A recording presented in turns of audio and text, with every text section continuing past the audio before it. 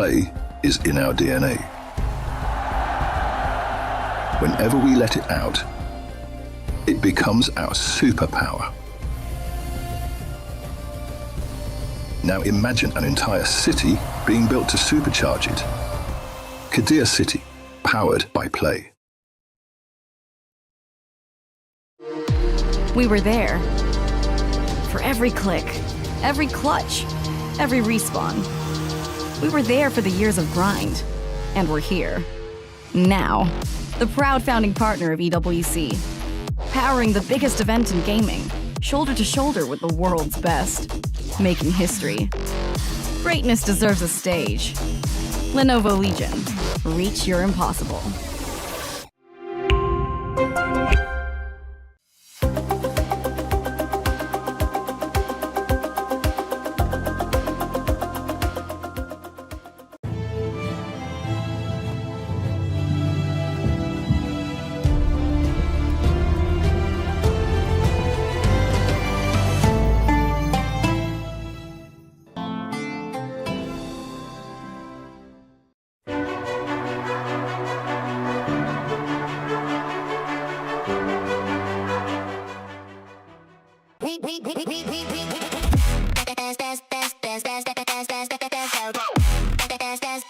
We booked Esports World Cup.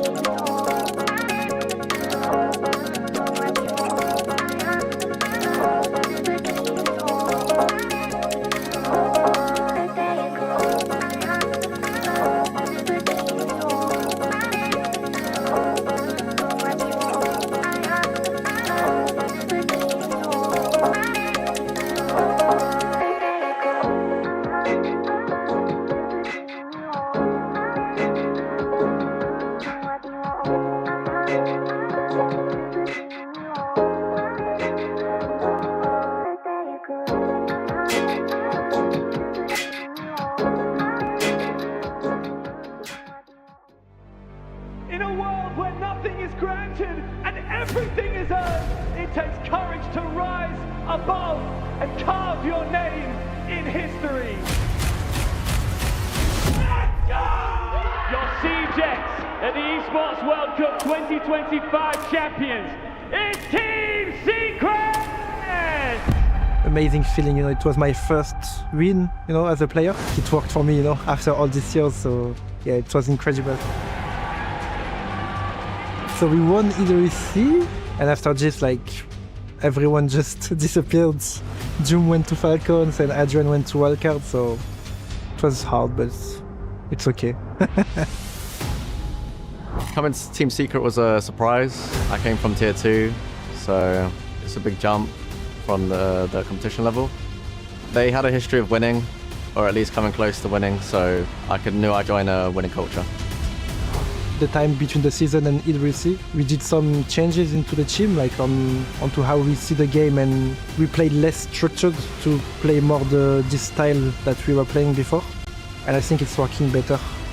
We're playing more loose, and we're not really worried about the results. Of course I want to win, but you need to be realistic as well, I'm just gonna take match one by one and do my best as a player, and obviously try to bring the team with me. I think we can do a lot of upsets into the tournament. I've come to win, yeah. I'm ready to win.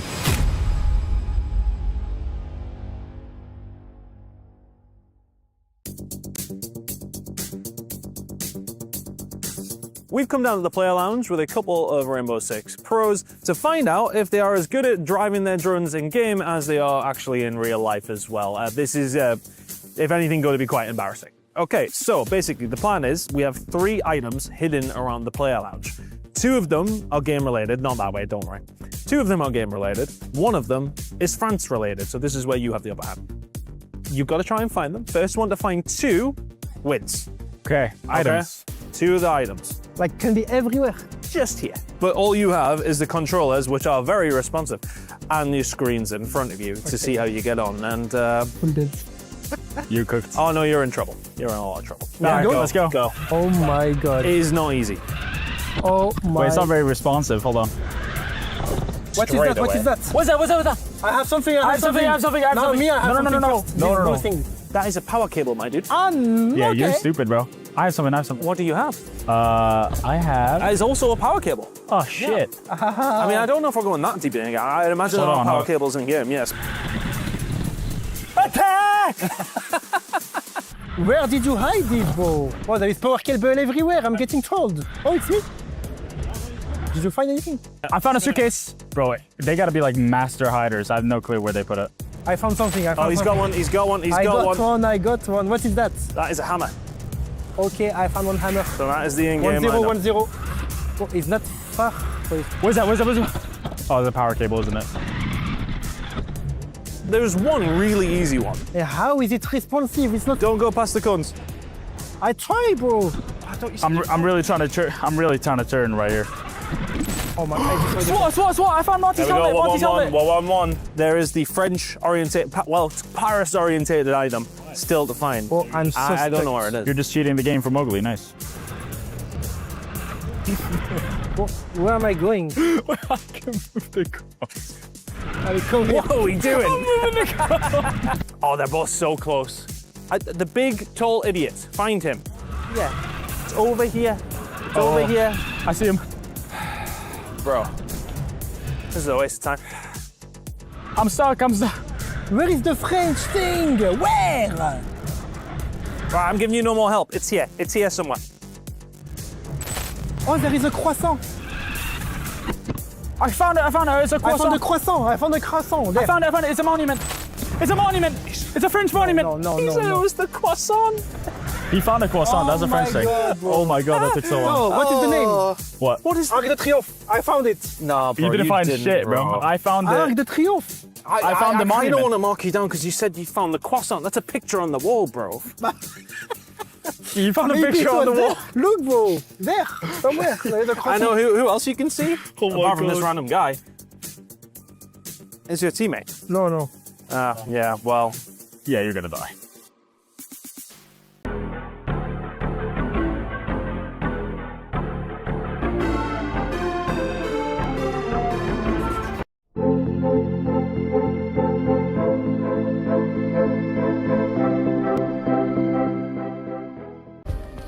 Play is in our DNA.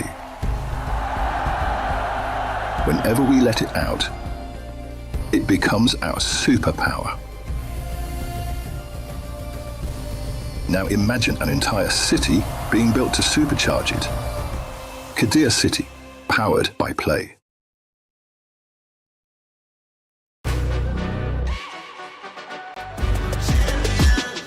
This ain't no regular thing. I came for the ring, you know what I mean.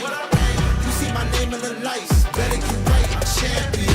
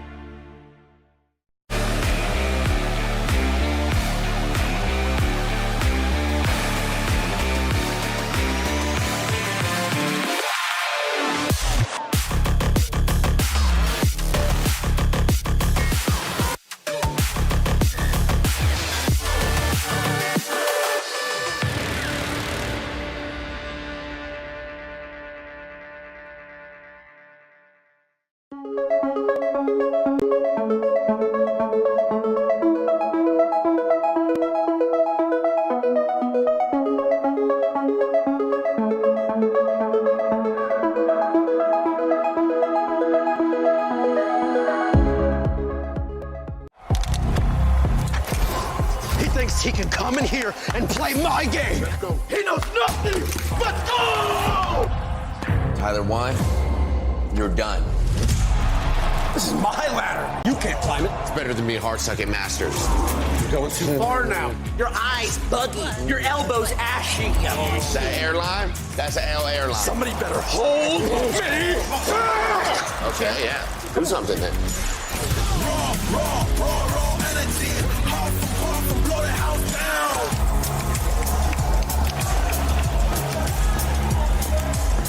You look nervous. You look short. Everything's good? Mm-hmm. Fight.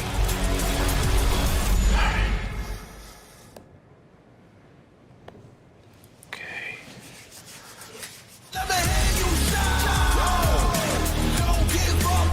Do you really need the wraps? Yeah, this feels like overkill to me.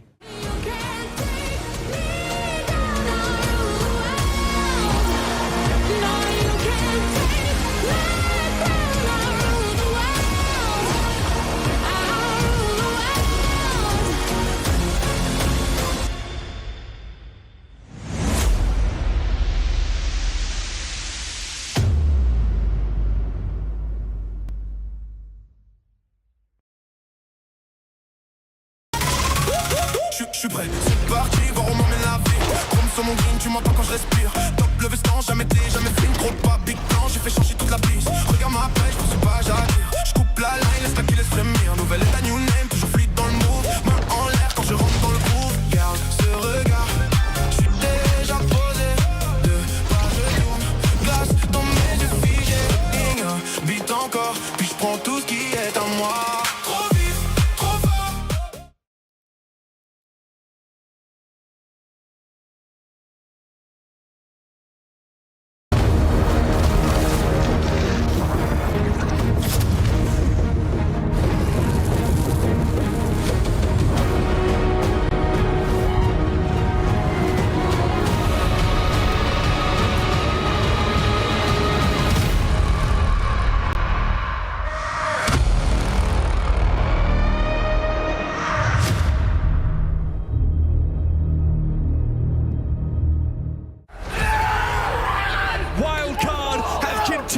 To dominate, they have brought it back! Playoffs, baby. The Falcons' curse strikes again. Wildcard shows that they're on top of the world still. Falcons dropping into the lower bracket makes this extremely interesting with all these top teams being there. Falcons players were really animated when they were winning rounds, but at the end of the day, when they were losing, they stopped and we showed them who the real boss is. Are we playing for playing? Oh, we're playing for kills. Surely another one here. Bay with the 4K. Nako shield up. No, it's gone up, but then it's Gadiant. The pistol shot connects. Winner go home starts now. Elimination games up next. Team Liquid versus M80, going to be one of the top dogs of Brazil versus one of the top dogs of North America. You can't miss this one.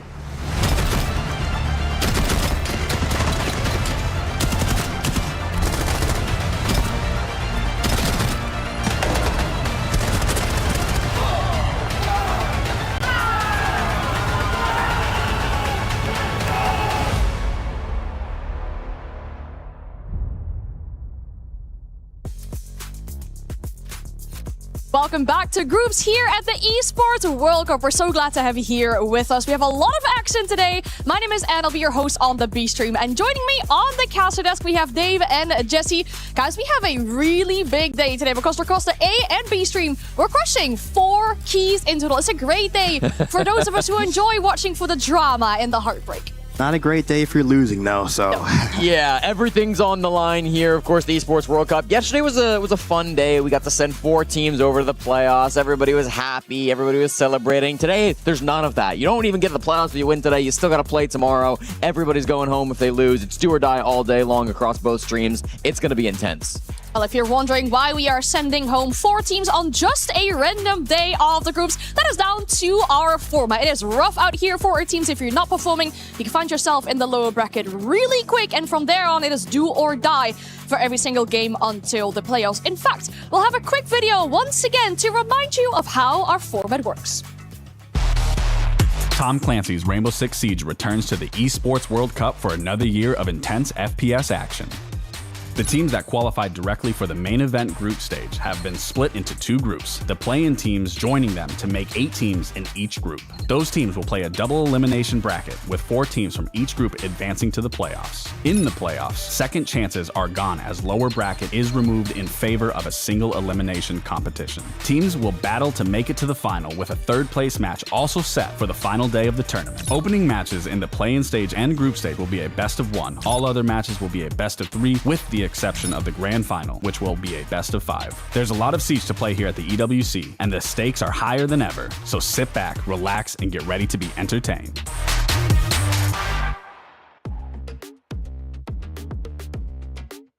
There's many things that make the Esports World Cup special. It's the fact that we walk past many different games when we get here. The venue is filled with a lot of people, so many activities to do on site as well. But one of the things that makes Esports World Cup special is the prize pool, right? We talk about that life-changing money, the big amounts, and especially the further you get in the tournament, it really increases by a lot. Yeah, of course, at this point, teams have already secured themselves a decent little bag here at the Esports World Cup. You're not going out in plans. It's a big accomplishment for a lot of these teams, but, you know, as this gets deeper, as we go farther into the competition, it really starts to ramp up quick.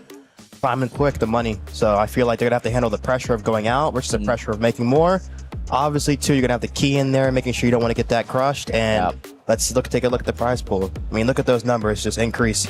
Just wow. Yeah, at this point, every team already secured $25,000 at the top 16. If you win today, you're top 12. So $10,000 directly on the line in all of these best of 3s. There's quite some teams that have already secured that $60,000 as well by qualifying to the playoffs, as they did yesterday. We have the STC Rewind to have a look at exactly what happened yesterday in all of our matches. There was a lot of action, of course. Those best of 3s, when you either get eliminated or if you qualify, are always great. It's going to show the better team. And I feel like especially that second best of 3 that we had yesterday was, in my opinion, the most surprising one.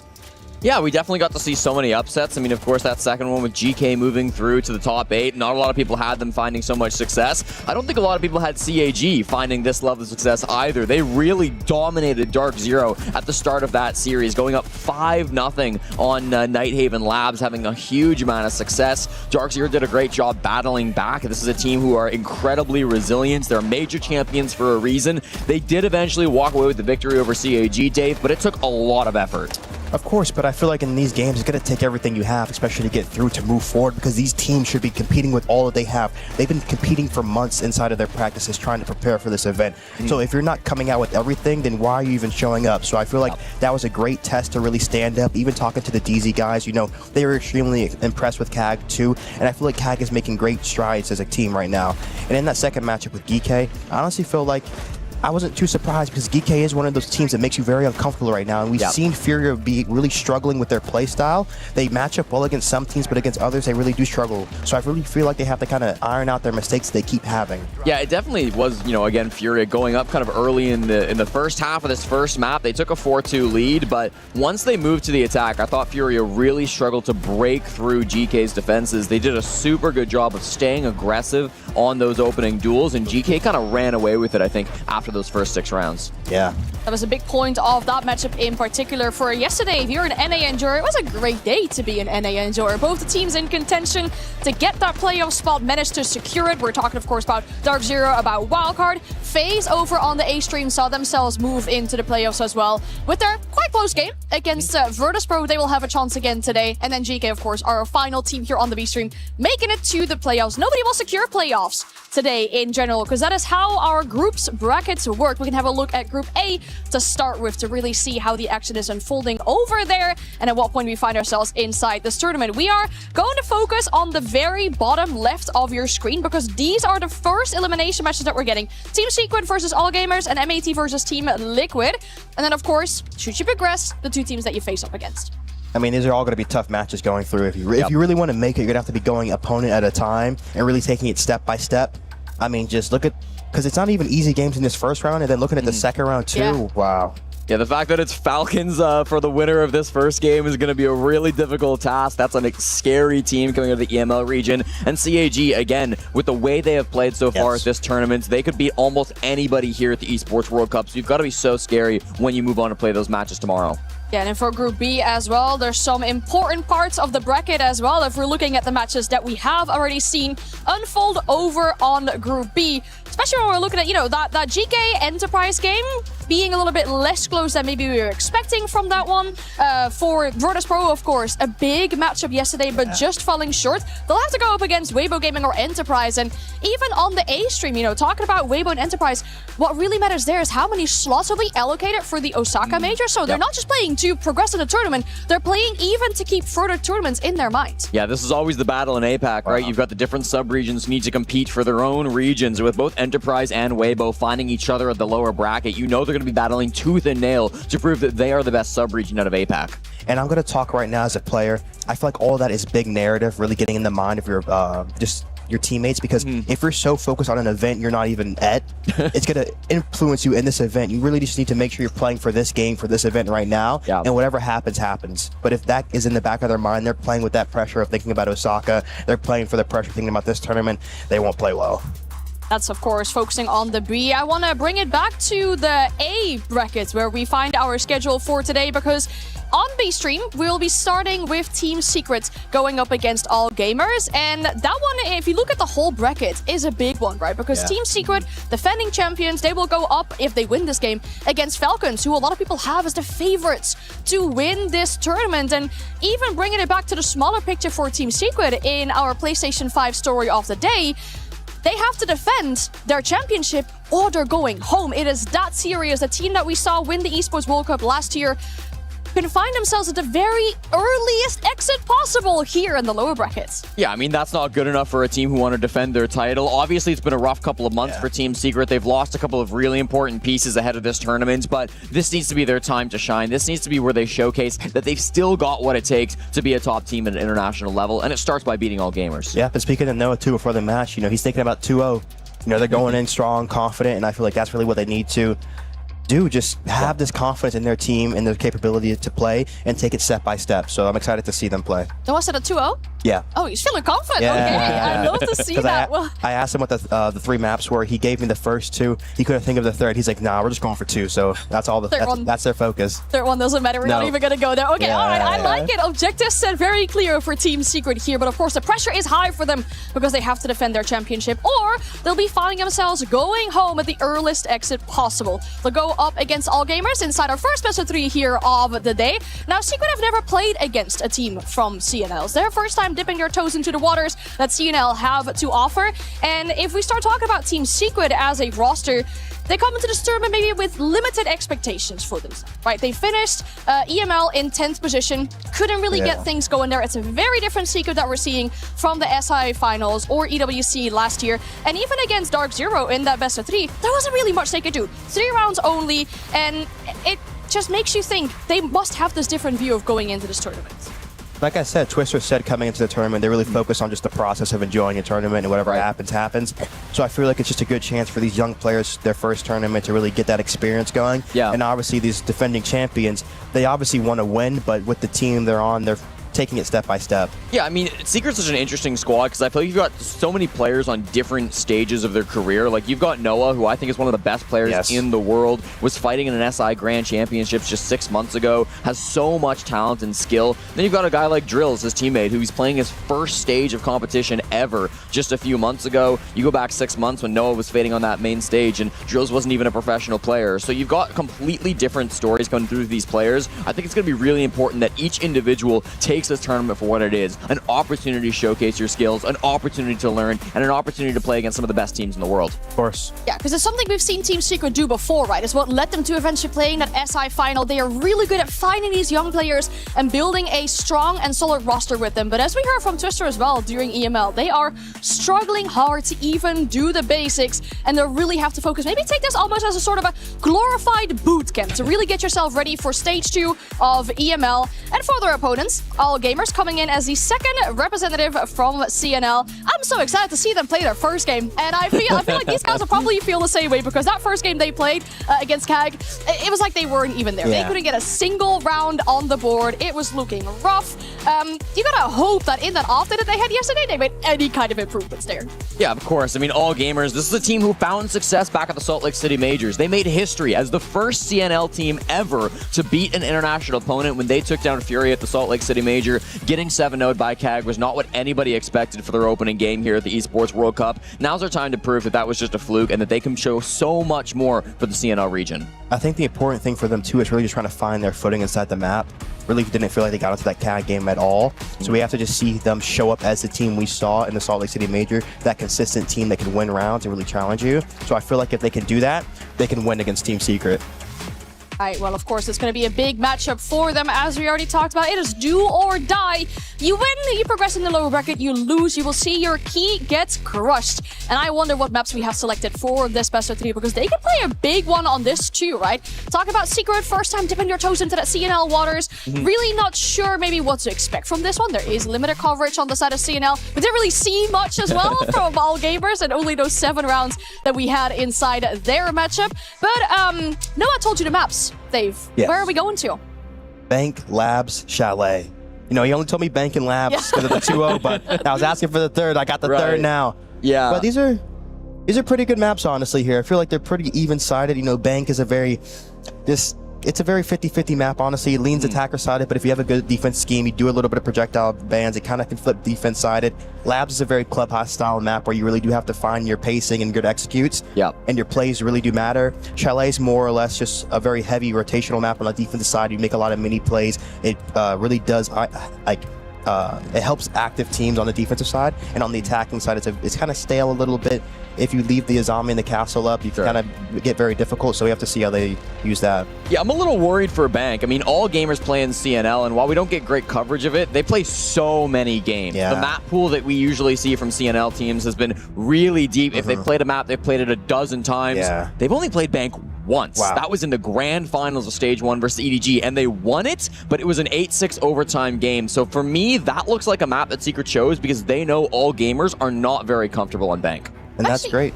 Really glad you've made that point about the best of 3s in the CNL, because if you compare it, it's like their home ground, right? They're so used to playing best of 3s, even aside the group stage of CNL. It makes me think this Team Secret, this roster as we currently see it, they haven't played a best of 3 yet. They didn't make it to the playoffs. They've only played best of 1s inside of their group stage. They played best of 1 against Dark Zero only 2 days ago. So this is the first time we're gonna see them play inside of best of 3. That only just came to my mind. Yeah, that's a great point. I mean, players like Drills have never played a professional BO3 before in his career. Wow. So this is going to be a massive game to come through. Obviously, Tier 2 matches, you'll have best of 3 experience and all that, but it's a different beast at Tier 1, and it's a completely different beast at the Esports World Cup. Of course, the pressure's going to be there, you know.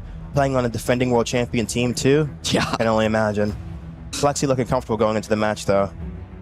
Looking at the side of all gamers, any player that we hope to keep our eyes towards that should be carrying the logs for his team here to hopefully keep up the good chances? Yeah, I'll bring up Yaz. He was the only player to not go negative in All Gamers 7-0 loss to CAG. That's, of course, Yaz, a player who has been finding success for a long time for All Gamers. He was also the MVP when they played Bank in those grand finals versus Edward Gaming in Stage 1, so he might be a little bit more comfortable on this map. He likes to play kind of that frag position. He's kind of an older gamer here, 27 years old on the team, oldest one in the lobby, but he can still find some really big firepower for his team when he needs it. No, very good to say. And I feel like, too, I'm looking towards the whole team to really just get involved with each other because I felt like they came out extremely flat and no one really was playing well. So when no one's playing well on the team, it's hard for anyone to play well. So I feel like if they're operating well, the team is just going to be vibing right now. On the side of Secret, I'm really looking towards Noah and Mowgli to really step up and help just show their team how they need to play and really be able to get that footing inside the map for their team and just kind of settle the nerves down. And I feel like that's very big for the veterans just to be able to help the young players through that stressful time. Yeah, 100%. I mean, I think Noah, I said it before, I'll say it again, is one of the best players in all of EML. The 10th place performance from Stage 1 on Team Secret does not accurately represent, I think, how good Noah can be as an individual. So for me, it's going to kind of be on those big names, like you said, Noah and Mowgli, to step up and take the advantage against an all-gamer squad who don't really have that same level of experience. Yes. It seems like we have a little bit more time before we dive into this matchup, just checking the final things on the sides of our players. So I want to pick your brain a little bit, Dave, as a former player and bring in that perspective in this year,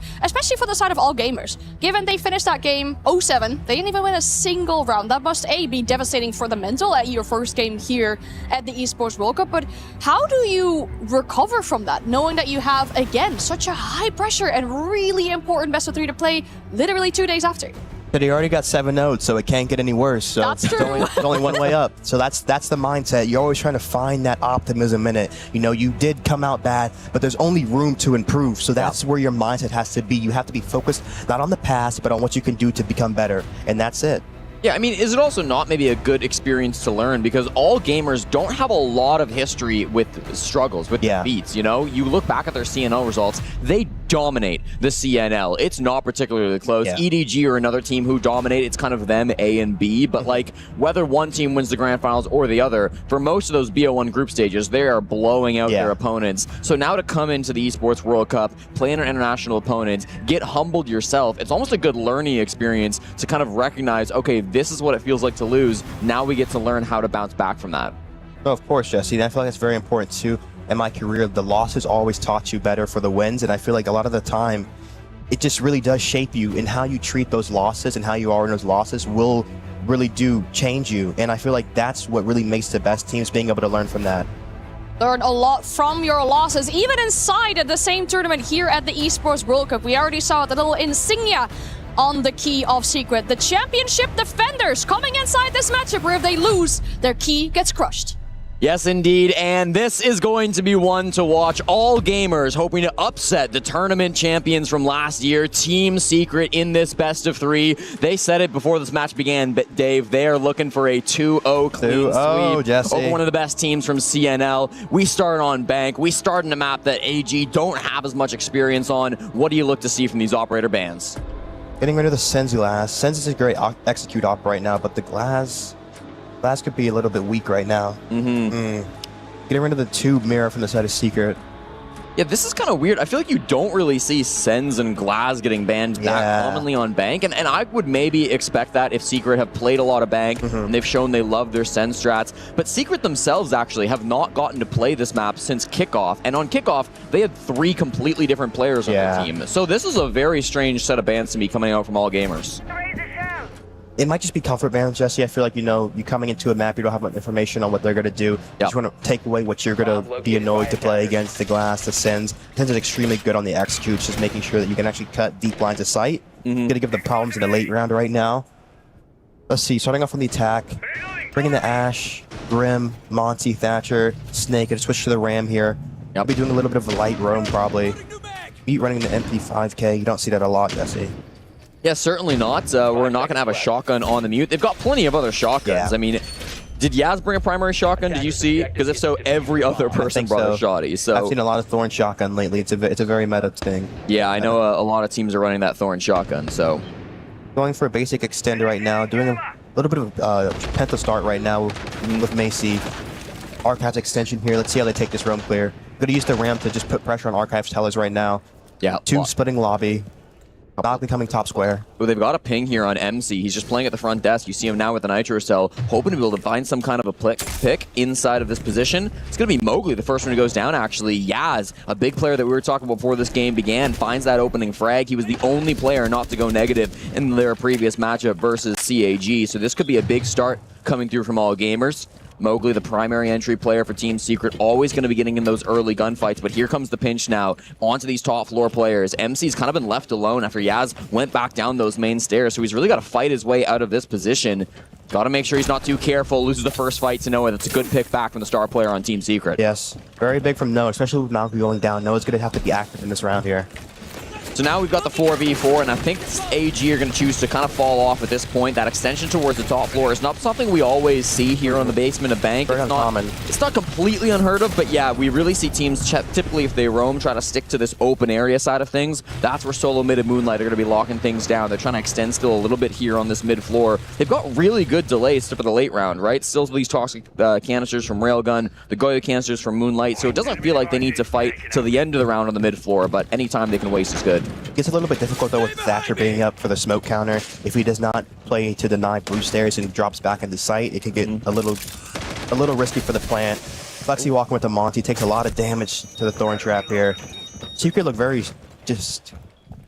slow, look very lost right now. Doing a quick main walk with the Monty. Yeah, they haven't even cleared open area. Like, Solo Mid and Moonlight still exist there on the mid floor, so they're just starting to work their way down these main stairs without having that full control. They're already deep. Yeah, they're going site. In the back of site, they have no care to take server or any of that control up at the top floor. They might get flanked later on, but hey, the bomb site's free. Why not jump in and start to go for this plant? Here's a swing from Yaz. Nobody's watching for it. He's into the bottom of elevators, and they don't seem to have any idea. They're flanking down the hatch. They're finding their way back in towards the site. Drill's way behind the rest of his teammates. He's just trying to come back and get these refrags, but AG, after getting those kills, they've cemented themselves on the bomb site. They've absolutely set this up perfectly. Team Secret, 2 disconnected so far. The default cam goes down, but you pay for that with your life drills. Yaz, a triple kill to start this round. Looking for 4. Oscar makes his way at the bottom of these main stairs. He will take this fight and lose it to Moonlight, who's flanking down the main stairs. Bit of a disaster for Team Secret. Yeah, Jesse, they kind of just really gave them all the good control on the defensive side, and once they went into that backside execute, you saw the open players really get aggressive, retake the hatch, retake E1 from them. Even though they did have a player hiding in E1 to start, didn't even drone that out, stops the bomb, and then the Goyo retakes the vault hatch. That was just a bad round from Secret, especially in the mid round there, kind of giving just all gamers too much space. Yeah. Because you have the Ram, you can just clear them out. You have the Monty, you can push them out of open. Yeah. What do you think that went so poorly for Secret? Do you think they maybe just lost themselves after Mowgli went down and they were in the 4v5? Or what do you think really got in their heads there? It might just be their theory of the attacking side, Jesse, because it just... Like, for me, Bank, that lower floor is a very step-by-step. You know, you get your top floor clean, you have the RAM, you can clean archives, and then you go into your open clear, your E2 clear, you clear all those spots out, because they're just playing that for the layer. They're not playing for their life there. Right. They're going to concede that space. So if you give them that space for free and go into a worse execute, you're only hurting yourself. Yeah. Well, again, happy to see Yaz popping off. He found so much success the one time that we saw all gamers play this map back during the CNL Stage 1 Finals versus EDG. Already 3-0 here on the defense. It's a good sign for things to come for all gamers. So their star players are starting to step up.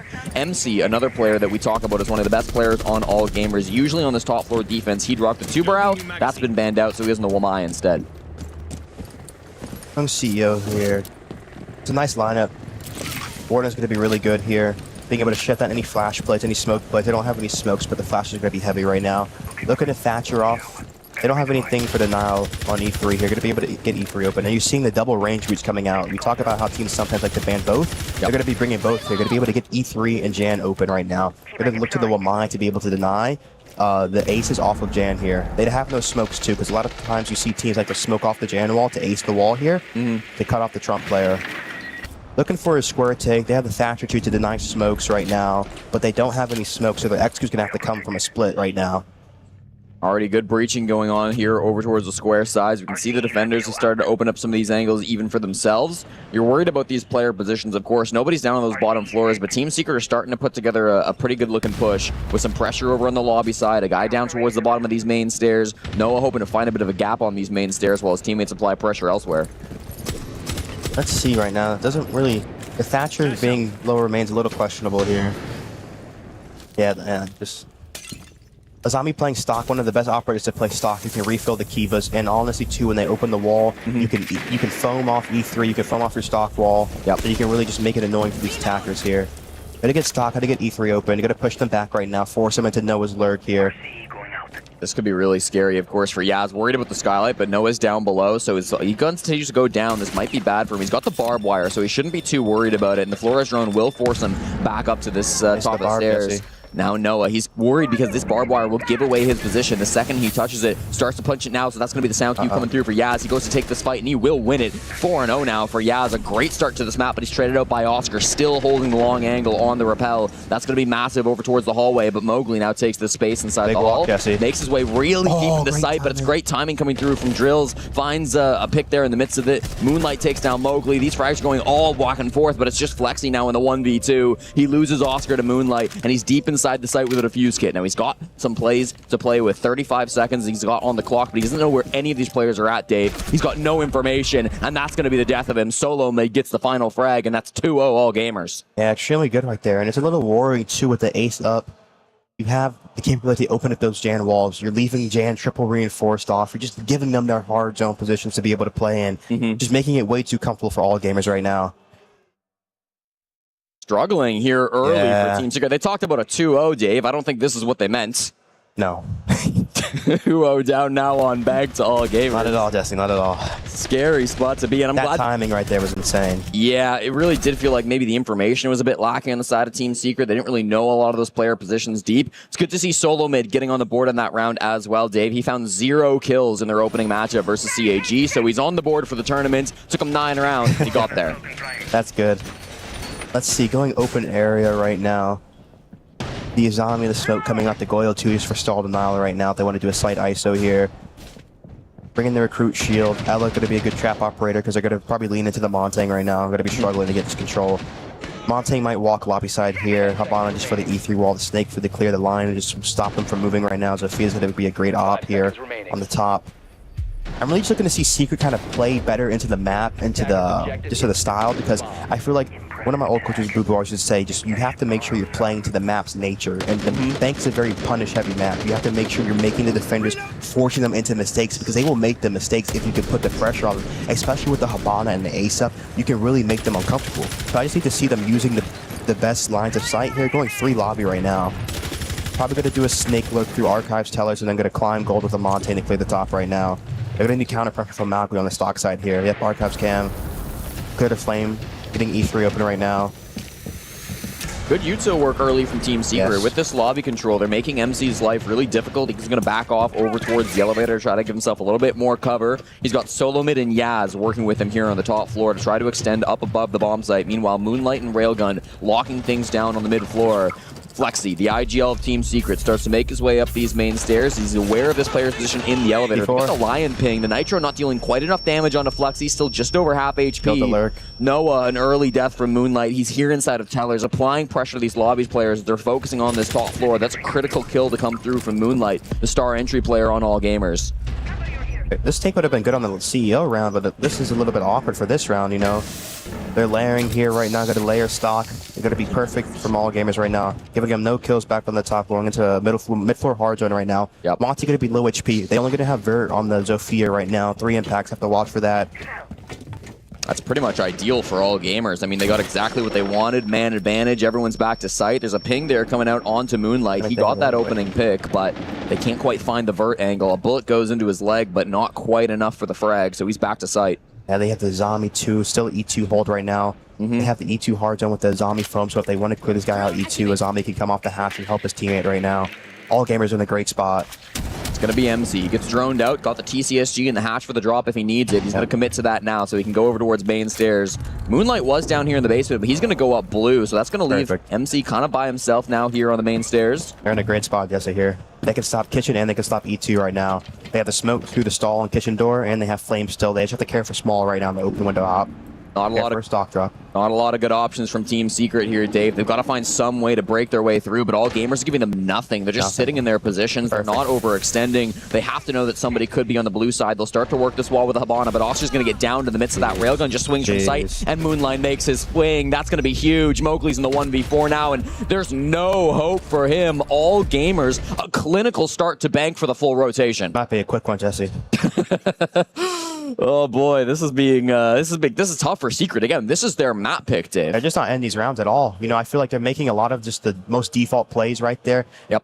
Even as an ag.al, if you don't have the information, Jesse, you have to be able to just be able to guess, honestly, be able to predict, because you have so much theory that you've experienced that you have to be able to just know where people are going to be. If you see them later, you're going to know they're going to be playing the basement. They're going to be playing kind of extended. Right. So the heart of the site is only going to be 3 people because they're playing a guy blue, they're playing a guy lower main. Yeah. So if you take 4 people into the site, like maybe a small drop, an open hop, and then like a double, or like you could do an E2 walk, and then you could do a stock drop, you're having a 3v3 on the site versus taking the space in lower square, and they have the play ready on top blue and the kitchen player. It's just kind of walking into their setup, and they're never really trying to make them uncomfortable here. Just playing right into all gamers game here. Yeah, and it feels like Team Secret are doing a bad job of maybe reading some of the rotations on all gamers, and I can maybe see that like on the first round where they play a little bit of a weird strategy where they're roaming the top floor, but like that third round, Dave, it felt so default from all gamers. They just hold the top, they back off, they go basement, and it's like you might not drone the bottom floor, but you have to know Moonlight's going to go to those blue stairs. Someone's going to be down there. That's just a very default position, and it's not being worried about. It's not being watched for on the side of Team Secret. There's a lot to worry about on some of these pushes for sure, but there has to be better as the Esports World Cup champions. Yeah, and it's not even like, because that's really the only thing to worry about. You're going for a lower square take. You have to care for your top blue. It's just, it goes together. You know, they Mount looking a little bit tilted right there too, honestly. Well, Twister will call his tack timeout after that third round. Clearly not happy with how this game has began, and I think rightfully so. Twister's a huge amount of experience coaching this team. He's been with Team Secret for a very long time, coming up on 4 years now as the head coach of this squad. He's brought them through some of the highest highs, winning EWC last year, making the grand finals of SI 6 months ago, but now, of course, this team is very different from the squad that they were working with a little while ago, so they've got to find different ways to approach these rounds, and hopefully on the attack they can get something on the board before all gamers run away with this match. Okay, switching into a Nook, it'll be a garage alert coming out here. I'm going to go into the clear, bring in the Dameless right now, the Dokubi just to help with the clearing. We should see what type of alert Oscar gets here in garage side. Usually a lot of teams you see, they already have the Fenrir activated, so the Nook's kind of he has the EMP, so he's going to EMP the Fenrir and walk through off of that, okay? We should be looking for that here. See how that can catalyze the round.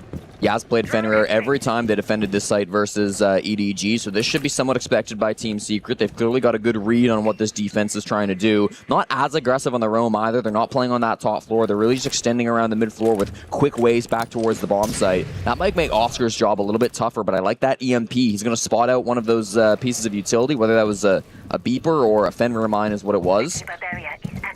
Now Yaz still might seem like he has a read on it though.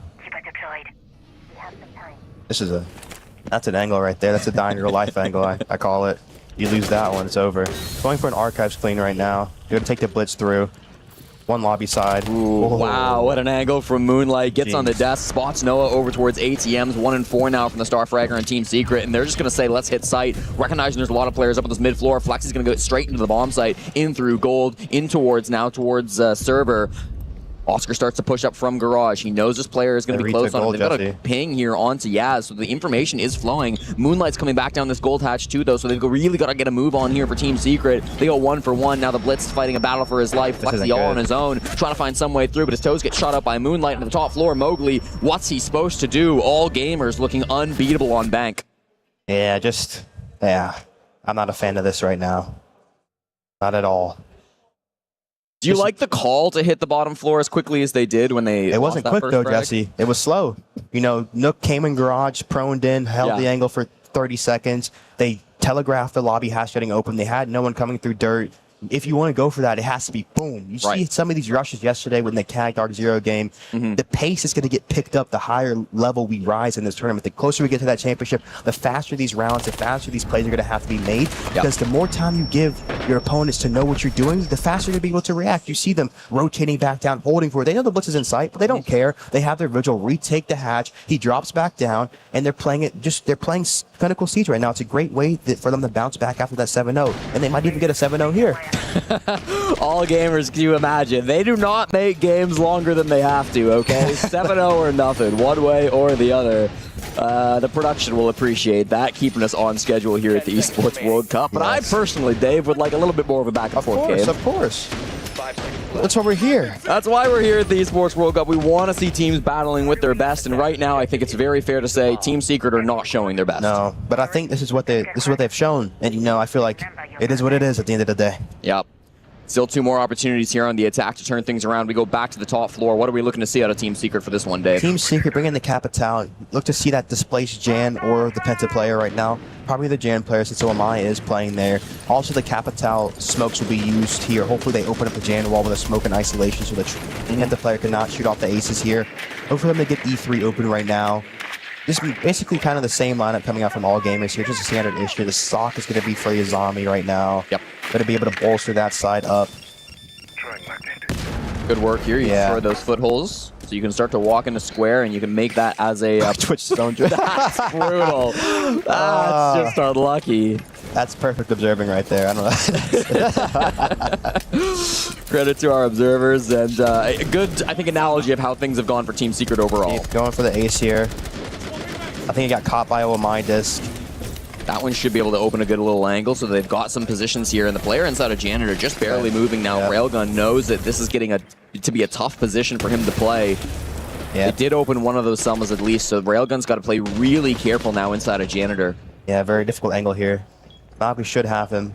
Oh, they know too, and it's a good shot from Mowgli. That's the opening pick coming through from the Frenchman on Team Secret. He's one of the best entry players that we have here in EML. He's so very aggressive, but he's worried about these different positions that he's fighting inside the bomb site, looking for this player up towards Checkers. This is a long fight for a 1x scope, but he's going to find the shot regardless. Takes down MC. Now the stock player, that's going to be Yaz on the Azami. He will find this trade back, but Mowgli's damage has been done. This is the best start to the round we've seen from Secret. I don't know if they know here. Solo mid goes down too. The flank might be a little bit too little too late coming through here, Dave. Yaz in the hallways doing his best. Moonlight at the top of square will get caught from drills in the rappel. Perfectly played. Team Secret finally in this game. Very good. That was a clinical round, just being able to actually use what they have. They have the ace open.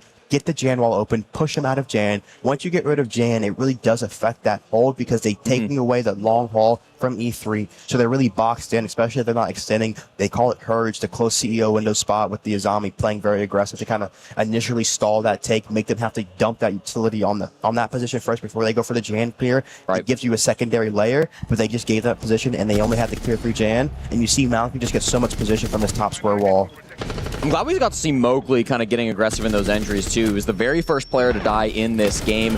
In their previous matchup, again, where Team Secret faced off against their opponent in the first round, Mowgli got 80% of those entries. He was always the first person in, and that is his role for Team Secret. The fact that it's been Noah in more of these opening gunfights where he's died over and over and over again, I think is really not his role. I want to see Mowgli taking more of the initiative here in these rounds like he did in the 5th round. Of course. He's going back open right now. 10 seconds to go. Got the Ella coming out again. Recruit coming out again. Mute here. Azami. Smoke. Just drop the Goyo. Yeah, it got banned out, so they're going to move over to the Mute instead. That's the only adaptation, which of course was forced out by Team Secret. I mean, doesn't feel like that's going to be the difference maker. Double shield coming out, Jesse. Let's see what they use it for here. Could be something quick. The Thermite's a little bit odd on the open also. Can definitely do some work on the square wall if they want it to, if they can get that control before going for their execute. And they do seem like they might want to go square with Oscar already inside a server, can wake his way up those blue stairs, try to get some control. Noah and Fluxy here as well. So this might not be a full top floor clear, Dave, if they just want to go direct. They're going to go horizontal here. They're going to Thermite this. But it splits in. Already facing towards the bomb site. They've got good pings with the line scan onto the smoke player. Railgun's got to be very careful. They're getting deep into the site. Moonlight kills drills though, and with Railgun still existing in this corner, this is a huge problem for Secret. Finally, they deal with it. Each shield grabbing up a pick, but Oscar gets trades back, so it's a 2v3 for all gamers. Now Flexi in the site will start to go for this plant. Mowgli has to be good on the cover. There's not really a reaction from all gamers, so they recognize that this is happening. The lion charge made them stand still, and now they've got a panic. Now here comes this push. Still one more scan in Mowgli's pocket as soon as it recharges. So this post plant looking solid for Team Secret despite the man disadvantage. The lion scan comes through now. Everybody stands still on the side of all gamers. 30 seconds remain here in the post plant. Mowgli's watching for the flank over towards Tellers. He finds MC, but he's not able to get the kill. Yaz takes him out from the other angle, and now Flexi has to do it all by himself. He loses the fight. Solo mid takes him out, and that's going to be a 5-1 half as all gamers dominate Team Secret. Even in that 2v3, not really playing to their win condition well. You see Flexi just going prone, not really helping Mowgli with the fight inside the site. Allows to play it across close printer. They isolate Mowgli, and Flexi's just left with the head spinning behind kitchen counter. It's a brutal position now. Team Secret, they chose this map because they thought it was one of the weaker maps for all gamers. Neither of these teams really have a history playing on bank, so it was a big question mark coming into this series who would really favor this first map. And while we expected it to be Secret, they chose this map, Dave. It just feels like they're a little bit caught off guard despite the fact that they chose this map. But it's just standard issue stuff they're running. They're not really doing anything out of the ordinary here. You know, you see them doing a basic kitchen wall extension. You bring a thermite for some reason. You don't bring an ace or Habana because at least you could just throw aces on the wall, put the pressure on the smoke so he either has to choose between smoking or running away from the aces. The wall gets open. Noah doesn't have to walk through the smoke because Flexi had already made it in, probably gets the kill. I think it's just to bring a better composition of operators here. You see Twister talking to him, trying to calm the guys down here. Let's see if they can really respond to this next half here.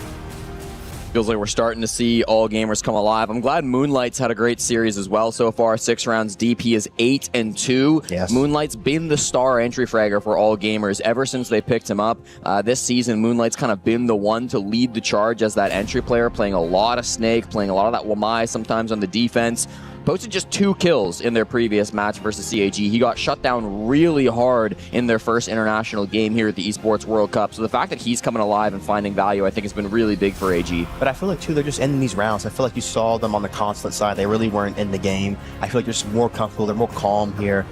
And definitely. I was looking at, can we go back to that Team Secret key? Because that might be a tough one to get Watts crushed. Yeah, the Team Secret key, if it does get crushed today, that would be the champion insignia being crushed alongside with it. It's a little bit special. It's a little bit different because Team Secret were the champions last year at the Esports World Cup. And, of course, for all gamers, to be crushed by a ag.al team of all squads, that's certainly a statement for the newest region in Rainbow Six. Of course. That's what we're here to see, some statements being made. Absolutely. Well, we move on to this second half, Dave. We're just getting past this timeout here coming through. Team Secret, all gamers. Secret will be able to move on to the defense. That should be the favorable side for them. All gamers got to choose what side they wanted to start on, so they'll have to move on to the probably tougher side here on the attack. Starting with the operator bans, let me know what you think. Ace coming out. Good first ban. Ace Habana? Probably Ace Habana, or maybe Ace Habana. K to Zombie coming out, gonna hurt the server extend, gonna stop Kating the hatches here. There's 2 good bans coming out from all gamers here. Bringing out the Nook, ooh, I like that already. Grim 2 Dopey's gonna be nice. But 2 Jesse, you just need to make sure you bring good execute util. Usually you have 2 ops with cans, either the Sins cap or Grim cap, because you can use the Grim cap to displace server. The Sins is great for the execute. The cap smokes are great for the execute also. And you really just need those 2 combination of operators to make sure you can actually get yourself into the late round here. Right. Gonna be going for a roam right now. The Vigil, the Thorn, Finn, Valk right now. So heavy info here. No mute jammers though, so they won't be able to deny the info operators. So we're gonna have to care for the garage side here. BP. I want to see if the Nook brings EMPs this time. Gonna have to care for that garage side. Bringing out the Twitch for the traps right now. Bringing out the Snake too. Leading full info. Gonna be a clear split side right now. Should end on the roam, Jesse. You like that change from solo mid going over to the Snake with how aggressive we're seeing Secret play with D? Because especially with attack and repick, you always have to be reading into the info, reading into what they're doing, and bringing the correct ops to counter them. Well, we'll see how it goes. Yaz, of course, once again on this Nook, probably going to try to work his way into Garage, where we see almost everybody try to play this. The EMP, we got to see it when Secret were attacking, can be really good to stop those Fenrir mines inside of the garage or anything else that might be there, beepers or whatnot. You got to be aggressive when you get in there, though, because once you get in, like, they're going to know you're there. But you being there is going to put pressure that they can't layer down to red, or they have to be powering you. And if they're powering you, there's going to be gaps for your team somewhere else. Oh, doesn't actually stop that Fenrir mine from going off. So that's going to give good information to Team Secret that there is somebody pushing garage side early. Even if they don't spot it on the camera, you can see Flexi flicking through cams. That's going to be something to worry about later on in this round for Secret. At the same time, this roam is still kind of committed up and around the bombs, up and around the map. Noah's still playing on that top floor. They're not seeing anybody inside garage, but they have to know that Yaz's position will be in there. Of course, reading into it, you see Noah's going to lean down because of that. Having this info, answering that Dokobi call right now. Okay. They have 2 fighting right now. Still on this top floor, Noah's making his way all the way down. They haven't really come into any engagements. All game are struggling a little bit with this map control. They've got a player up above. They've got Solomid here in ATMs. He's the one on this snake who needs to start finding some of these roam positions. Yaz spotted out. He's fighting Noah, and he wins that duel. Taking the second one, Oscar down to just 1 HP as well. With this DMR, Yaz has not missed a shot. Doing so well. Thankfully, Drills here for Team Secret will find a pick back on the middle floor. Takes down solo mid, but this player in the garage is still a huge problem for Team Secret. So much pressure, Jesse. Look at this. Yaz 9-2. He's been amazing for all gamers today, but now the rest of the players on Secret, they need to decide if it's worth committing to fighting this guy anymore. They have to give up some map control if they do want to go back for it. There's still some players trying to fight here on the middle floor, and Railgun will be successful to take down Mowgli. Now it gets awkward for Drills and Flexi. Do they go back towards this bomb site with 70 seconds? They need to start heading back soon. They're going to hit the site, Jesse. The site wide open with 2 players in the middle floor. Flexi goes down. That's just going to leave Drills on the top floor who dies. And Oscar. It all falls to pieces. A perfect attack from all gamers. And it continues on this second half. You know, bad choice of power to garage, Jesse. You have the wall reinforced off. You're already conceding that space. And then, you know he's in there. That's fine. Find the rest of the attack. Fight the rest of them. You already know one's in garage. They really allowed him to put too much pressure on them. And even giving him 1 kill plus another player going to 1 HP, your site player. Man. It's tough how much one person seemingly can have such an impact on Team Secret. It's been Yaz consistently so far today. Again, 27 years old. He's the oldest body in the server, but the shots he's hitting today, it doesn't look like it. Look at the energy, too. That's what's so important, too. They seemed really flat in their game against CAG right now. I really feel like they're just here. They're here to compete.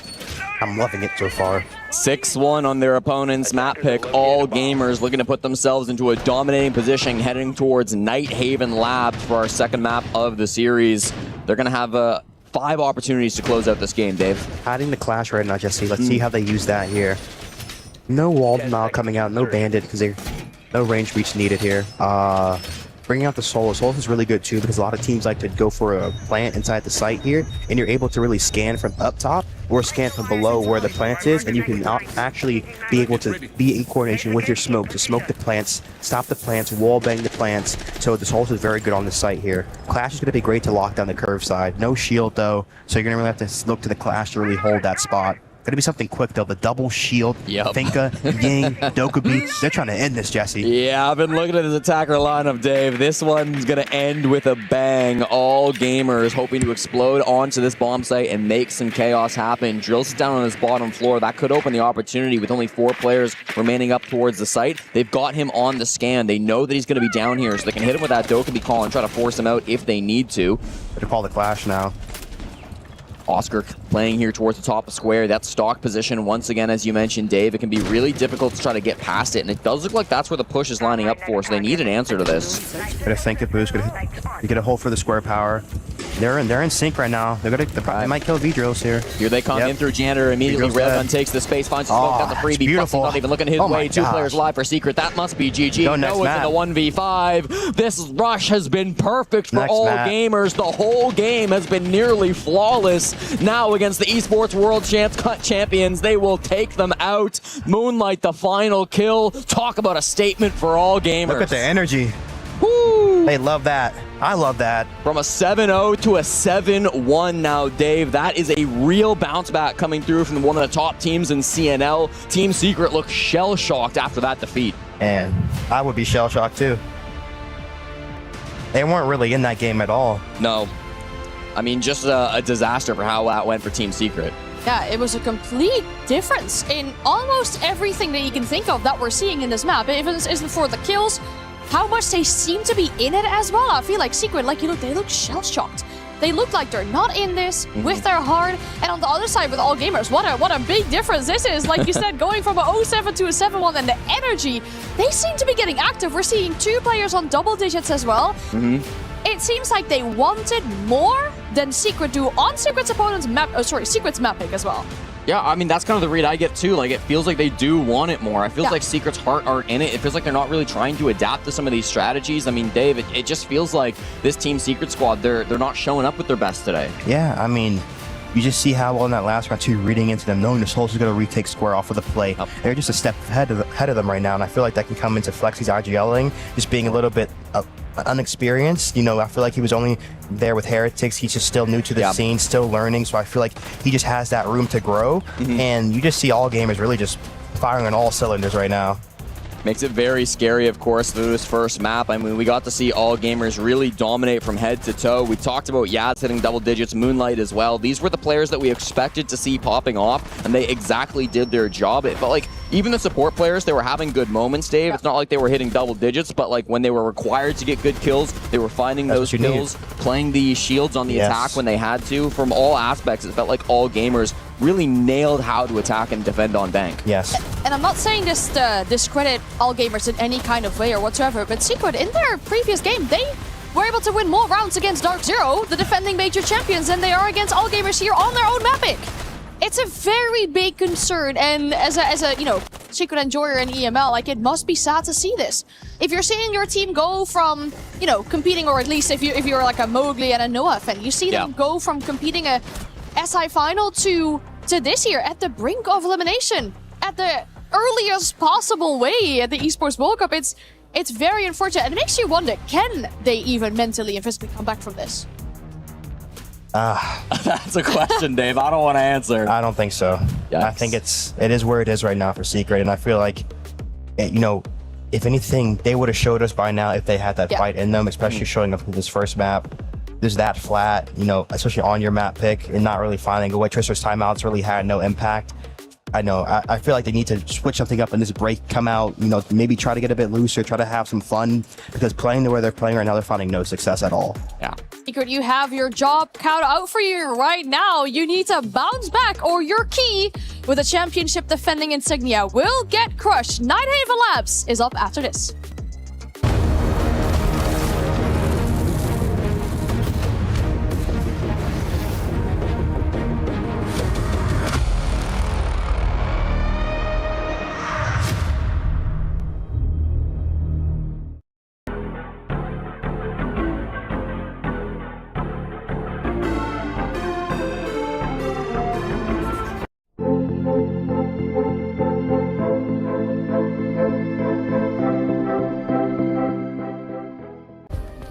Play is in our DNA.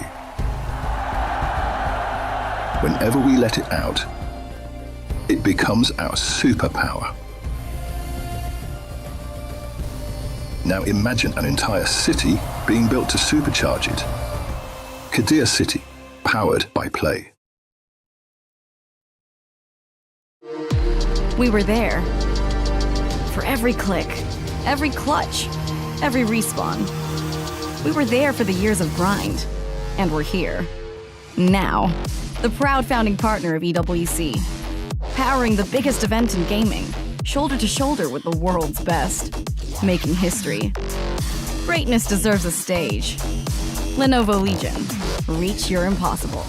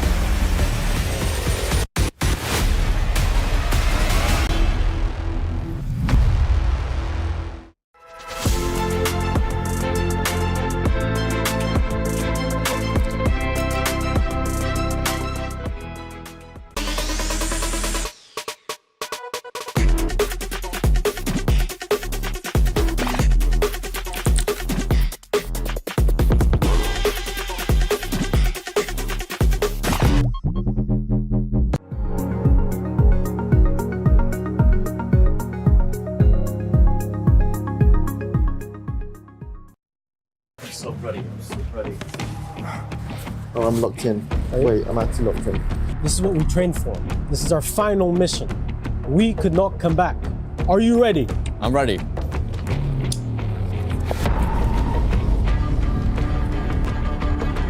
Oh my god, oh my god. You have to jump.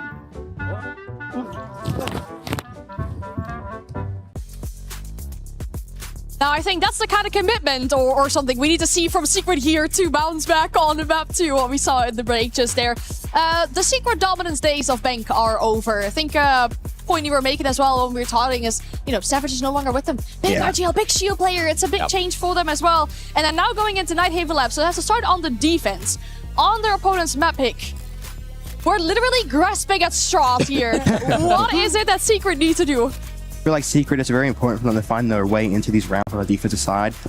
Nighthaven's a map where you really do have to break their attacking style, especially if they go for the split on the E-box side or if they go for the Rafter take. So you have to make sure you pick where in the round you want to fight. And if you give all gamers too much space, they can really anaconda you because this map is very split heavy, especially after you take an initial foothold in the map. You always look for that second avenue, either Aqua or an E-box side. So making sure they're rotating well and covering for that is going to be very big. And that's all going to rely on Flexi and how he's reading the game. Yeah, I'm hoping we can see some of the individuals step up. Obviously, it's a team game, and like we did see a lot of those coordination issues rear their head back on Bank. But even if you can have like one person, if you're a solo roamer on the top floor, if it's Mowgli, if it's Noah, just give your team an advantage that they can't possibly throw, right? Try to power up, because this is a team that, you know, if you're as talented as you are, like Noah, like Mowgli, like some of these players on Team Secret, they should be able to go for like a big 1v3, 1v4, take out some of these players and make the job easier for the less experienced players like Drills, like Flexi,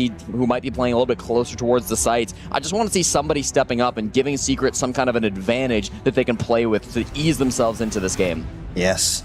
Absolutely. I feel like, too, they really need to find a way to activate Noah.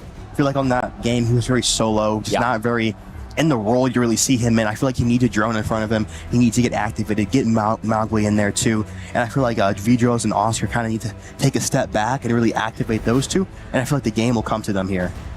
All gamers, you have an incredible opportunity ahead of yourselves here. You find yourselves on map points to stay in this competition and crush the key of the former defending champions. All gamers, you're in a great position. Can you close it out in a 2-0, or will magic happen and will we see a Secret comeback? This is going to have to be a massive turnaround from Team Secret to stay alive at the Esports World Cup. The loser of this series goes home. Top 16 as far as they go. And for Secret, a loss on this map will mean that they don't win a single map here at the Esports World Cup. All gamers, they chose Nighthaven Labs, Dave. There's a good reason for this. 92% win rate through 12 games this year.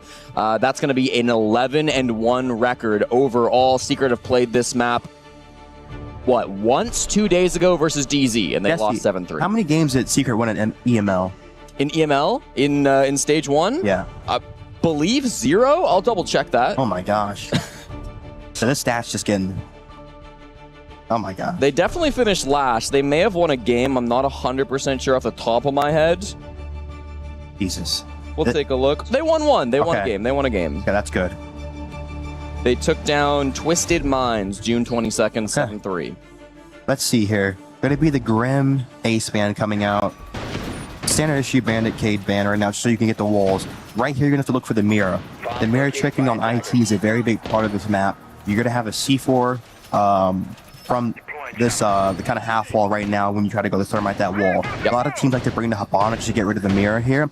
And also, too, you saw DK doing it against Furia where they had Yager go below with the triple impact on the player.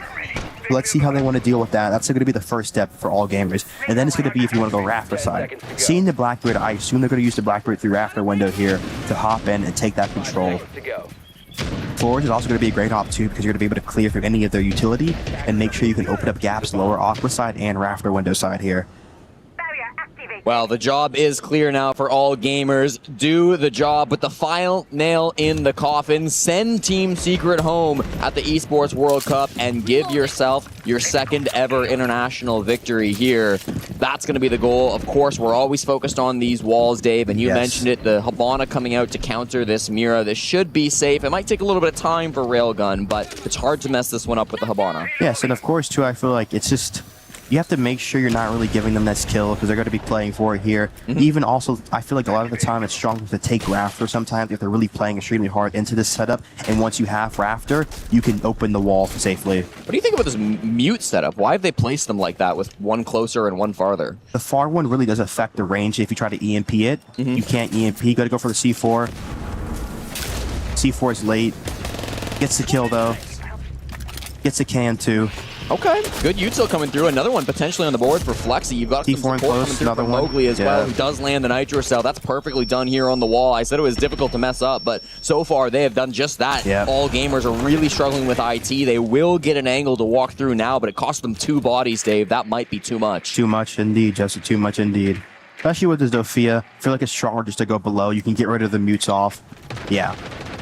Tough one to start out for all gamers. A little bit sloppy on this initial attack coming through. Now in the 3v5, I mean, what's their best chance of winning this round? Look to go Rafter, but they got to lay a Rafter here. You still have pellets to get the wall open. Look for that here, and then you can either look, I say Aqua side right now because they're going to be strong on the E-Box side. They're going to have the Wamai. They're going to have the Mirror there. Got to hop Rafter here. They're going to take it. They bring the Habana in, get the wall open right now. He's walking close. Railgun goes down. That means the garage wall is going to stay closed for the rest of this round. That's brutal. Noah, another one. We wanted to see him getting involved in this game, and he absolutely will. A flawless to start things off will be what they achieve. Mowgli with the final kill, and Team Secret here to play on Nighthaven Labs. Let's go. Seem more confident they're taking fights here. Yeah. Especially too, you just see how well, if you're playing into your strategy, how well I can really stop your opponents and just give you an upper footing in this round here. Technical pause coming out. It's nice to see Flexi finding so much success and that coordination along with Mowgli on that IT wall, right? I mean, it's so critical to get those walls open as an attacking team and to do so safely. All gamers fail to do that after some nice aggression from Team Secret. You can see that coming out, even if it is kind of the basics. They're doing a really good job of it on the Secret side. Yeah, of course, of course. And that's what you need to do. You have to play into the nature of the map. Nature of the map is IT's hard to get. So you need to make it hard to get. They have the mute jammer a little bit back to mess with the EMP. Yeah, one close to mess with the, because you saw it affected the high Habana hole. Yeah. So you're just trying to make your opponent very uncomfortable in what they want to do there. Yeah. So a very good round from Secret here. It's kind of a good explanation as well for a lot of ranked players. You know, Bandit, Kaid are both banned out, yet that doesn't mean that the wall is uncontestable. With the Mira, with the mute, there's still plenty of ways to have an impact here on the most important wall, the Siege, the Two-Brow as well. Yeah, you can always get creative and play around that wall really nicely. I don't know if you agree, Dave. I often call it the most important wall in Rainbow Six Siege. Maybe that or the CC wall in Club. Yeah, I could see that. Okay. For sure.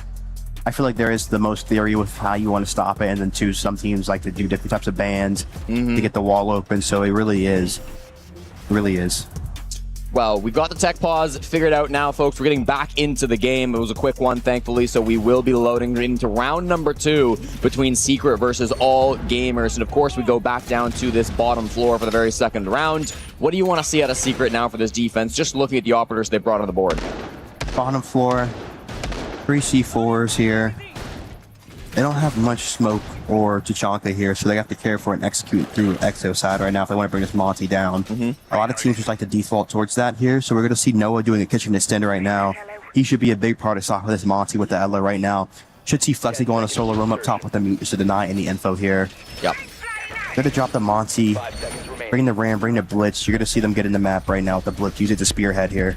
This is nearly identical to the defense lineup Secret brought versus Dark Zero a couple of days ago on this bomb site. The only difference is Oscar was on the Bandit, but of course, Bandit's banned, so he goes over to the Mira instead. Do you think all gamers will be able to read into this defense lineup? I think they are reading into it because they're switching to the clear here. B-Drills was playing this harder side right now. I'm going to go for a top Aqua split. They have the bar of the mute jammer to deny any info. You see how much that does there. Get a nade for it here. Let's see if he gets it. Nades his drone. Tough. Nothing to worry about near me. Already calling Noah here on the kitchen side.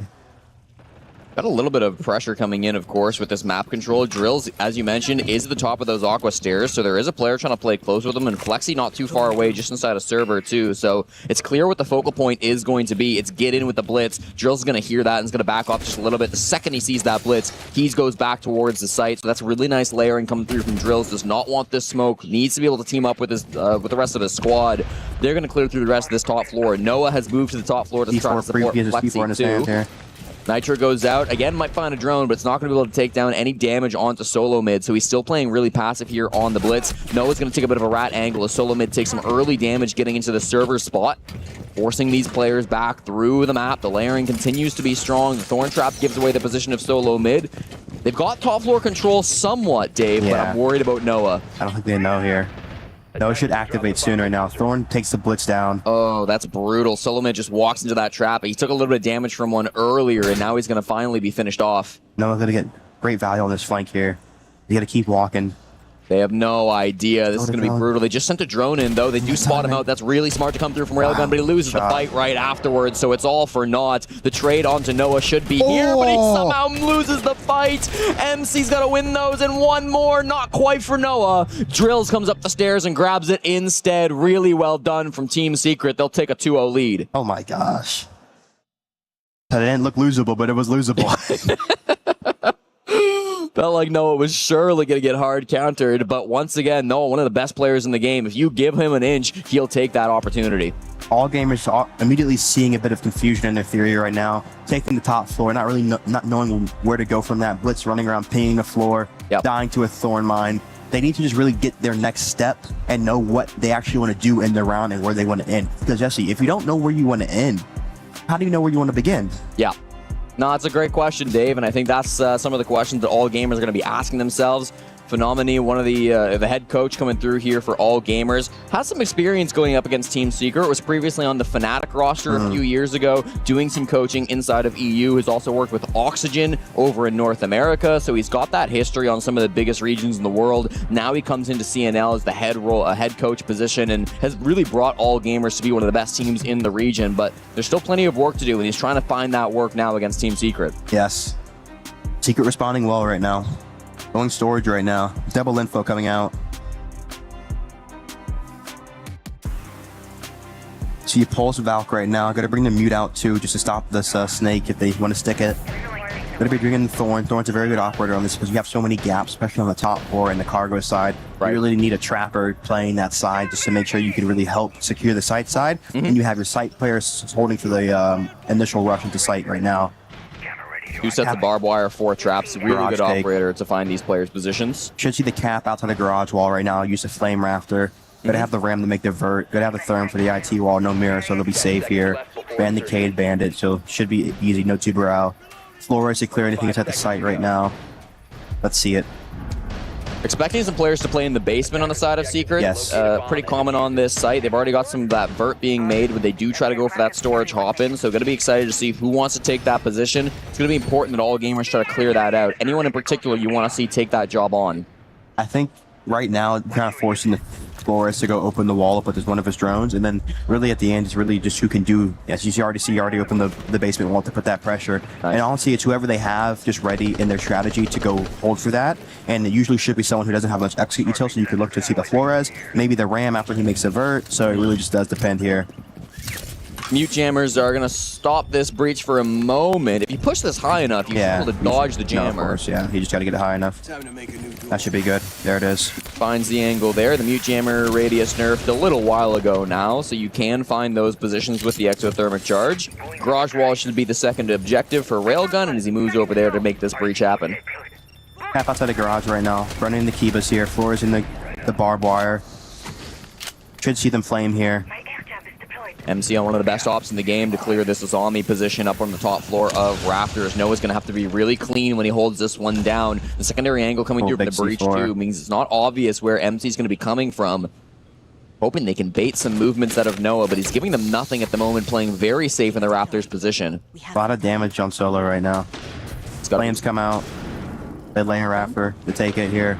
They force Noah back. He's not going to commit to this fight. He's okay giving up the space, but Thrills loses that fight on the bottom floor. MC, a really nice shot with that DMR to take down the Thorn player, crack this defense open, but Oscar answers back. Moonlight goes down playing on that top floor. You still got some really good space on the side of all gamers, but a lot of these players are outside the building looking for a hop into that storage window. Actually, too, the Valk in this mid round is going to eat up with Vidros being dead. He's going to be able to call all the positions wherever they put these cams at. He's flipping through right now here. Hits an air jab. Mowgli's position will be given away. They try to find that frag now as Solomid is watching in towards this flank. He gets some damage down on Mowgli, but he doesn't quite find the head. Got to be careful as he's on 1 HP from this position. And if he goes down, that opens up the possibility to deny the plant from up above. 45 seconds. I'm worried about all gamers stalling out. Extremely slow. Force has been prone at this Raptor rotate for a long time. Not really making any moves into this round. Doesn't feel like they've got a good way to get in, but MC finds some kind of a space. He takes down Oscar as he moves way in through Lounge. Railgun, another one or Noah. They're forcing these movements, but the Vert play still remains strong. They never took top floor control, so Mowgli's able to find that pick straight onto MC. Now it's going to be him on Flexi in the 2v3, hoping to close this down with 20 seconds to go. Mowgli's position does get traded out as Solomid finds that. Does not fall on the hatch. It's okay. Solomid will survive this one, and Flexi's in the 1v3 because of it. 15 seconds, they move to the storage plant. In the position now, Railgun can start to hold F and get this defuse kit on the ground. Doesn't seem like they know where he's at, and Flexi a little bit lost in that bomb site. Dies in the 1v3, and that's going to be all gamers in the first round of the map. Great round right there. Not much sync in that 2v3 either. Flexi sitting in sight, AFK, and Mowgli going for a play. Just need to find a way to link up here. I believe there was a down to a thorn trap in the midst of that too, so it was down to a 1v2, but again, I think that might have even 1v1, one was planting, so. You're right. I mean, that ended up being so winnable for Flexi in the end, but that's how your mind has to be in a situation. You have to know if you're attacking and you have the bomb down, the bomb is an attacker with you. If you are defending and someone is planting the bomb, someone is off planting the bomb, you have a 1v1 isolation. You have to take the time you have to isolate the fights. It's all about it in Siege here. Well, it's a good attack coming through from all gamers. Again, you'd expect them to be the favorites here on their own map pick, already crushing Secret on their own pick of Banks. So we expect some good stuff to come out from them. A 2-1 first 3 rounds is not a bad spot to be in by any means. You win your first couple of primary sites, you lose the tertiary. That kind of is how we expect the flow of the match to go. But Secret, despite the early lead, by no means out of the woods yet. Yeah, no means. Gonna be a tight one here. Got a mirror band coming out here too. Yeah, talk to me about that. Of course, it's going to make the walls even harder to keep closed at this point. Yeah, it's mainly going to have to be.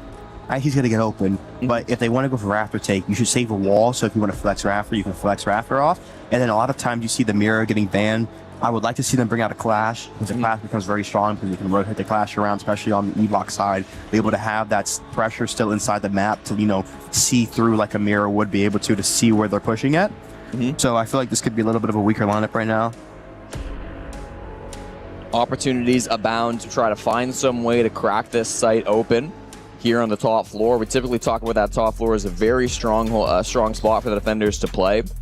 While we're in this little bit of a tech pause, Dave, I mean, do you have any opinions on the defense sites of Nighthaven Labs? Because I know sometimes we're seeing some teams maybe move away from the basement. The top floor is still favored by a lot of teams, but I know some teams are moving away from that as well. How do you feel about the 4 bomb sites we have here?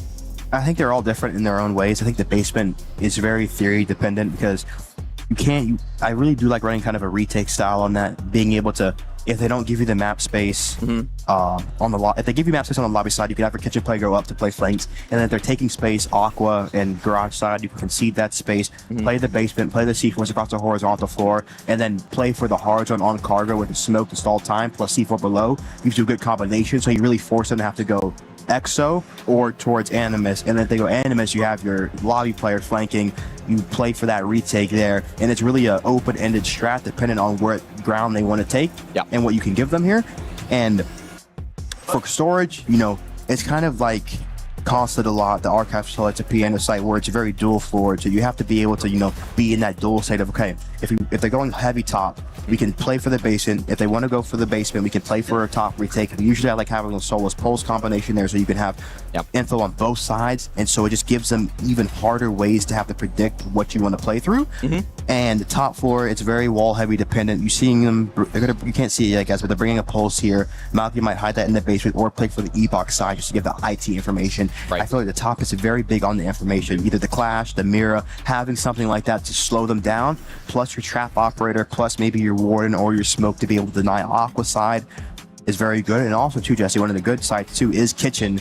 Doing that top lobby extend with the Clash, making sure you do that layer, playing for that back lobby hard zone, having that inner Kitchen hard zone is giving them more problems to solve here, and you can play for different top retakes. We see some teams do a Scopos hold in the hallway, so you can Scopos TP out and not give that kill away. There's a lot of variety on this map. It's a very nice map on the defensive side, but you have to be very intentful with how you play it. Right. Well, Team Secret, they're going to continue with their basic rotation. We're not going to see Kitchen out of them yet. They didn't bring it versus Dark Zero. They just played the standard 3-site rotation. They only had 4 defense opportunities versus DZ a couple of days ago when they showed this map. So, of course, we'll see if Secret do want to pivot to that. But for now, focus is on the talk floor. We've adjusted some things. You mentioned it, the pulse coming out from Mowgli. Do you want to see him below, or do you want to see him in connector? Because we've seen some players come towards E-Box with that pulse instead. I think the pulse is really nice in connectors to give that information. You can really call the push a lot. And I feel like a lot of the time, if they do spot you in the basement, it can be very hard on your team. So I feel like in the mid round, he can look to retake below if they don't give him that space here. Nice. Well, already we're going to start working on this connector wall. There is a little bit of pressure inside of meeting. Oscar's quite aggressive currently in the hallway, so there might be an opportunity to go for a play. That Dreadmine will immediately get some information, but Solo Mid's in deep. Oscar finds the opening frag on a Moonlight, just like we were worried about, and he's coordinating with Mowgli to find that pinch over the blitz. Really good stop here, but the kills keep on coming for Team Secret. Noah with 2 big kills in the site. Drills with a final. It ends up being a fast push from all gamers, but Secret are ready for it. Yeah, very good, very good. You know, went for a quick play. They tried to Thatcher the information to just cut it off, but they didn't have information on the top lobby player, like you said. Really put a thorn in their side. The blitz couldn't continue in on the E-Box player. Very unlucky for them here.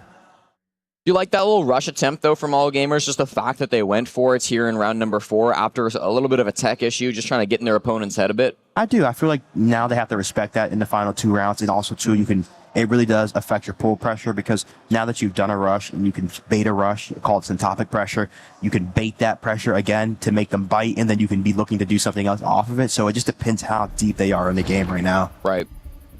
Plenty of opportunities still in this game to pull yourself back into it. All gamers now will get a couple of weaker bomb sites in front of them. The bottom floor will be the choice coming through here. We did see Secret win this last time around with quite an extension up towards this top floor. Do you expect something similar to this time?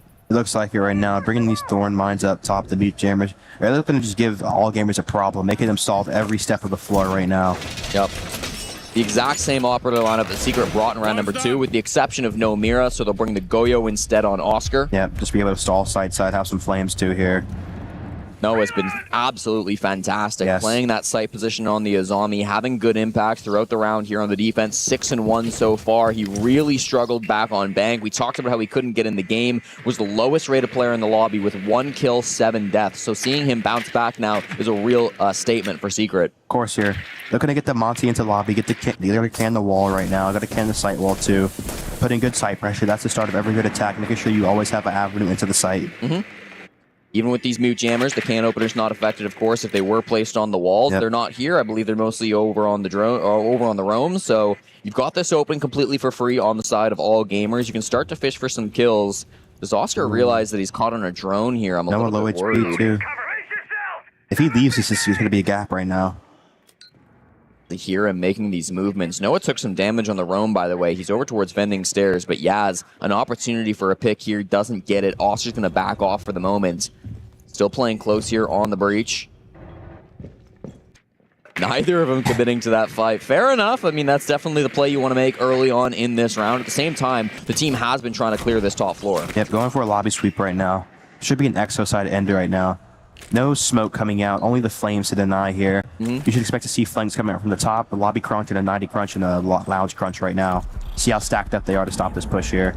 Going for a bit of a fight now down inside the hall. You'll trigger that thorn trap and just run away. Moonlight is going to be trying to clear this top floor. I'm not sure if they would. Flex is not looking this direction, so that's a freebie for Solo Mid. Really nicely done. Moonlight, excuse me. Solo Mid found Noah elsewhere on the map while that push was going his way. So now it's a 2-man lead for all gamers. On the back foot. Yeah, these roamers on Secret need to find some other way to have some kind of an impact. Mowgli is holding the vert. They want to plant inside of that bomb site of B, but just take the Monty deep, Jesse, here. They could go deep. They don't have to commit to that if they don't force Mowgli out. And that's the thing, Jesse, being able to not always just end with their default plan, but recognizing if they're playing that vert, they only have one person in the site. Just go. You see all this info Yats is collecting? They should immediately go off with this here. Nice. Too much droning. Just go. Yeah, let's go. 50 seconds still on this clock. They've got loads of information to work with, but they need to make this happen before it gets too little too late. Spot out the nano player. That's going to be Oscar, but he still gets the kill regardless. In so deep. Yaz, they have no clue how far he's gone in towards the sites. Now it's just the roamers in this mid floor. They're going to try to pinch on this guy at the bottom of garage. It's Moonlight in a really tough spot here. He's got 2 players he's fighting, but he still finds the kill on a Mowgli. Drills his forward nade, and he gets both of them. Moonlight, the star entry player for all gamers, shuts it down, and that's a brilliant attack on the basement. I think that just shows the desync still in Secret's comms right there. Yep. 2 1v1s on the power. Twister's still smiling. Twister happy. Twister's a great guy. Great vibes. Lovely coach. Love Twister. One of my favorite coaches to talk to at these events. Can have a really, he's got a really great mind for the game, of course, and he's led his teams to some really high highs, even if this hasn't been the best split for Team Secret. He's also been very vocal on socials about kind of the problems that Secret have had, and, you know, he knows that the fans of Team Secret have a lot of expectations for this organization. He wants to live up to those expectations, but right now I think they're falling a little bit below where they'd like to be. Of course. Seeing them going back storage right now. Opts to not play the kitchen side. Bringing in the pulse, drop to Valk here. Bringing just the mute. I feel like they're really getting annoyed by this Dokkaebi snake information right now. Bringing out the Capital again. Should look to take that, use that to take Rafter here. Yep. And bringing the Ram, Deimos, Sophia. Should have 4 cans here. The Deimos is a really nice shooter to the info. I feel like it's one of the best operators in the game, just being able to be anywhere and spot people. Last time we didn't see all gamers really get very much map control. They opened up IT, they opened garage, but they never actually took up above. Do you like that strategy? Do you think they'll go for that again? Or do you want to see them take a bit more map control on the top floor? I think it's okay because you really do take the space that you need. You take the garage side, and if you have IT, they can't deny anything inside the site, and that really makes Secret have to react to if you're going to go site or not. So it really does allow you to bait them in, because if you actually do enter that top side, that hard zone, it gets very difficult with all the crossfires they have if you do not put pressure on this lobby side. So if they do a top split through E-Box, yes, I feel like they can take the top, but if they just go direct garage, they're okay. Early breach happening here on the IT wall. They've definitely applied more pressure to the top floor than they did previously. So it seems like they want to go for a different attacking strategy here, Dave. Nothing wrong with that either, of course. They want to find these players' position before they commit to anything too crazy. If they want to clear across here. There is going to be Mowgli inside of Electrical. He's going to be the player closest here on the Wamai. They didn't have the Wamai last time they played this site, so this is the one kind of new operator they brought in place of that Valkyrie. Interested to see how Mowgli's going to try to run this position. He knows how important it is to hold on to top floor. Pulse is going to be big here on the retake. The drone's a little bit deeper here, so Flexi gave a Flexi C4 at the top right now. Nice. Good. Doc's player down. Railgun really wants to make something happen, get a trade back. You know that there's a player here around Electrical. Got to be careful of these Nitro cells still. Mowgli's got his still in pocket, chucks it at the door. It's not going to be well timed, so that's going to be wasted. But even still, this pressure towards the top floor is starting to get a little bit tough for Team Secret. Pressure to get a kill now for Moonlight. He walks straight into that LMI and has to back off. They're a little bit scared right now, Dave. Pops in Rafter window. They take Rafter. Got a little bit of space. This is basically what they had last time when they made a successful execute with it, but... Making noise. I better go sight. Going for a 90, quick 90 walk right now. This could be big. Yaz is already deep inside a lounge. Flexi Kind of a has crazy no spot. idea. There might be Vert up above him, but they don't know he's here, so it's fine. He gets the freebie on Oscar inside the site. Now they can bring over the defuse kit, try to get in there for a plant storage. Could be absolutely free for them. Drills down at the bottom of these stairs. It's going to be really important to try to get a flank in, but there are players watching this position from cafeteria. Are you ready for this? Yes, Drills hits that shot, but the plant will have time to go down. Now it's a 3v3 post plant. They're getting outside the building. All gamers do not want to stick around. Railgun gets one, but Moonlight answers things back. Drills fighting for his life. Mowgli takes down one, and it's just going to be MC inside the building. He's got to find these players with aggressive pistol play. Finds the Wamai, but Mowgli hits the shot. Really nicely played by Secret. They will win this round to go up 4-2 on the half. Great composure right there. Great play from all gamers so to get into the site to find a way into the round. That was nice. Great composure from Vidros on the retake. Big round, especially killing that guy deep kitchen. Yeah. That was the round right there. Absolutely. Does that feel necessary, though, Dave? Because the attacks on Bank from Secret were not great. Now you've got this 4-2 half. Does it feel like there's still a chance for AG to get back in here, or do you think Secret have enough gas in the tank to push through to win this map and force a third? It just depends, because I feel like, for example, all gamers bank attacks have looked a lot better than these these Nighthaven attacks. So it just depends on the theory of the map and how comfortable the ag.al is. Flexi, this might be a more comfortable map for him calling wise, so they might have more success on the attacking side. Also, too, it's a little bit simpler of a map than bank.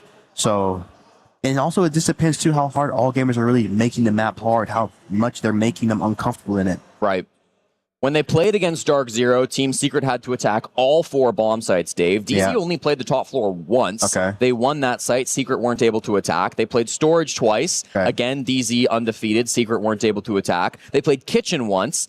Again, DZ flawless on the defense. Secret weren't able to attack. I'm not hearing good things then, Jesse. The bottom floor, Secret went 2 for 2. So they found some success attacking on that bottom floor. So there's clearly a little bit of comfort there. Yeah. All gamers are not Dark Zero. This should be an easier map to attack on for them now. But even still, you've got some of that history to look back on. Is there maybe an argument for all gamers seeing some of those rounds to say, we don't even have to play bottom floor? Yeah, I feel like if you do it once, maybe towards the end of the rotation, maybe if you do a 4th rotation, you test it and see how it is. You don't force yourself there to go there twice, but then also playing Kitchen twice can be a little bit hard if you have to.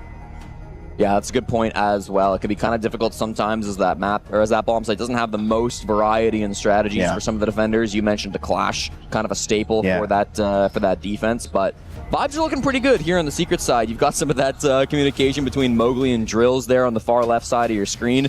Before this map began, between maps 1 and 2, I was looking back, and a lot of the Secret players weren't really talking. They were kind of like solo in their own heads, getting ready for this game, but Mowgli was like really leaning over towards Drills, kind of saying something quite intense to this young player, and I really would love to have known what he was talking to his teammate about there. This is Drill's first event. He has only been a pro player for a couple of months. Mowgli's been around the block for years and years, so I imagine that was some insight coming through between these 2 maps. Of course, I feel like Mowgli, he's been around since Charlotte. That's really came in, think of LMG. I remember playing against him.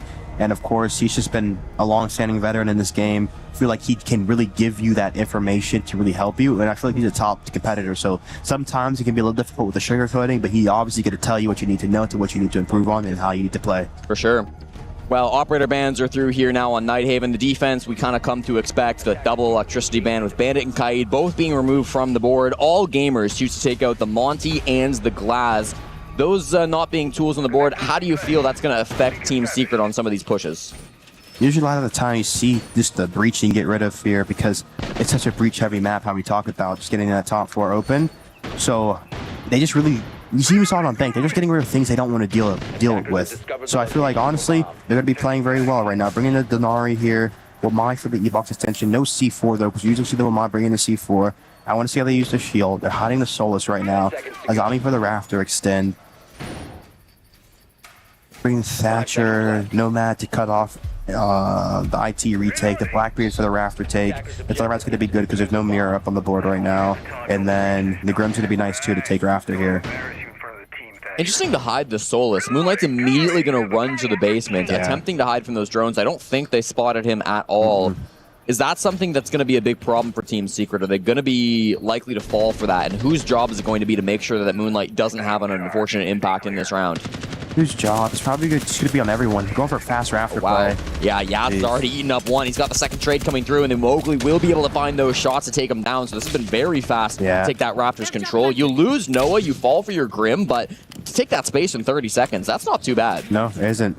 Especially the foam's gone here.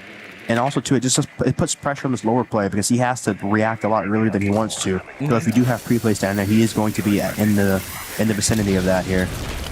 Get the wall open. IT wall open with no real issues, of course. You banned out those electricity ops, no mirror on the board, so that's going to be easy peasy coming through from Team Secret. Moonlight down in Lounge. Now it feels like he kind of has to have a bit of an impact in this round, Dave, because it's been a great start for Team Secret. Walking on the other side, going for a split here. Gotta go quick sight. They might have that information he's below. Denari slowing them down. Oscar gets a trade here. Yep, the information comes out. Absolutely huge. Yep. Mowgli firing into the site. He's found everybody, and Moonlight has just done nothing down on this bottom floor. His team has fallen in towards the site. Now he's got to win a 1v4, returning back in through Aqua. They're watching for it. A perfect execute from Team Secret. They take it fast, decisive, and win those fights on site. I mean, you see they get the information that one is below. And make the decision to go instantly on the site. Great. And that's that difference in ag.aling, too, that you were talking about from Flexi, right? Maybe a little bit less comfortable on Bank, but here in a map like Nighthaven, they make some really good calls, and it wins them the round. Yes. They seem much more comfortable there. Mowgli starting to get really involved too, especially without Noah being able to get on the board early. He trades his teammates. Drills is there for some big kills. Noah starting to get some action as well as his teammates are finding success for him. 5-2 is a big lead for Secret. They're absolutely in control of this game and are looking to force that third map. And they're going lower here too, Jesse, so one of Secret's best attacking sites, like you said. It's a great point. We've seen them attack this twice so far, back versus Dark Zero. We'll see if they want to run it one more time with similar lineups. Running the roam right now. I want to see if they bait this cargo extension. A lot of teams you see they make a rotate there in that wall and they flex it off late round just to give information, misinformation in the pre-round. You're gonna see the Goyo smoke coming out. Smoke should be the site player. Goyo flames with him just to stall anything side side if they want to go Exo default. But no shield coming out. 3 info operators coming out. Gonna be clear plus the ram right now. Gotta have weak breaching if Malcolm doesn't have cans. He has cans because they have 4 cans. That's good. So great information, great breaching here. They gotta go for the clear. All right, it's going to be the name of the game. Find these roamers, root them out of these extensions that they've got here on the top and middle floor of Nighthaven Labs. They open up that garage wall, and then Flexi, at the very least, is going to move down to use his cans. Actually, he won't need the can openers because that wall, at least, is still soft. Can open it whether it's hard or soft. Starts to get the angle over here onto the other main wall. Same time, everybody else from Secret are starting to work this top floor. They are applying pressure in and around that bomb site up above, so just hoping to get some kind of a bit of an information as we see this camera scan on over through the window. Mowgli's getting some good intel that it's really just Railgun in the basement. Looking to put initial side pressure right now. This right now is going to affect the defense, thinking they're going to go side. It's going to pull roamers back out of their initial position, so you're giving more space to Oscar, to Noah, and to Vijay's on the top floor right now. The point is to make these defenders move, force them out of the extended spots that they're currently holding. But all gamers are not really taking the bait here, Dave. It feels like they're still kind of holding their positions up on the roam. They've kind of left the top floor, but they're still extending in towards control. They've still got good positions in storage as well, so still holding on to some map control up above the bomb site. Mowgli jumps into storage now to try to fight solo mid. This could be absolutely massive. They have no clue he's in here, so Mowgli gets that pick and a great little flick for the secondary kill. It does get traded out. Oscar finds a big frag to get Team Secret in the lead now, 3v2. Moonlight and Railgun, the last 2 alive. They're both in sight. That's a good clear from Secret. Yeah, very good right there. Really condensed them into that zone, and they went for them. Great 3-2-1 here. Flexi was in the site actually in a plant position when he went down with that defuse kit. Puts it into a bit of an awkward spot because you'd kind of like to take this down in through Exo or something with one of your teammates. Light coming up right now too. Oh, Moonlight could be big here. Feels like his team doesn't necessarily have the advantage. Again, with that defuse kit, they might be able to just force him to play for kills, but this is a really ratty spot that Moonlight is playing. Now, they're not going to know he's here. He sees a player for just a second, but the trigger discipline is really great. That was Noah he spotted over towards storage, but continues to work his way through the map. Have a ping. And the information now there for Secret. Moonlight might just be walking into a death trap. Drills is holding this angle for him. This will be free for Drills. You don't lose those fights. Leaves it all on Railgun now. 1v3 inside the site. Spots the ram hopping in, but can't get those kills on Noah. He's recovered that defuse kit now in the doorway. He's just missing his shots. Drills with another quick kill, and it's going to be Team Secret taking match point. Yep. Putting rounds right now. You see them, you see the theory working. You see how they're pulling them out of the top, closer together on that mid floor. They go for the hop, they go for the IT pressure, they go for the lurk on 90 side, and they go for just the bodies together. They're sweeping as a team right now. There's a unit here. There's a great reset out of that first map. Especially going into your opponent's map pick. Yeah. Takes guts. Chalet will be our third and final map in this series between Team Secret and All Gamers. It's a map that Secret have really struggled on so far this stage, but it'll have to be the map that they take to move on here at the Esports World Cup. Can't get ahead of themselves. Still one more round on the board to win, and sometimes that first or that final round can be the most difficult, Dave, but you have to appreciate the buffer they've given themselves. 4 chances here to close the game. Of course. Attacking the top floor too here. Again, not playing into the map. No mirror coming out here. Right. Mirror being one of the best operators on this site. And no clash either. Putting himself on the back foot already. Yeah, I mean, it's the main way to contest that IT wall, right? And not even IT, but contesting this whole side of the map. Sure. You saw Oscar get so much control for free, just being able to walk.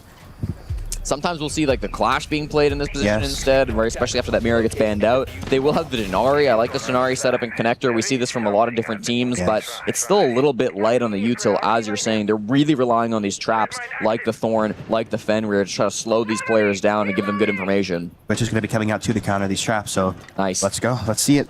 They should be taking Garage right now, bringing the Ace to really rip that inner rifle wall open after the Thermite can get all the outside walls here. Already getting one trap to Twitch here. Good. Good information to come through from Team Secret. They're clearing out this utility. They're going to take their time early. They are going to look to push Connector side, it seems, with that wall already open, and Mowgli dealing quick work of these Denari traps. That's going to be really good util clear from the Twitch coming through. Spots a Thorn as well. This is just perfect for Mowgli. He's 11-4. His stats are already looking clean, but the util work that he's doing as well has been massive this round.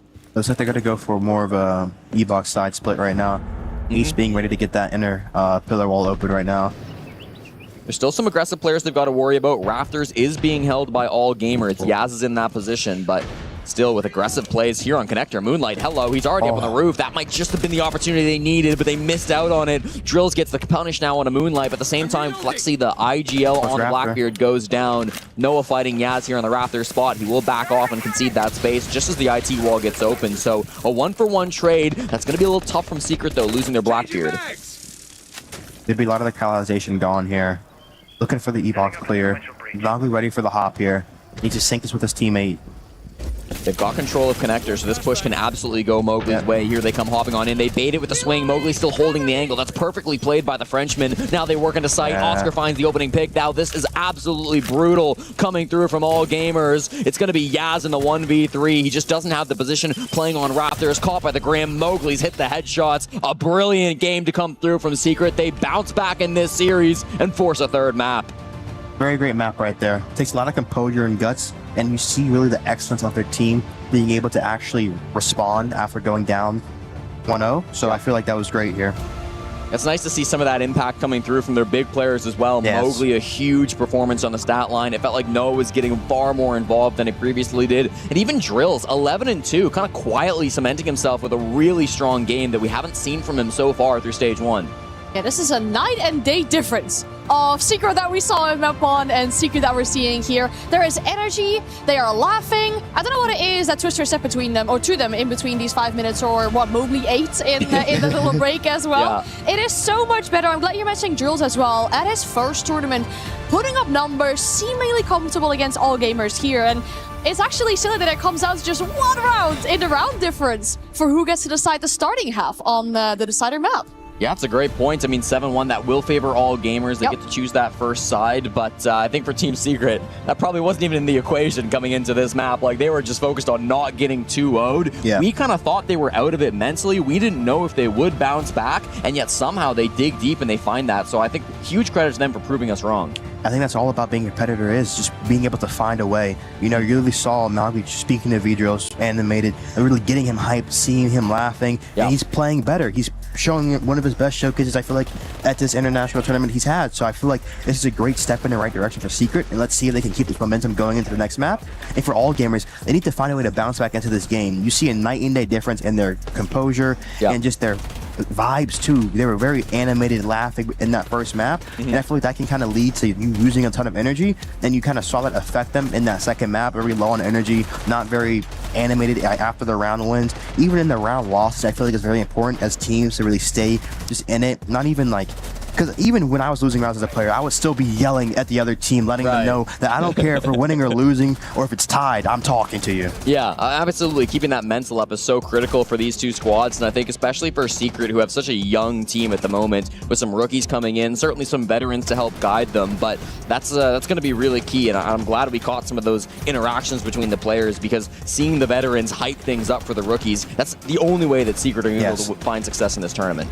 Something we've done so many times before, really build up a roster all the way from the ground.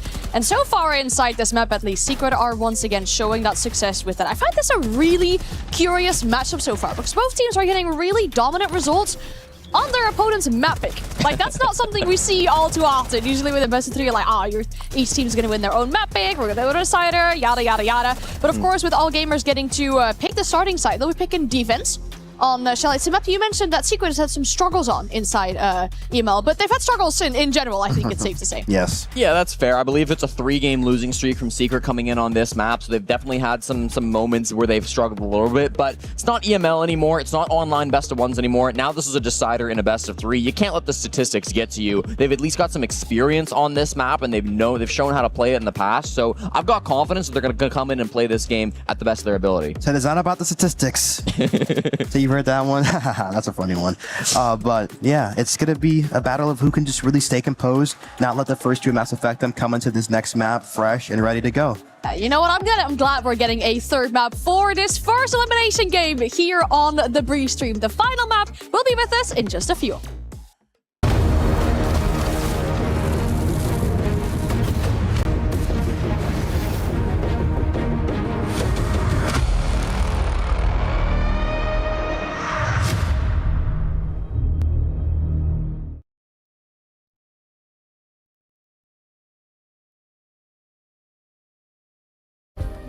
Play is in our DNA. Whenever we let it out, it becomes our superpower. Now imagine an entire city being built to supercharge it. Kadir City, powered by play.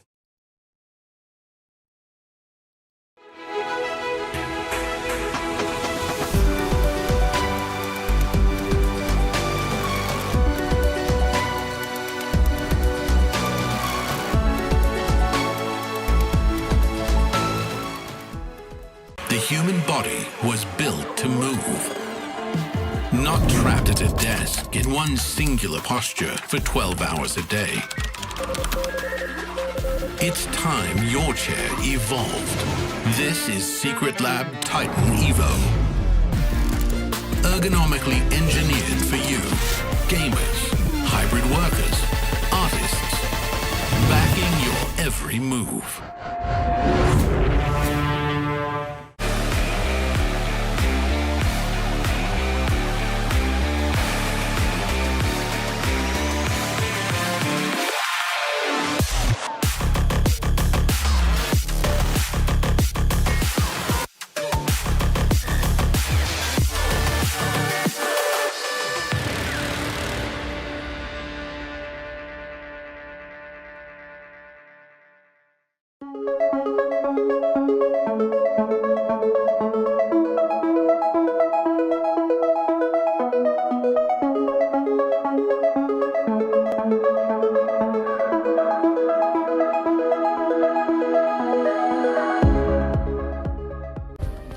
Play is in our DNA. Whenever we let it out, it becomes our superpower. Now imagine an entire city being built to supercharge it. Kadir City, powered by play.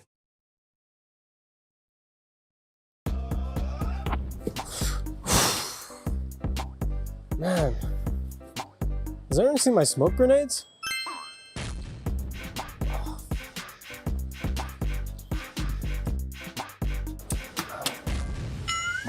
That was not supposed to happen.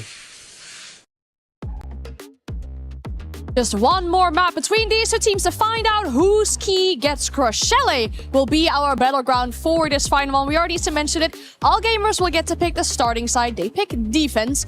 Going into this one, we talk about so many things, right? You know, the momentum could be very much with Secret side. They seem to be active. There is energy, which is a good thing, but especially if you look at the first map, all gamers certainly have a chance here. Of course, and I feel like it's really about how all gamers used that momentum they had in the first map. They lost it in the second map, but they need to find a way to balance out and really get back into this game. And going into this attacking side, it really does depend on what Secret banned, because if they get rid of that Azami, they get rid of that Wamai, and make the map more open and really force all gamers out, it could be a very bad solve for all gamers going on the defensive side here. Yeah, it's interesting too, because I feel like on map 1, you know, we saw Secret struggle with some of those attacks, despite it being their pick. It felt like their unfamiliarity with the map maybe came back to bite them. Then on map 2, it was almost the same thing, where some of those defense lineups coming through from all gamers weren't quite what we were expecting to see coming out from them. And while they played it a lot in CNL, the CNL meta can be quite different than the international meta. So on Chalet, we're finally going to get to see, is that kind of lack of experience from Secret going to overpower and maybe cause some struggles, or will CNL meta kind of rear its ugly head and see all gamers struggle on Chalet instead, or will they both be great? And that's what hopefully we'll see. Yeah. I love how you're theory crafting, but I want to have an answer, and I don't want you guys to sit on the fence. Going into this final one, who takes it? I guess you go first. Let's get spicy. Let's get all gamers. Let's say they're going to take down the Esports World Cup champions. I really liked how they played on map number 1, and if they can continue to draw in on that, they could win map 3 as well. You know what? I'll go with the Secret win. I feel like starting the attacking side, if they have a good attacking half, they'll close it out. If they have a weak attacking half, it's going to be all gamers. That'll definitely help them continue any kind of momentum. Yeah. Let's once again remind ourselves of the stakes here of this matchup. We have a lower bracket game. Should you lose this final map, where it essentially comes down to a best of 1, you will see your key get crushed. You are out of the Esports World Cup 2026. If you win, a match is on the table with Falcons, which certainly isn't an easy one either. But of course, that is thoughts for later. Thoughts for tomorrow when that matchup is going to take place. Any player that you're hoping is going to have a absolute stellar pop-off performance on this final map? I want to see Yaz get back into it, right? He was the guy on map number 1 who I thought had the biggest impact coming through from all gamers. If he comes alive once again next to Moonlight, that'll really be the key, I think, for all gamers to get on the board. Those two, especially Jesse. And I feel like two on the side of Secret. Noah and Mowgli right now. You saw Mowgli coming up clutch right there. V-Girl's helping him out. Noah was really crucial in those beginning few rounds. I just want to see him get more into these later rounds here. Well, the objective here sounds so easy. You win, you make it through in the lower bracket and avoid your key being crushed. But they have to put that into practice here on the final map of Chalet.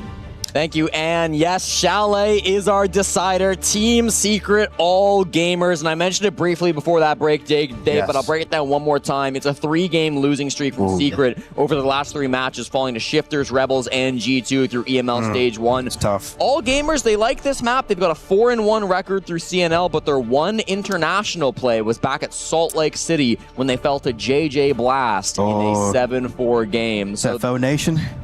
Foe Nation took them down here on Chalet. So a little bit of international experience to draw from on all gamers side of things. We've got the operator bans now here for our final map of Chalet. What are your thoughts going in? You perfectly called those defense bans. Love it from Secret. You know, really reading into the map, what's strong right now. Banning out the Azami, banning out the Wamai. And 2 good bans, too, from all gamers. The Dokubi and the Monty, really forcing them in to the map with the Snake. The Dokubi is just so good because you can be outside the map, calling all different types of players, all different types of positions from anywhere, being able to hack camps from anywhere. Dokubi really strong right now, so great to see those gone here. Going to be starting Bar here.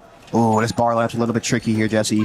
I'm seeing not much planted on for the Thatcher to stop it here. Usually you see the Tachanka or on the Recruit, you see C4 proxies, or you see a smoke with proxies here to stop that. Let's see if they lean into the Thatcher. And that's all that I'm talking about, reading into the nature of the map, knowing that on these sites, what is the strongest play you can make? And you're reading the lineup, seeing, okay, is this play open? Is it not? What can we do to change this? You see they don't have any of these hard denials like the Chanka or the counter ability out of the prox mines. The C4, it gets instantly countered by the Thatcher, so you're able to actually just play into the exact weakness of the defense right now. Well, Team Secret will have to approach this bomb. They're going to go for it anyway, though. Yeah, you think this is going to be a quick rush play through the window? With the Sens right now, too. They're going to use the Capital to clear library corner right now. But have to care for the C4 here. Their first rush attack back on Nighthaven Labs went so well for them attacking onto that top floor. The second they spotted out the Solus up above. So this time, again, recognizing there's a couple of players up on that top floor, it's really just going to be Railgun trying to lock down this site, because even Solo made his way over towards Kitchen on a bit of a roam game, too. Dealing with these Flores drones for now.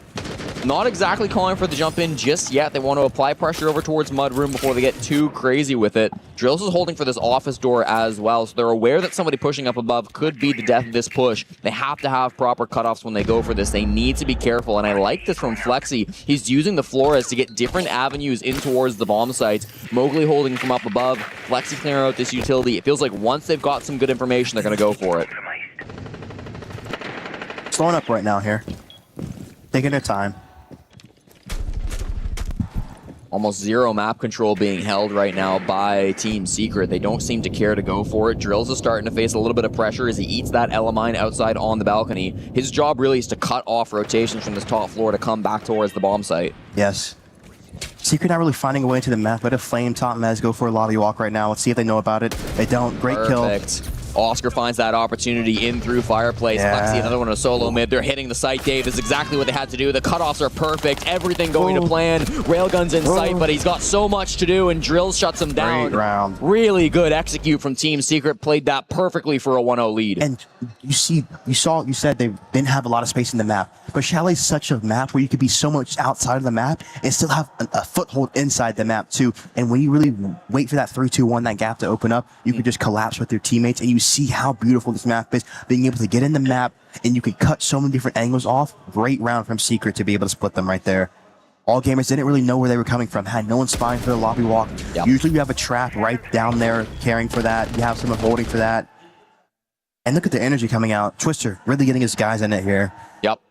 Feels like they've got all the momentum early carrying in from map number 2. Dave, they were so dominant back on Nighthaven Labs. Now they're starting to get active here with the attack side on Chalet. You said it. If they have a good attacking half, you expect Secret to be able to close out this game.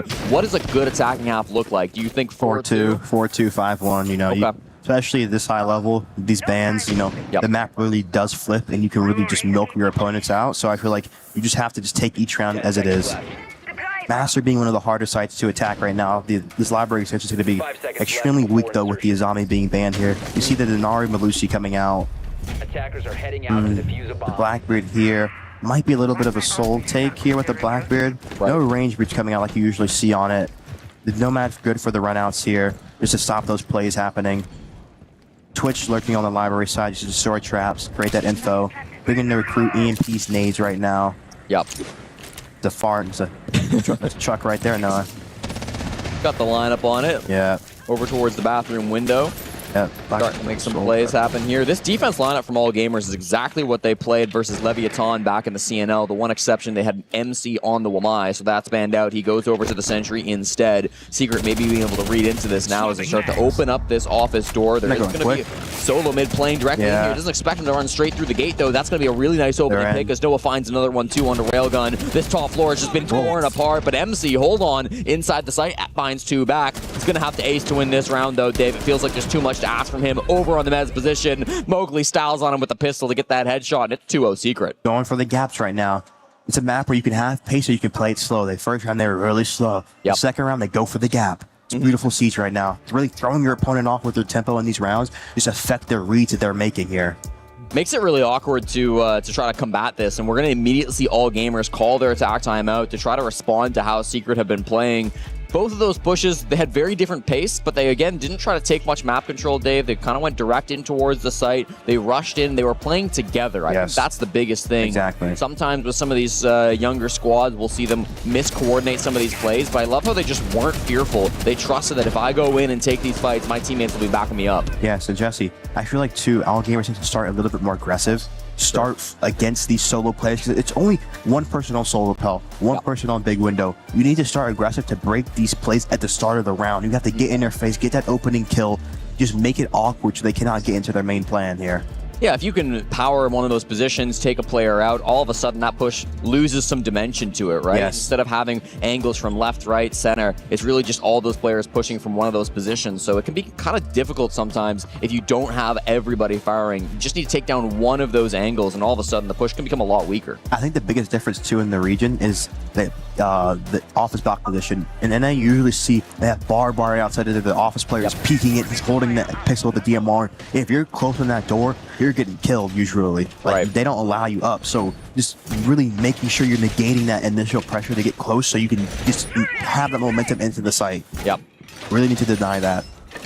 Solomid hoping that his gate could be enough in that last round. It just wasn't, and they ran straight through it. He's back on the Aruni. I'm curious if he is going to try to play that position one more time on the top floor. They're defending on Kitchen, which again, sometimes plays very similar to that top floor bomb site because you do need to extend up above to try to hold that spot. So there are going to be opportunities for Team Secret to do something somewhat similar. Their operator lineup hasn't changed too much either coming through from round 2 into round 3. They've still got that Blackbeard captained by Flexi. They're still going to be having some of this util coming through with the information. They go from the Snake over towards the Deimos. They bring some really nice guns on the IQ from Drills and Noah. So they've got really good tools, I think, on the side of Secret. Of course, here.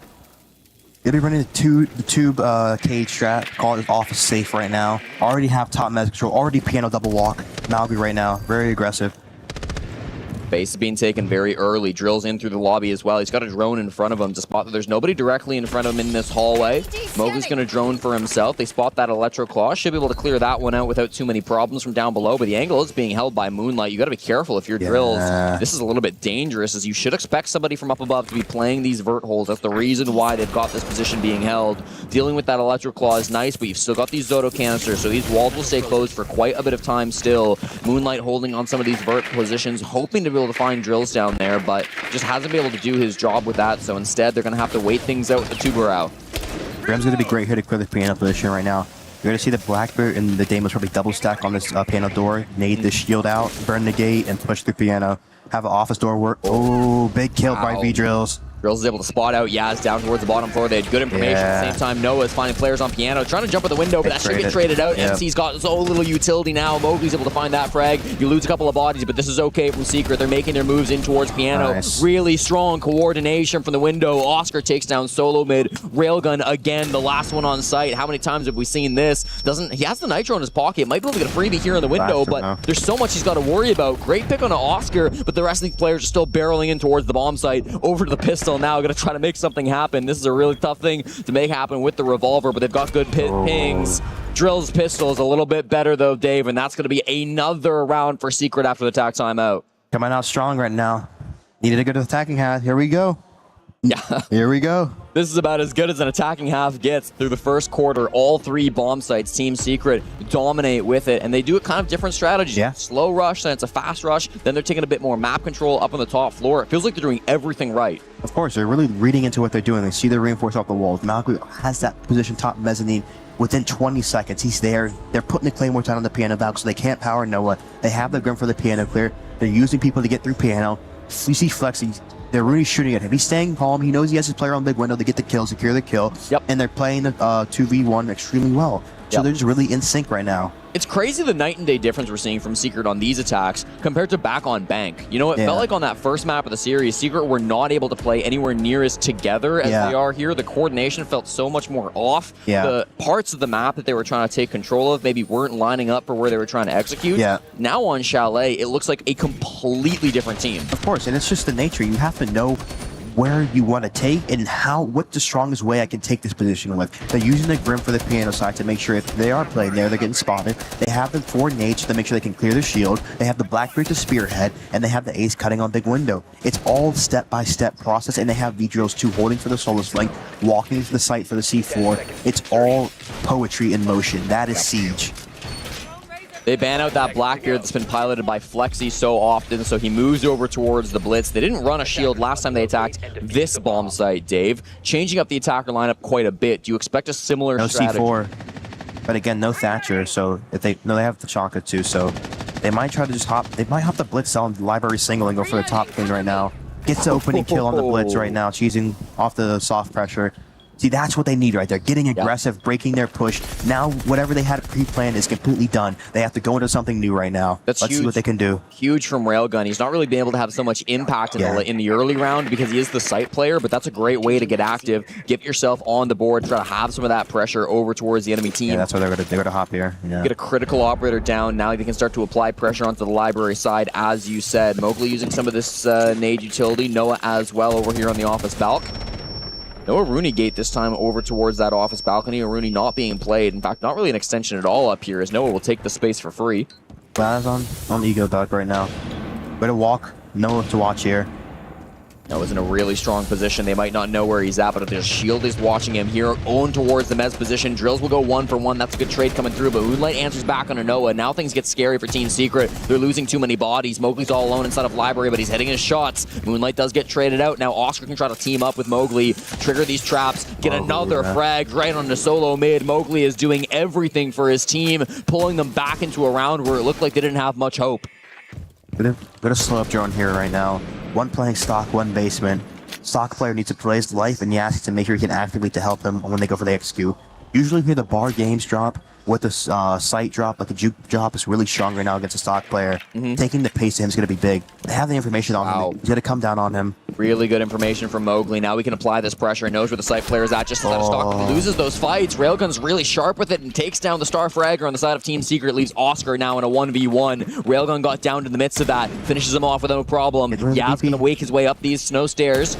Still deals with this bulletproof camera. Does not have the defuse kit, so this is still not an easy push to come through from Oscar. Knows exactly where Yaz is pushing from, though. This is the critical factor. Base with the smoke, trying to make him walk in through the doorway. There is a warden here, so he's typically wanting to fight these smoke positions. He rotates past the door, missed the time just a little bit. Oscar going to check another one of those smoke grenades, but he knows he's fighting a warden, so this is not going to be something he falls for. Yaz uses this as an opportunity to get into the building. Deep inside of stock now, steps on up, but doesn't know the position. Missing some shots. Oscar with the pistol, pulls it back out in the 1v1. Trying to go a 4-0 now. Oscar jumps himself up on the pool table, moves close with the pistol. He's going fast. Saw the head for a second there, but just has to reposition. 20 seconds. SMG in hand for Yaz. Both players on their secondary. Oscar wants the frag. He goes deep into the office. Now can he find the kill? Yes, he can. Oscar with the shot will give it 4-0 for Team Secret. Dancing on him, Jesse. Dancing on him. Oh, frustration coming out. Heartbreaking. So much pressure playing for your life in this tournament. Yeah. Each round, your dreams slip away. That's the halfway point too, Dave. Now only 3 rounds separate Secret from moving on in this tournament, from a date with Team Falcons, a date against their former player of Joom. That's exactly what the fans want here from EML representatives, but all gamers have been putting up a fight so far today. They were dominant on map number 1. They couldn't get a handle there on Nighthaven Labs. Now here on Chalet, that's the best round we've seen from them, but it still wasn't enough. No, it was not. And even they did a great job trying to break that initial push, but just very unlucky in the end round right there. In the trade, in the snowball, anything could happen. And that's the best thing, too, in the attacking side. If you do lose that initial play, getting the round into that snowball effect, finding a way to make trades happen is the best way that you can find a way to win that round here. Well, and how incredible was Mowgli, too? I mean, he took a terrible situation and somehow worked those picks to get his team back in the round. I mean, great plays, find ways. There you go. Well, we're going to go back now on towards the top floor. All gamers desperate to win a couple of rounds here. You said 4-2 would be enough for Secret to win this half and then spiral into the game. That's the bare minimum at this point. A 5-1 or even a 6-0 seem possible. Of course. Whatever they get now, it's just icing on the cake here. It's all gravy this point forward from Team Secret, but they're going to get all of it that they can. Bring in the ace here for the soul side pressure, which is see him get the soul wall open. Lurking below Moonlight, 2 thorns in pocket for the shield play. No shield play coming out this round. Looking to get aggressive. No, he's going to call it off right now. Rotating up, going for a soul side, clear the Grim. Not too many nades for the soul stairs position. Let's see if they have the info on him on trophy right now. Like these long angles. Yeah, find out those players inside the top floor, but inside a trophy as well. Moonlight takes a lot of damage. He's gonna die here, Jesse. Get caught by a Grimby too, so the positions might be known pretty quickly here. They are holding his angle, but he's smart enough to know that he doesn't need to jump in and take this fight. Now he will do just that. Walks right in front of Drills. That's going to be Drills with an easy pickup onto the Star Fragger on AG. Now 1-5. Moonlight's not going to have much value. Oscar holding the cut too on this owl position.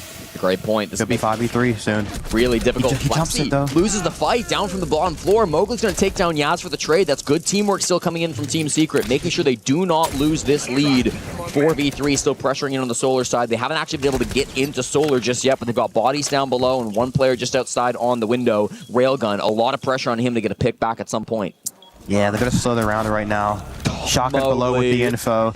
He's done so well from this position. He's just finding these players when they've got good intel. Mowgli now 8-2, finding so much success on the server for Team Secret. 75 seconds still to go, and Solomon and MC have a huge job in front of them. Yeah, Oscar's still cutting off the B2 for the power right now. Yeah, they're just punishing them here. They're going for plays. They have to, Dave. It's their only hope in this round, but they're not working out for all gamers. So Solomon is the 1v4 on site, walking on in. Mowgli for a triple. They make it look so easy for Team Secret, and they have still yet to drop a map on Chalet. Mowgli just looks relaxed right now. He's fragging hard here. 5-0. All gamers are the only team to suffer a 7-0 defeat here at the Esports World Cup. That was a few days ago versus CAG. Now they're on the precipice of another 7-0 defeat on map 3 versus Team Secrets, which would eliminate them from the tournament. It's tragic, but in this game, there's no remorse. There's no, they don't take it easy on you. You know, if you give them the upper footing, they're going to take it. Team Secret looking Can't like give him the high ground.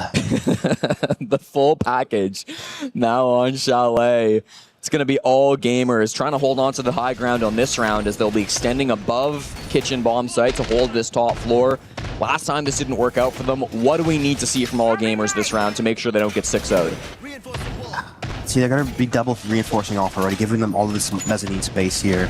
They just need to make sure they're in sync, because I feel like right then and there, Yaz made the play with the solos way too early. That you should be looking for towards the execute side.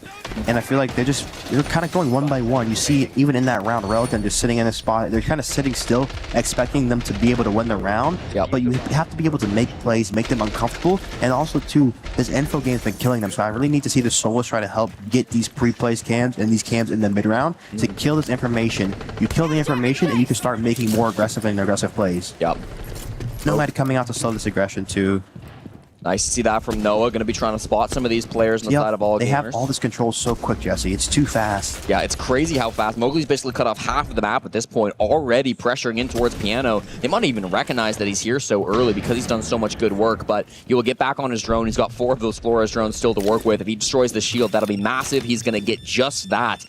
40 seconds deep, and the Piano Shield will go down for MC. That's really good work from Mowgli. He's been finding the frags in this game and using the util as well. They're in the site right now, Oscar Jesse. goes down inside the site. Yes, they're already fighting for the bomb site, and Flex is going to be going for this plant. Upstairs, these players are not going to be able to get the denial. If Mowgli can be good, he will do just that. Takes down MC, but Moonlight is able to stop the plant as it goes down. He's on that office vert. They weren't able to apply that pressure up above just hard enough. Noah fighting in the basement, takes down Yaz, the major pick to come through from Team Secret. Mowgli and Drills still finding so much success here as Mowgli is putting more pressure onto the top floor. Moonlight has to be perfect. He's got solo mid here on the trophy stairs, trying to support him from the back of the site. They could try to jump in and go for a plant, but I think Noah might take that gunfight. He will, and he'll lose it to solo mid. Now the player outside on the balcony, he's not going to be able to do whole much. Moonlight finds the frag on Mowgli, and Drills, there's just nothing that he can do. Finds out the player's position in on the trophy stairs, but he's got to grab this defuse kit. He can try to nade out this spot, but close to the shotgun, it's just not a fight he's going to take. Goes in aggressive with the F2. Smoked out, and he's going to have to go back towards the site. Minute 20 to play with. This diffuser will be watched from the vert. Drills is going to have to try to find some way to get this diffuse kit down. Picks the safest plant spot. It's a little bit predictable, but they can't really deny it from up above. So Solomon's going to have to move his way through the hatch. Now wins the fight on a Moonlight. Hello, Drills. The stage 1 rookie. He's yet to play more competitive lands than just this. This would be the biggest clutch that he's had so far at the Esports World Cup. Through the wall, he's just missed. He's got good information if he wants to use it, but with the F2, he wants it up. He's already got the good pings. That's all he needs. His teammates calling out Solomid's position. He's got the better weaponry. Pre-fires the angle, and Drills is able to do it. Shuts them down for the flawless half, and the rookie at the Esports World Cup makes his biggest play. Drills, letting them know. Great play right there. Great play. And again, that you have the info on the plant spot. Make sure your sole player is taking the fight when the player on the hatch is taking the fight. Take the 2v1 while you can. What a round from Drills. Again, he has not played any professional Siege before, just stage 1. A few months ago, he was signed by the Secret roster. And I mean, it's something Ann keeps talking about, right? The Secret org are so good at finding the young players that have potential and bringing them up to the highest level. Noah was a great example of somebody who people didn't really give a lot of credit to back in the early days when he first started as a pro. Now he's talked about as one of the best players in the league. He's been able to highlight himself alongside Mowgli, alongside Drills at this event. It just feels like they're finding that synergy now when the young and the old can work together and everything is clicking for this Team Secret roster. Of course, you know, beautiful just to see them be able to respond like this. You know, I said 4-2-5-1. They got a 6-0. That's as good as it gets, Dave. You wanted to see a strong attacking half, and that wasn't just strong, that was dominant. Yes. All gamers, I mean, a little bit shell-shocked at this point. What could they possibly do? They look stunned right now. Already facing 1-7-0 in the tournament. You can see now the head coach trying to have some kind of an impact in this game, get them back on track, but I just feel like at this point, it's so far gone. It would have to be the greatest comeback of EWC so far if all gamers were to win this game. And I feel like right now, too, Jesse, it's not even about strategy from the coach being delivered right now. It's more or less mentality and making sure that they're actually in this game mentally. I just feel like they haven't had any emotion, any charisma to themselves in this game at all. They haven't just felt... Because if you're having fun, even in these lost rounds, you see yesterday DZ losing the CAG, they still have a smile on their face. You see Twister when they're losing these rounds, they still have a smile on their face. You're still enjoying the process, the journey of this tournament, and that's what you have to do. It's been incredible to watch so far here at the Esports World Cup. Even just over the last couple of hours, the change from Team Secret, going from getting blown out on their own map pick, from looking down and out defeated back on map number 1 versus All Gamers, to now here where we see them finally putting the pieces together, working as a unit, hitting the shots that they need to. Drills and Mowgli have just been an absolute unit here in the server, but it's everybody working together with that coordination, the calling from Flexi, the 3-2-1s, the positions being held by Noah and Oscar. It's been everything to get them through now on Chalet, with only 1 round needed through this second half. We'll get the operator bands. Dave, what are we thinking? See the Monty coming out, staple. The Ella, good. I feel like Ella, the trap meta is a little bit old meta right now because the Yazami, the Wamai is so strong here. See if it's a double trap. Okay, they get rid of the Ella, they get rid of the Yazami. 2 good bans here. The double shield ban coming out just to make sure they can't even get that space, that pushing power inside the map here. It's going to be more of an info-heavy lineup coming out. Doke Snake. A lot of traps here. Looking to finish this one off strong. Hoping to just make this one quick and easy. The 7-0 on the table for Team Secret, the reigning EWC champions here in Paris. Hoping to make things happen, indeed. In the home country of Mowgli, he got to play in front of his friends and family just 6 months ago at the 6th Invitational. He'd love to do so once again to accomplish that goal. Of course, he'll have to win this game versus All Gamers, then beat Team Falcons tomorrow, but one step at a time. It feels like this Team Secret squad, if they continue to play like this, they're capable of almost anything. Of course, I mean, it's a long road, like you said, and it starts with a single step, so... And I'll say as well, Dave, you know, throughout the last couple of days here at EWC, we haven't had too much of an audience here in Rainbow Six, but Secret's brought some fans out. There is a bit of an audience here supporting their team, getting ready to watch the French representative in terms of Mowgli and the EML squad fighting for their lives up against All Gamers. Peak shows the confidence it's oozing right now. Noah making plays 2 outside the map right now. They're trying to go for some aggressive plays early here, get that final nail in the coffin as quickly as you can, but it looks like All Gamers will be avoiding the worst of it for now. They've got an Osa play coming out from Solomon in this top floor. What is the thought process behind this? I can't tell you, Jesse. I haven't seen an Osa in a long time. Could go office door, maybe? Probably going soul side with it here. They have the information on below right now. They have the Nomad for the take, for just the hop outs. The Capital to make sure they can display soul stairs and owl side. It's going to be a soul take. Interesting to see how they use this Osa. Only 1 pair of impacts, so it should be strong. 1 C4-2. This is not a strategy that All Gamers showed back during their CNL run. They usually do have solo mid on a shield for this push, but Osa the BB's up, though. The BB's much better than the Osa here. Exactly. So what's the thought process? They historically run a lot of Blackbeard, so they're clearly choosing the Osa for a reason. Slant player activated on the rappel here. Next step is going to be getting this initial foothold into soul stairs. Yeah, it kills a big window player. 11 kills for Mowgli. That's a lot of pressure being taken off the board now with the big window gone. Now on the solar window, Mowgli's hungry for more. He is just feeling confident in himself. 11-3, knows that he's able to hit these shots with the magnets coming out too. You wanted to see this Lamai get banned out, but it's on the board and finding value for Team Secret instead. Oscar down inside a trophy. Has to avoid some of these track stingers. Needs to be a little bit careful with his life, but of course has to be able to play this position safely as well. Some of the smoke coming through now. Got more pressure from Yaz facing in towards this trophy side. They really want to force Oscar out of this position. He's got some support though. Drill's just playing inside of Kitchen. Makes it past that angle. Does get shut down by Yaz. It's a really nice cut being played by All Gamers. Blue Light answers it back though. 4v3. This is still winnable for Team Secret despite not having that man advantage. Yeah, they have that initial foothold now. Now it's the next step of clearing out Owl. Gets a kill back. 3v3 right now. Slant player let him down. That can't happen. That's going to be the captain making a huge move. They're taking these risks and they're paying off. Mowgli, another headshot onto MC. Noah gets active. It's just the Osa left in the 1v3. Solomon hasn't even used his utility. Repels on in and Mowgli takes the freebie. It's Flexi instead. Team Secret 7-0ing All Gamers and moving on to the tournament. Clinical right there. You know, All Gamers with a great start. Sad to see them go out like that, but yeah, it's not how you start, it's how you finish. It is a big congratulations to Team Secret. They keep themselves alive inside of this lower bracket here. And who would have thought that?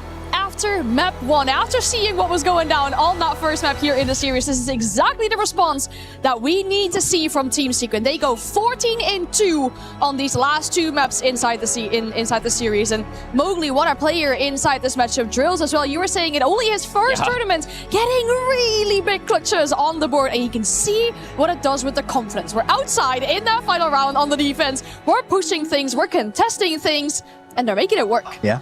I mean, that's what it is about Siege, just making sure that you're making your opponents uncomfortable. And you see how much pressure that V-Drills and Oscar put in that lower floor, making them have to expend all the track singers, all their nades, rotate a person down. And it really allowed the people up top to stay aggressive, get kills off of them too, and it put them in a worse position in that round. Yeah, and I think that last round was a great example too of how Siege is such a team game, because we talked about Mowgli and Drills. They were putting up so many big kills, but in the last round, it was the time waste coming through in the bottom floor from Oscar. It was that position to step up from Lexi inside a bathroom to get that player down inside a trophy, to get the numbers back on their side. I mean, there were some really important things going on from those other players that contributed to Team Secret getting the victory. Mowgli and Drills played amazing, but I think all 5 players deserve their flowers for how dominant that win was overall gamers. Of course, too, and I feel like that's just great, too. You have to give credit to Twister being able to actually respawn and get his team back into that game, especially after map 1.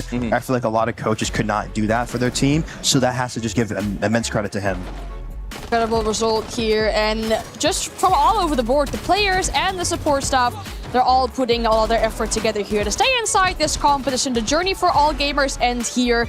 They had a really good effort on the first map. It was very commendable. Of course, you know, doing that on your opponent's map pick on bank, a map that we know is historically really good for Secret and their vision on that one. But for them, unfortunately, they will fall short. Their key will get crushed, and for Secret, I'm excited for that rematch tomorrow. Of course, you know, big rendezvous for Mowgli and Noah with their old friend Joom going up against Falcons. Anything can happen. In a grudge match, man, they're going to show up and they're going to show out. So the pressure will be on too, because Falcons, it's going to be in the back of their mind. We don't want to lose to these guys, but if they get closer to that loss, you're going to start to feel cracks in the system. So yeah, I mean, for so long, I think it was like all of 2024, Team Secret were Falcons' biggest rivals. At every tournament, it would be Falcons eliminating Team Secret in the quarterfinals in EML. It felt like they just couldn't get past that rock. Then finally at SI, they do so. They advance to the grand finals to play FaZe Clan. Team Secret seemed like the better team for the first time, and immediately they lose their best player to Falcons right afterwards. So this is definitely going to be a grudge match coming up here in the lower bracket tomorrow. It's going to be Team Secret hoping to get some revenge after Joom made that traitorous decision. But hey, that's the drama we live for at the Esports World Cup. Not often we see a full best of 3 played out in just under 2 hours, with also all 3 maps being played at the same time. Super dominant maps on each of these 3 here, and that kind of happened on the A stream as well. I'm not sure if we were able to catch anything of that action. It was a 7-0 on map 1 by Weibo, and it was also on Enterprise's map pick. That game is also done. Enterprise is eliminated from the competition. It is a bad day today to be an APL or a CNL enjoyer so far. I mean, that's rough too, because they were so close in that first game too, talking a lot, and then you just see how life can come at you really fast. Congrats to Weibo, though. I mean, still some hope for the APL fans, and they've got CAG playing tomorrow in the lower brackets, so still a lot of, I think, good stuff coming out from APL, even if Enterprise didn't quite find the success they were hoping for. It's a big result for Secret, of course, as well, and for Weibo, as they now find themselves moving on inside that lower bracket. They still have hope. That's the most important thing. That is what it's all about inside of this competition. For Secret, realistically, I mean, you said everything can happen, right? What are we expecting tomorrow? Early thoughts on that matchup? Early thoughts, I mean, expect Licky Fack will be the main piece for Falcons. I feel like, you know, Joom will always be there, but Licky Fack, just his energy, his lurking, seeing how well Secret can shut that down too. And I feel like, honestly, for Secret, it's going to be on V-Drills, because V-Drills really showed his capacity, his capability of actually being, you know, a very talented player. And I feel like if he can find that footing, keep finding that confidence and that success, I feel like Secret will be on a good footing to win. And I feel like it's just going to come down to whoever takes it tomorrow. It's going to be a great game, and I'm excited for it. Yeah, I've been to a lot of tournaments now with Team Secret before the roster move, and you would always see 2 players hanging out together. I felt like I would never see Joom and Noah not with each other at these events. For the last year, it's always been those 2 who were hanging out, who were going for chats. The fact that they now have to go head to head, I think whoever plays the better between those 2 players will win tomorrow. Gonna be a good matchup, that is for sure. I hope we get to see all 3 maps in that one as well. But focusing back on this one here with the victory of Secret, I see something from the corner of my eye that gets me really excited. We have our rookie of the tournament standing by, Drills, is speaking to Lexi.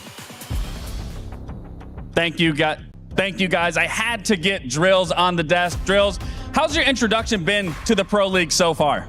Yeah, I mean, it's been tough. It's been good. Like, this tournament's amazing. I can't wait, like, to see what happens. But yeah, it's good. It's very overwhelming, I would say. I mean, speaking of the tournament, this is your first international event ever, playing against international teams. I mean, your performance today, what a big clutch from you in that moment, in that 1v2. Just kind of run us through what was going through your mind in that moment. I mean, it was 2v1. I had to get bomb. I could not push him, so I decided to plant. I knew a guy would swing before the other guy would, so take a 1. And then, obviously, the second one just came to me. Now, looking back at EML, sure, that hasn't been the prettiest by any means, but it seems like you guys and the rest of Secret aren't letting that paint the narrative here at Esports World Cup. You guys look to bring it every single match. I mean, even in the last 2 rounds, you guys just have absolute dominance across the board. Yes, I mean, it was a struggle in EML, like, we were struggling, but I mean, us as a team coming together and we're really improving, putting the effort and time in, so yeah, we're looking forward. And I mean, I just had to gain my confidence, you know? Yesterday, what was it, 2 days ago, I had to try and get into it. Even the first game today, I was a bit low, but I still tried to work on it, and now I'm in the tournament, so. All right, well, you are 1 game away from making that main stage. Falcons is going to be your hurdle next. Give me your thoughts on that. I mean, I guess I'm going to shoot their bodies. You know what they do. All right, well, he's going to shoot their bodies. But before I let you go and celebrate, I got to get your other 2 teammates in here. Mowgli and Noah, you guys are going to be versing your former teammate of Joom. Any questions, anything to say towards Joom ahead of that match? But the pressure is on him, you know. It's him getting paid 10k on Falcons, you know. Like, it's him who fucking... No, not this round. It's him who destroyed my team, you know. So the pressure is on him. Like, if I lose, it's a day, like normal day, you know. But if he lose, oh my God, he's in big trouble. Very big. Yeah, I agree with Mowgli. Everything is on their side. We're just going to go have fun. All right, well, you heard it from the boys here. It's just about fun. It's about pride. It's about pressure.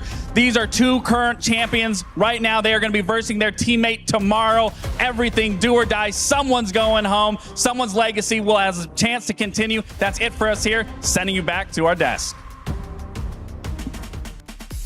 Well, I don't mean to cause any drama here, but when they were talking about their former teammates during email, that was a lot more wholesome. It's like, oh yeah, Joom, and like, we'll always respect him, like he was a good friend, a good teammate. This is certainly a little bit different with a big threat put out to Falcons. It's funny too hearing Mowgli say if they lose, it's a normal day. But so it really does flip that pressure, pin that pressure on the Falcons, you know. And I feel like that is the key, making sure that you come into these games not feeling any pressure, just come in to have fun. Yeah. And like he said, they're going to come in, show out, and if Falcons feel that pressure, it's going to be a close one. Yeah, I think despite spending maybe less on their roster, last year Team Secret did something kind of amazing, going as far as they did, winning the Esports World Cup, getting second at SI, and they did it as a true core of like 5 friends. Yeah. Now one of them is left to go, frankly, get the bag from Falcons, join the enemy team, and, you know, obviously they still are friends, they're going to respect each other, but when it comes down to a match like this, to be able to take them down, to punish them for that decision, I mean, it would just be a Cinderella story from Team Secret to be able to get that victory. It almost feels like when the Avengers come back to Thanos, and it's like, back to me, where did it lead you? Yeah. And it's like, just fate has this weird way of always coming back to us, so I'm excited to see who wins tomorrow. Gonna be something fun to keep our eyes peeled for on the screen here. As you can already see in our background there, EML Brethren of Frenetic are getting themselves ready for their matchup, their survival game. It is EML versus CNL all over again here as Frenetic go up against Edward Gaming after this.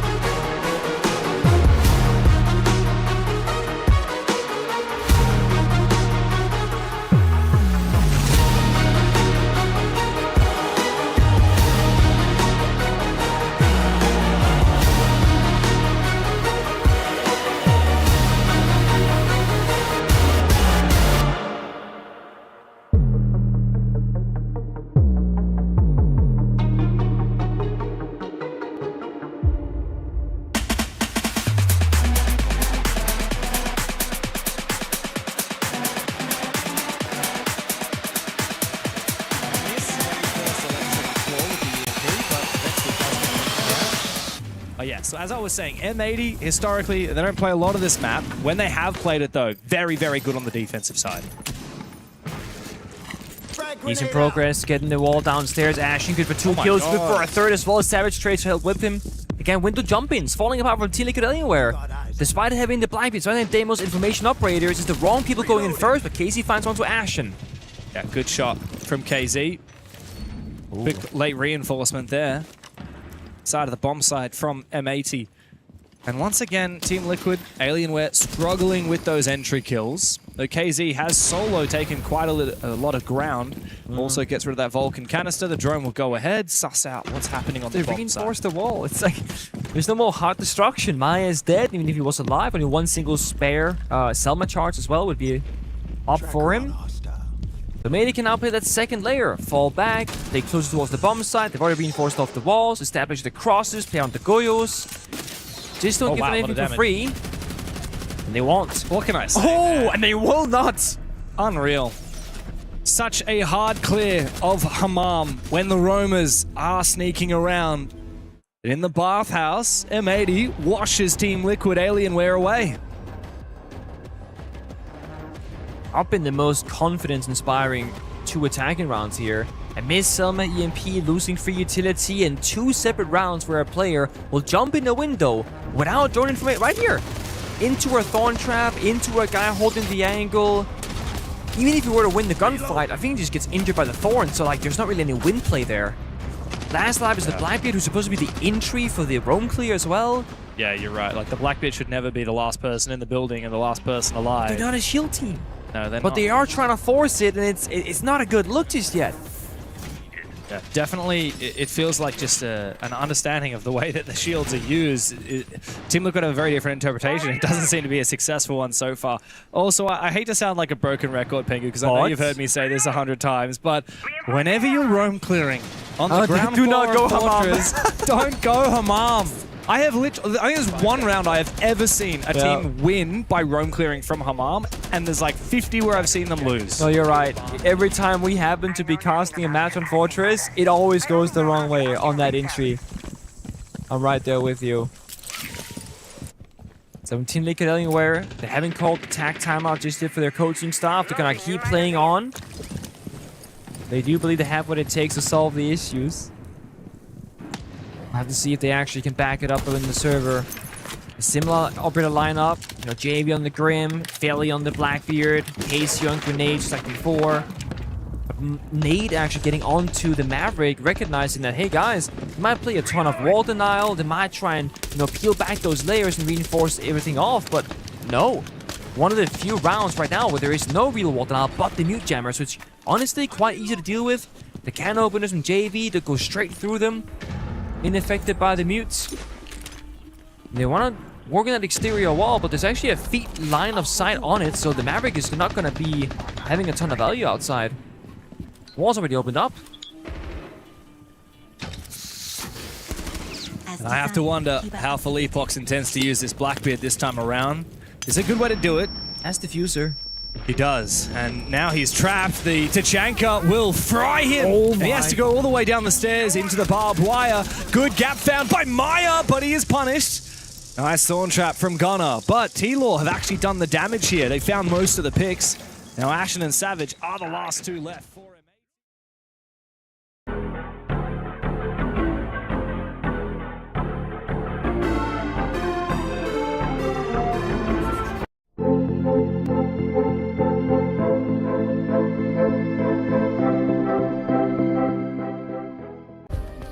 Play is in our DNA. Whenever we let it out, it becomes our superpower. Now imagine an entire city being built to supercharge it. Kadir City, powered by play.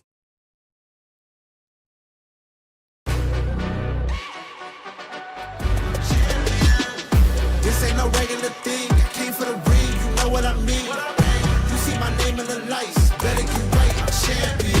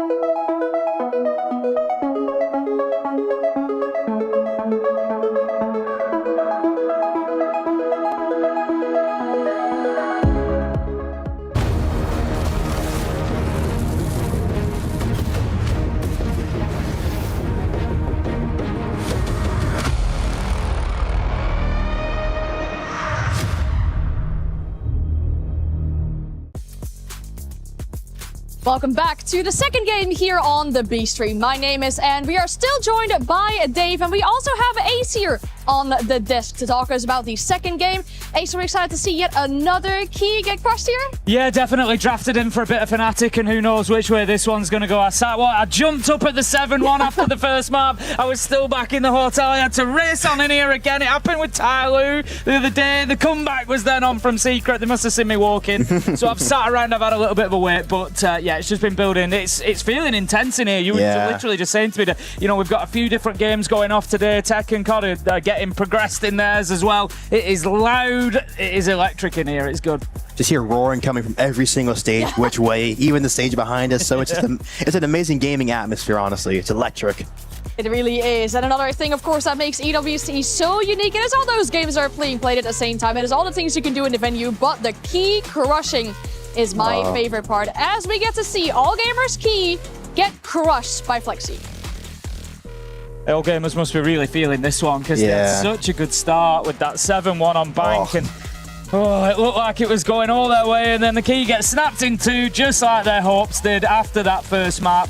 Secret really turned it on after that point. I was saying to Anne, I'm not sure I've seen a best of three before that's gone 7-1, 7-2, 7-0, that we've only, you know, had so few rounds, 24 rounds in total. It might be one of the quickest we've ever had on to get all three maps. Absolute madness. I might need a pair of those white gloves. Looking really nice, honestly.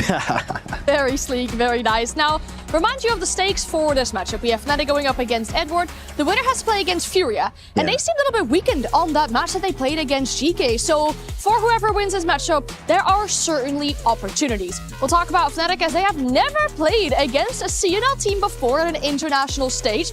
They themselves crushed a key of ag.al earlier on in this competition, and then when they made it through those play-ins, the seeding was based on SI points. They're not doing too shabby in those, so then you have to go and play against FaZe, which was very rough for Fnatic coming into this matchup. But when it comes to their side, I want to highlight two players once we start talking about this roster. One player that we need to talk about is Deepak. The last time he qualified to an international event was the 6th Invitational of 2023. So that is a little while ago. I was playing against him that tournament. I was going to say, that's a little while ago. He has been active in the scene for a very long time. And the player you just saw on your screen there, Wizard, his first international tournament. But he's coming in as the best rated player on this roster, and it is showing off. I'm going to back what I said. If Fnatic play the best Siege that they can play, they can be a top half team here at EWC. And I think this game, or if they win this one, it almost represents that. They're very, very close. It puts them top 12, if my maths are right, quickly. One more win gets them to that quarterfinal, to the playoffs against Furia. And genuinely, based on what we saw from Furia yesterday, if they don't sharpen up, I think Fnatic on their best day could beat Furia. They could get a result if Furia played like they did yesterday. So yeah, I think Fnatic's destiny is, for me, in the palm of their hands at the minute. I think this is theirs to lose, really. Exactly. And I feel like, too, that also weighs in on the pressure, making sure you're allowing yourself that freedom to actually go out there and make mistakes. But I feel like this team is a very talented roster. They're very in sync right now. Obviously, Two Citizen being his main staple with the ag.al. He's been around for so long, so much experience, especially being in Europe and North America, so many of these different regions. He can really pull from so many different operator pools and just play styles. And I feel like it really gives them a new edge here. Definitely. Their opponent got sent into the lower bracket by playing against virtus.pro. We're talking about Edward Gaming. Now, they only managed to get 2 rounds on Bank against virtus.pro, but you gotta give them some respect, because that scoreline does not reflect how close that game was. They seemed so competitive in that very first round. We had to see 1v5s on the side of Rorik for them to turn these rounds back around. So Edward Gaming, surely, maybe only 2 rounds there, but we need to give them some respect. Carpe actually stood out to me in that game as well. He was the one who was carrying his own weight, and he's definitely a player I'll keep my eyes on today. Yeah, they've got some great players on Edward Gaming. Jesse summed it. If you didn't see that match against virtus.pro, Jesse summed it up perfectly. It was 6-1. They were 6-1 down. He said, this is the closest 6-1 I've ever seen. And that is the reality. They were winning 80% of those rounds every time. They just couldn't get that final 20% to get them over the line. It could easily have been a 7-4, 7-5 on a different day. Edward Gaming, top team coming out of CNL. They were the ones up there at the top. They beat All Gamers to it this time around. They've shown great growth, and yeah, there's some big names on there. Carpe, Direction, Reef particularly, all ones to watch out for, can all really deliver.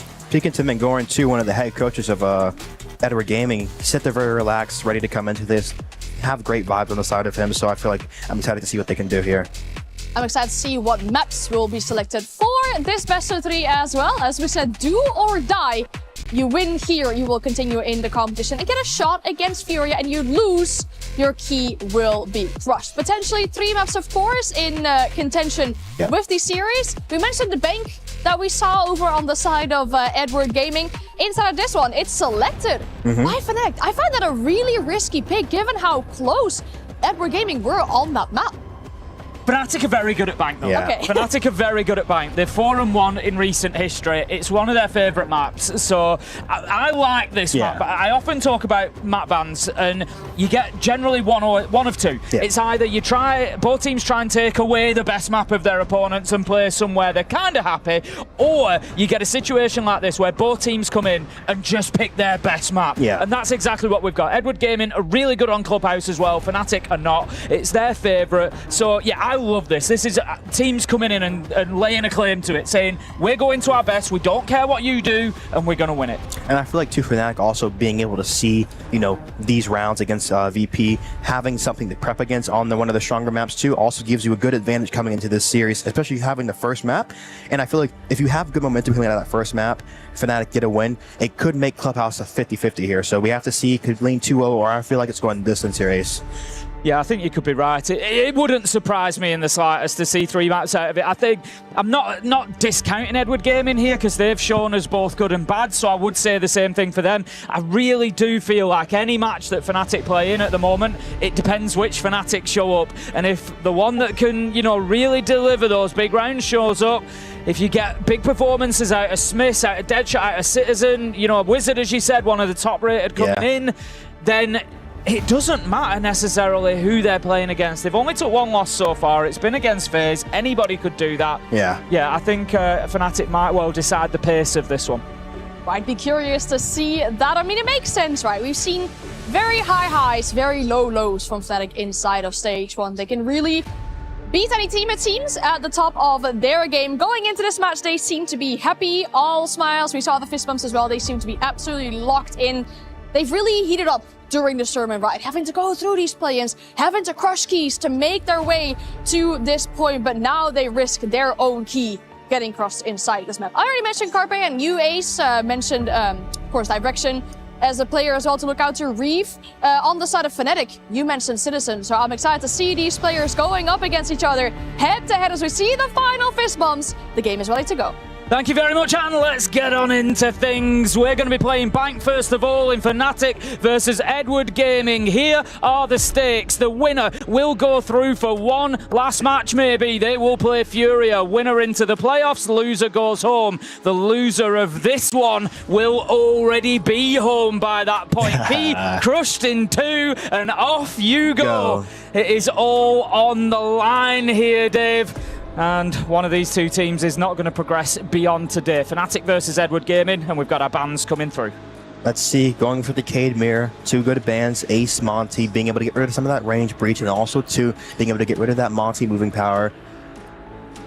Could see Echo being left up, not running the Echo. I feel like Echo, when it is left up, it is one of the strongest operators if you need to play aggressively on this lower floor, especially on the roam clear. You just get so much information for your team, being able to have that late round capability and being able to just drive drones for aggressive plays early. It's a huge Fnatic operator as well. Deepak, we know, pioneered almost all the way back to Koi. all the way back in Berlin. You know, that's when he was really bringing about this aggressive style of playing Echo. We always think of Echo, we think of the Yorkers, we think of stopping plants, but now with the shield meta as well, there's 2 new functions or newer functions that Deepak really helped bring about, and that is droning effectively for your roamers, getting out there, feeding them the intel so that they've got that information much like you would do on attack, but then also it's a great tool to deal with these shields as well, so it wouldn't surprise me, you're right, if we see some Echo at some point, but this is not going to be the round for it.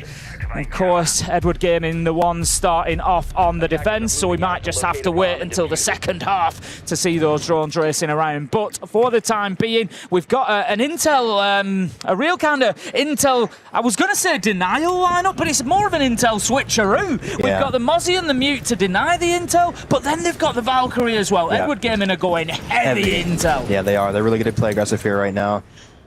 But I'm going to have to be careful in their early round, making sure they're not giving away too many kills, but also taking the map space with enough time here.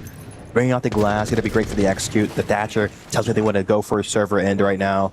Let's see how they work this clear. Not much vertical pressure. They have the breaching charges though, so they can make vert here. Gonna start at the top, take one C4 gone. Gonna put pressure on this archive extension right now with the breaching charges. Force them out here. It might be OPK here for Wizard. Oh, he knows. He gets traded. Oh, just needed to spring forward a little bit quicker there. Mosquito gets his man. Citizen does manage to find bottom, takes the Valkyrie off the board, so that leaves us 4 versus 4. I've always said, Dave, along the way that I kind of see Valkyrie as almost a half a kill sometimes, because they're the ones that are putting those black eye cams out. They are straight on them. They know where they are. He's flanking behind. I don't know if they know he's lobby right now. The Fender and Mosquito gonna have to watch for him. Do they know?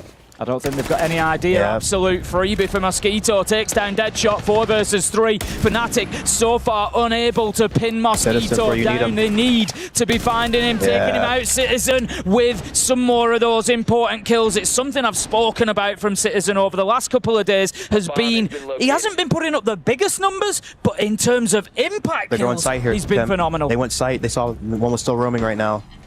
Full site control now for Fnatic. Great calls right now, too. Really playing against that aggressive roam clear, going for what the weakness was here. Bomb going down on Citizen. Smith on the shield play, too, bringing the Fuse. Probably one of the newest shield players, but plays it really well.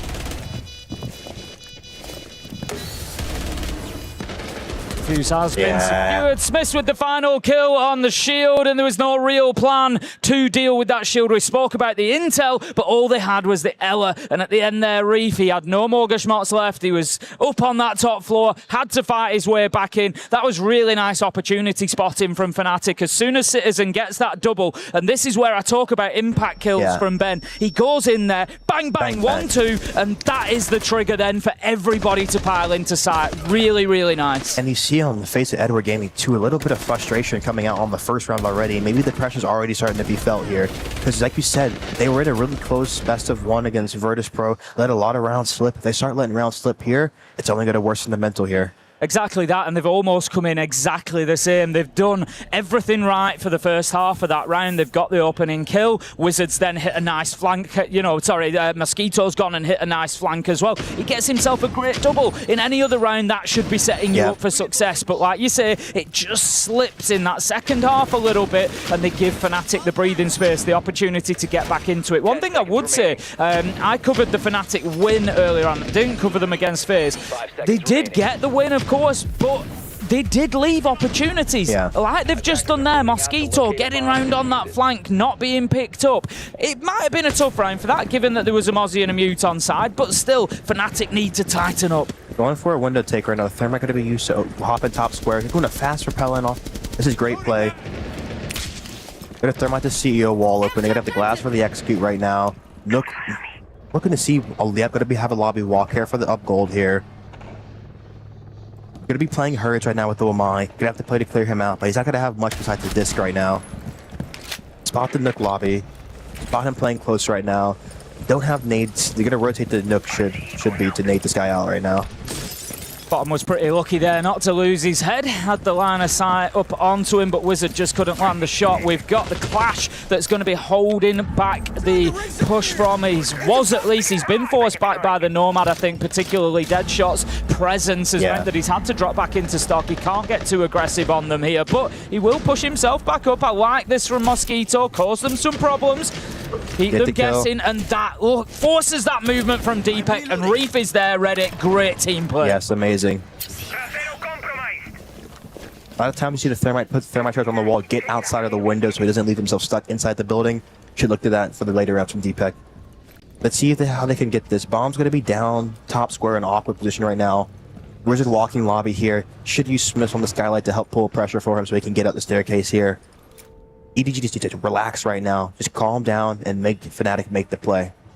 Yeah, they really don't seem to have much of a plan at the minute, Fnatic, for dealing with this clash. Deadshot has one air jab left in pocket. There's one Rotero from Smiths, but of course he's reliant on Clash putting that shield down, anchoring it to the ground for his Rotero to have any real impact. So at the minute, Mosquito is just a constant pain for them. There's just no real answer. Deadshot does manage to get Reef, though. That's going to give them the space. Smith goes in, looking to secure this plant. No smokes, nothing. Is covering from the window. C4. There's the C4 direct direction, picks it up. Wizard, however, on the backstab. They've never dealt with him. 50 seconds left to go. Fnatic need to get back in and get that diffuser.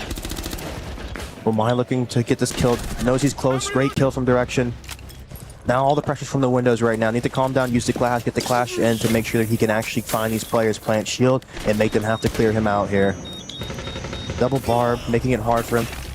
Mosquito gets a kill. 1v3 for Citizen. Yeah. Much better finish to the round from Edward Gaming there. We've spoken about their ability to close things out. That was clinical, and I think the problem there, like I say, for Fnatic, the big sticking point for me was that clash. They just never dealt with it. He hounded them around square. He ended up, you know, they lost Deepak because of the trade. Reef was there watching down, and they just never really confidently got control of that area. Fnatic, they had to hope that the backstab would have been a little bit more effective. Yeah. Wizard did get one, but couldn't get any more going. He was shut down well. Edward Gaming reacting well to everything that was in front of them. Of course, C4 with main one card right there. C4 goes out, stops the plant. Beautiful from them. Going heavy info here on the open side. Valk Solus right now. The Echo, you see it coming out, like we said. Banded right now just for the top walls, maybe for the kitchen walls here to shut that down. He'll want to do a side ISO here. The mute's going to be great for just the info op. Snake, Deimos, and Do clear up, just being able to slow that down right now. Reinforcing the Red Hat's going to be a late round hard zone on the side side here. I'm anything to see. They don't have too much utility for the top floor. They maybe put the Echo Shield up on Stock Hall just to have a little bit of a layer here. But they don't have much foam ability with the zombie to create kind of like a mobile hard zone, so they're going to have to play this layer game. So if Fnatic can get their footing in the round, they can push them on the back foot very heavily here. You see they're doing a kitchen hard zone, quad reinforcing off the walls and reinforcing off the small wall, so you can expect to give them you can expect for them to give top here and play the bandit trick quad wall late. Does that maybe team up with somebody down in basement, do you think? Quite often we'll see that little roam and then up blue stairs, try and make the challenge to lower square. Especially with the top being so weak right now, they're already kind of conceding the top floor. Yeah. Hatches are just stock hatches soft too here. Ramvert's going to go out. Main step for Fnatic is going to be to get archives control right now, so it's so weak on the top. Straight away, that boogie drone goes in to try and weaken Reef's position. We often see, you know, the player playing down there in archives makes it difficult for you to take control of lower square and play confidently onto that wall. That is unfortunate. He's going to throw out the nitro, gets caught on the steel beams, will not make its way through to the window, but Reef still in a position to fight, still in a position to hold Fnatic at bay. As you said, Dave, really important that Fnatic get themselves a solid foot inside of the map reasonably quickly here so that they can then carry out the rest of that work. Yeah, if you see E2 Hardstone coming out with the Echo, he can drop basement for the late win con here. Valk, the info is going to be huge. Making sure you kill these Valk cams, find these Echo cams, know where they want to put themselves, and you attack it. Putting damage early onto the kitchen player right now. Wizard, you see probing the basement, making sure he has his control. And that's the thing too on the defense side. If you are playing this type of strat where you're relying on having the basement, you need someone starting down there in the beginning of a round to make sure this lurker doesn't get in and establish, because now the strat, it changes, because you can't go to the basement and you can't really play archive, so you're forced into E2 and the site side, but there's not enough space for 5 people there. 1 minute 20 left on the clock. We don't have an opener yet, but we do have a reasonable amount of control for Fnatic here. Basement control, top floor control. So their next job is to start working towards that quad wall, or where their entry is going to be, because they've actually got no hard breach here. They don't have can openers. They don't have any option to breach that quad wall, to breach the hatches. So it's going to have to be a door push. Yeah, stock drop too. They left the hatch soft. Going to drop at the Blackbeard, one printer window, one eats and cutting. They're going to go for the site right now. Let's see if he nades this guy on top of the red hatch. Gets a kill on lobby power. Forced out because of all the vert being made. Snake on central, being able to call everyone. Look how much information he's getting. The mute jammer is countering the Echo, so this could, you have to see how this affects it. 30 seconds left to go. Time for Fnatic to get moving. They will do exactly that. A nade forces out of position. Citizen, another pivotal kill. Deepak onto Mosquito. Citizen with a second. It's all going Fnatic's way. Diffuser's going down. Smith is going to stick this, but there's the Yokai. 20 seconds left to go. It's just a relocate and a replant. It shouldn't stop them getting it down. Bottom has managed to get in and start fighting. Can do no more though, as Fnatic have full site control. Wizard finds the final kill, and that was a beautiful attack from Fnatic. They just dismantled every problem area. Of course, there's too much space being given on Edward Gannon right now. You need to really find a way to make it uncomfortable, but then if you are going to give space, you have to make sure you're really covering your layer, because if they have the basement, it just, you saw it pushes them into the lobby, pushes them to less advantageous zones, and it gives the attack the advantage here. So just great, really great from Fnatic, really recognizing in these 2 rounds and what the weakness is and going for it. Like you said, Edward Gaming just kind of half committing to everything. Half committing to top floor, half committing to basement, half committing to side, and never really fully holding anything. And Fnatic, like you say, completely recognising that, going in and taking advantage. So our last set of bans come in. We're going to have the Echo taken away. Only seen it for 1 round, but significant enough that Fnatic decide it's not something they want to be dealing with. Yeah, of course. And I feel like, too, it's just the capability of bringing it all the time, too. And the thing that made Echo so much stronger was adding that 30 yokai, too. Being able to have 2 to play really active with and save 1 for the late round. So it's just a really good operator here on Bank. We start our rotation again in round 4, then back down to the basement we go. Fnatic were able to win this back in round 1. There's going to be an open layer here. Tachanka Smoke. Smoke going to be server side. Could be the Warden too and have the Tachanka Smoke combination. Maybe one playing lower main, one playing in the gold side. You're going to have low 2 C4s here. 2 are out of stall a little bit. Let's see how they want to do this clear. Bring in the Fuse to counter the Goyo. Sends for the late round. Tube will counter the Sends. 5 seconds to insertion. Gamers for the clear for the server side extension 2. Capital for the server side extension. And then Twitch 2 also for traps and any Goyo flames here. So we saw Edward Gaming play this strat, the Tachanka denial against virtus.pro. And they play it really, really well. So bottom you can see he's got his deployable shield out there in lockers. He's going to play in behind there. Now virtus.pro have a really direct way of dealing with that. They'll go in with the Sophia and they'll just take that shield out. Bottom showed he still had a capability even without the shield, but the problem here is that I see Fnatic don't really have a way of dealing with that. They've got 2 nades on Citizen, so it's going to be key that they get one of those in to take that shield down. Otherwise, bottom could have a big impact in the round. Yeah, so one thing you could do too, Ace, is actually you can vault the desk and you can see over the shield too, and that could be a little play you have to actually stop the Tachanka too. Let's see, Twitch showing going to clear anything in garage side, going for the BP just to kill that information. Because if you actually have to have someone watch for garage, it opens up a gap somewhere else here. Let's see if he can get the BP. Gets through, doesn't get it. Get across deep right now, taking the top here. Standard issue clear, need to work open now. Make sure they can force them back. Everyone here on the top is playing for a layer right now, so if you're Fnatic, you don't want to give a kill away here. Gotta get on the drone hole angle. Shoddy walking down main. Gotta go fast. Oh! Reefer's done great work there. He loses about 90% of his health and then spins round and slams Citizen with the TSG up the hatch. Absolutely beautiful opener for Edward Gaming. Amazing right there. Citizen looked like he thought he downed him right there with the shotgun shell. Now their plan's gonna have to switch right now. Not playing server here at all. All 5 stacking the site. Could go for a little bit of a weird execute inside the site if they clear the information on the BP right now. But let's see, they have the smokes, they have the flames to flame deep, and they have the smokes to smoke close. So I feel like they're gonna have to split the back and change their execute up a little bit here. Fnatic have got plenty of time to work with. Smith is going to drop into server, so that is definitely going to be the angle of attack. They've got 3 can openers left as well, so plenty of opportunity to get these breaches off and create the space that they'll want to put the diffuser down. Little opportunity for a hatch drop maybe into Vault, just to at least going to drop those sense gadgets down there, create a little bit of confusion. Yep. Fuse is going off to clear all the flames. Tachanka flames coming out right now. Sid is about to go down. Gets a kill onto the Goyle right now. He was 1 HP, so that's okay. It's garage control, though. They can stop Red Hole right now. This is big. Could go for default plant soon right now. It's all on Tachanka here.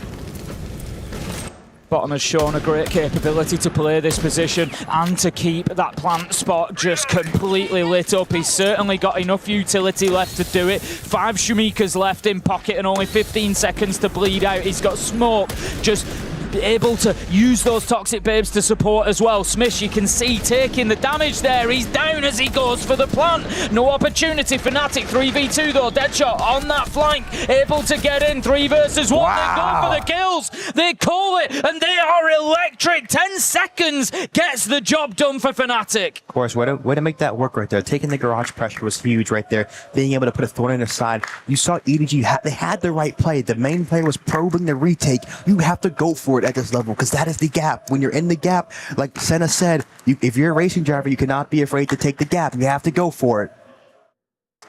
Edward Gaming again. The phrase that I used the other day was winning 80% of every round, and that is again how it feels here. They are doing great work through the beginning of these rounds, you know, a lot of the time, and they're getting themselves close. And you look at the scoreline often at half time and you think, how is it 5-1. Yeah. Porte, you know, they don't feel like they're that far behind, but they're just struggling on those final pieces to the round. That was a great call from Fnatic as well. As soon as they had Deadshot in position for that flank, just, you know, calling for kills rather than going for the retake and planting again. I think that was absolutely brilliant. There was about 0.3 of a second left when they managed to get that final kill from Wizard, but they were confident that they could get it done. 3-1 then, it stands on the scoreboard. We're back up to the top floor. Edward Gaming bringing that clash again. They won the round behind it, and this time, though, Citizen brings the Kali. Yeah, very good too here. Counter, one of the best counters. Especially too, you get rid of the castles also, so it's just dual threat here. Claymore's cute for the hop outs. Azami playing close, so he really, the Kali gets so much value this round. It shreds the foam, shreds the class shield, and gets rid of the castles. Great pick right now. IQ coming out also too. Not really much use for it, but just making sure they can spot any information that's at the site right now. They have the Capital too to make sure they can clear out any Penta players, and they have smoke and isolation potential. Zofia too to clear all the castles also. That'd be great. Just so much utility now in the Zofia. 3 stunts, 3 impacts, 2 cans. One-man army type of operator. Very quick progress again from Fnatic here. They're straight up. They know exactly what they want to do. They know what the setup's going to be. Sophia opening the castles, looking to clear barbed wire, looking to push elevators. They are not giving Edward Gaming time to breathe, and I love that from Fnatic. You know, go in there and keep that pressure on. Lineup right here. Is going to get sent in. There's nothing on the side of Edward Gaming to keep it away. We see the combination. Wow. Beautiful stuff. Teamwork is there, but Reef, he manages to get the trade. It's 4v4. 4v3 though, as Deadshot, you can't give him opportunities like that. Just making mistakes, you don't need to peek that right there. 4v4, clash up still, giving away free kills here. Now the round flips, it's attacker-sided here. They need to work, they still have the bandits on the E3 wall, so they won't be able to get that open right now. But they still have a flame and 2 smokes left. The problem I see at the minute is they've brought Citizen along for the counter of the clash with the Kali. He's out on the windows. He's not in a position to impact on that shield at the minute. So Mosquito still causing a little bit of a problem up there at top elevator. But if they can keep him in the back of the site like that, it might not actually be the end of the world. They might not need anything more. Citizen nearly taking their head off a defender there. 1 minute 10 left to go. Fnatic still shaping up for that final execute. They're pushing up gold stairs now. Push the clash into the flame. Great teamwork, man. They're on sync right now. They're on point here. EDU in the back foot. Get the kill on Smiths right now, climbing gold here. 2 lobby side, 1 windows right now. Kill long desk right now. Yeah. Fnatic are moving right now. Yeah, beautiful stuff. You can just see all those cogs moving together. The teamwork is evident. The way that one pushes the other into a line of sight. Really, really nice. They didn't need, ultimately, that Kali to go and deal with the clash head on. Instead, they used the Capitao. They created the angle. They got the kill. Beautiful stuff from Fnatic. The grenade kill as well that we saw coming in at the beginning onto elevators. Wizard pops the shot. Yes, he lost his life, but Deadshot's there for the trade. Again, it's all that great teamwork. Beautiful stuff. I'm shocked not to see a timeout sooner here from Edward Gaming. Fnatic fans coming out too. Hear the claps going. It's a lovely venue. Lovely scenes inside here. Amazing. Yeah, it's been nice to see it through the week because obviously as we started group stages, a couple of games were in group stages, so it was a little bit quieter earlier in the week, but it's really built up towards the weekend, and we're definitely at the crescendo. You can feel it. Yeah, really starting to feel it. And then, of course, Siege, when we move into the playoffs next week, that's going to go on to the bigger stage as well because we're currently in like a 2-stage setup. So, yeah, that's going to move across, and we'll have certainly a bigger spectacle for Siege as well. The dock. Oh. Jeez. They're deep right now, I'll tell you that. I mean, this is a lineup. This is a lineup there. I can't remember the last time I saw a dock. Right now, I feel like they're kind of just trying to get aggressive here, trying to break their push right now. You have to watch this round out. Open area. Might be a little bit of a quick hit. They're 2 outside open window. They're eyeing it with the Blackbeard. Let's see if they go for that. The Rams have put pressure on the top floor. Up on it just for the castles, for the vertical pressure on E3 and E2. Vigil Boss G. It's currently sat in ATMs. Yeah, it's hiding right now. Hiding himself away, his Carpe, trying to keep himself up. And I tell you what, he might actually catch Wizard out here. Wizard has gone on to... he's heading towards the main door. Carpe is currently sat in ATMs, and I don't know if they're aware of his presence or not. We'll find out in a moment. But the battle continues into open area. Fnatic looking to get that stock control so they can get in and put a bit of pressure on. Lion just going to freeze everybody in position for the time being. We're a minute into the round and there's an awful lot happening at the minute. We're going to drop side off of this. They push Carpe out of IETM right now. Deadshot walking down square here, going to lurk in the archives off the RAM information. He's in archives, has it. Carpe's in trouble right now. They're going to split this guy. I love this. You can see the pinch developing. He's focusing towards ATMs, but there is one moving through towards Tellers as well. It's Deadshot inside of Archives on the Lion at the minute. They're just waiting Fnatic for that 3-2-1 here. They're just, I think, trying to get a little bit more of a read on the exact position of Carpe on the Vigil, but as soon as he moves, he'll be in trouble. The Doc almost is a little bit slow from Deadshot there. Now have to be quicker if he wants to catch them out, but still, Carpe is alive. 1 minute 15 left to go, and they have yet to deal with this Vigil. Slowed up right now, Fnatic. They have a lot of pressure here. They need to make sure they choose where they want to go. Opening the kitchen wall, putting pressure onto the Goyo here. Not much safety on the kitchen side. Looking to hop and maybe do a stock drop in combination. Doc taking fire. Working the Vigil here. Walking on him. 5v4 right now. Have break control. Working the kitchen guy here. Reef should be dead soon. No. Citizen taking the fight. 1 HP, there he goes. They have kitchen control now. 1 cans and 1 lower main, retaking the top right now. Mosquitoes still on the watch here. Wizard gets 2. Mosquito retakes the top, they have the info. Yeah. Very difficult here. Beautiful patience from Wizard inside of Office there, just to build and wait for that moment to take the Doc. Trigger discipline, knew that he didn't want to be missing the shots and giving him an opportunity to fight. Just let that first one pass by and then took him on the second chance. 5-1 half for Fnatic. This is why they picked Bank. Fantastic performance from them so far. Looking electric as a team, and this is what I keep saying. When Fnatic play at their best, when they play a good Siege, they are extremely difficult to contain. And Ace, I feel like you just have to make it make sense. Like, you look at their kitchen setup. The first round, they had all 4 walls reinforced. They were playing a great hard zone for it. This round, they have 2 walls reinforced. At the minimum, you usually see 3 walls reinforced. Yeah. They had 3 walls in Janitor. No one playing Janitor. It just... I don't know what's happening right now. They seem just very out of sync, so I was just wondering why that coach timeout did not come out much earlier, because I feel like the game is practically away from you here. Yeah, I think maybe after round 3 is probably kind of the area that you're looking for it there, but Edward Gaming will hold on to it for the time being. We'll see whether that call comes in a little bit later or not, but 5-1 on the half, and it's not going to get any easier for them on Bank, if I'm honest. Getting onto the attack against Fnatic, I don't think is going to be an easy thing. If we have a look at the records of both sides, 50-50 for Fnatic, 53% win rate on defense, 46 on attack for Edward Gaming though. So like I said, they are not a team that have got a pedigree of attacking here on Bank. Again, we saw them against virtus.pro, we saw them able to get the diffuser down, but often when that diffuser was going down, it was kind of scrambling to put it down.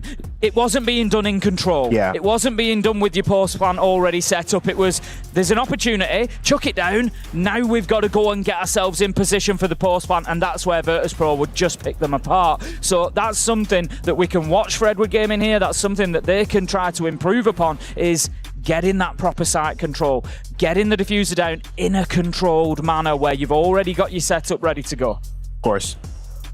And sometimes, too, you saw Fnatic when they were in the 4v5. Sometimes you have to have the plant getting in a controlled manner, but you have to have your chaos element also, so you can actually have the bomb going down, because players have to be trying to actually stop the plant at the same time while people are actually trying to hold for them, holding the back. So being able to test just the defense, making sure they're actually holding the gaps, being able to communicate where the bomb is going down, what gaps are open, who has what. It all takes skill, and honestly at this level too, it gets a lot harder because you have the pressure on you of your key getting crushed if you don't win this series. That's it. It's all on the line here at the Esports World Cup. The loser will see that key pulverized, I think is probably a fair way of putting it. Smashed into not just 2 but several pieces. It really does just shatter when you... Just seeing some cosplayers in front of us. Unbelievable cosplayers, I might say. Very, very impressive stuff. They've just took my attention as they walk past. Right, here we go then. We've got Fnatic 5-1 at the half. The bans come in, Kaid and Mirror, so same again, largely as we would expect, and it's the Monty and the Grim on the other side. Fnatic taking those away. No major surprises there on the bans. Yeah. Standard issue here. Bringing out, let's see. Going lower right now. They have triple denial. Goyo, Tachanka, Smoke. Defender for the gaps. Tuber off for the slow. C4. Gonna be a basic bunker right now.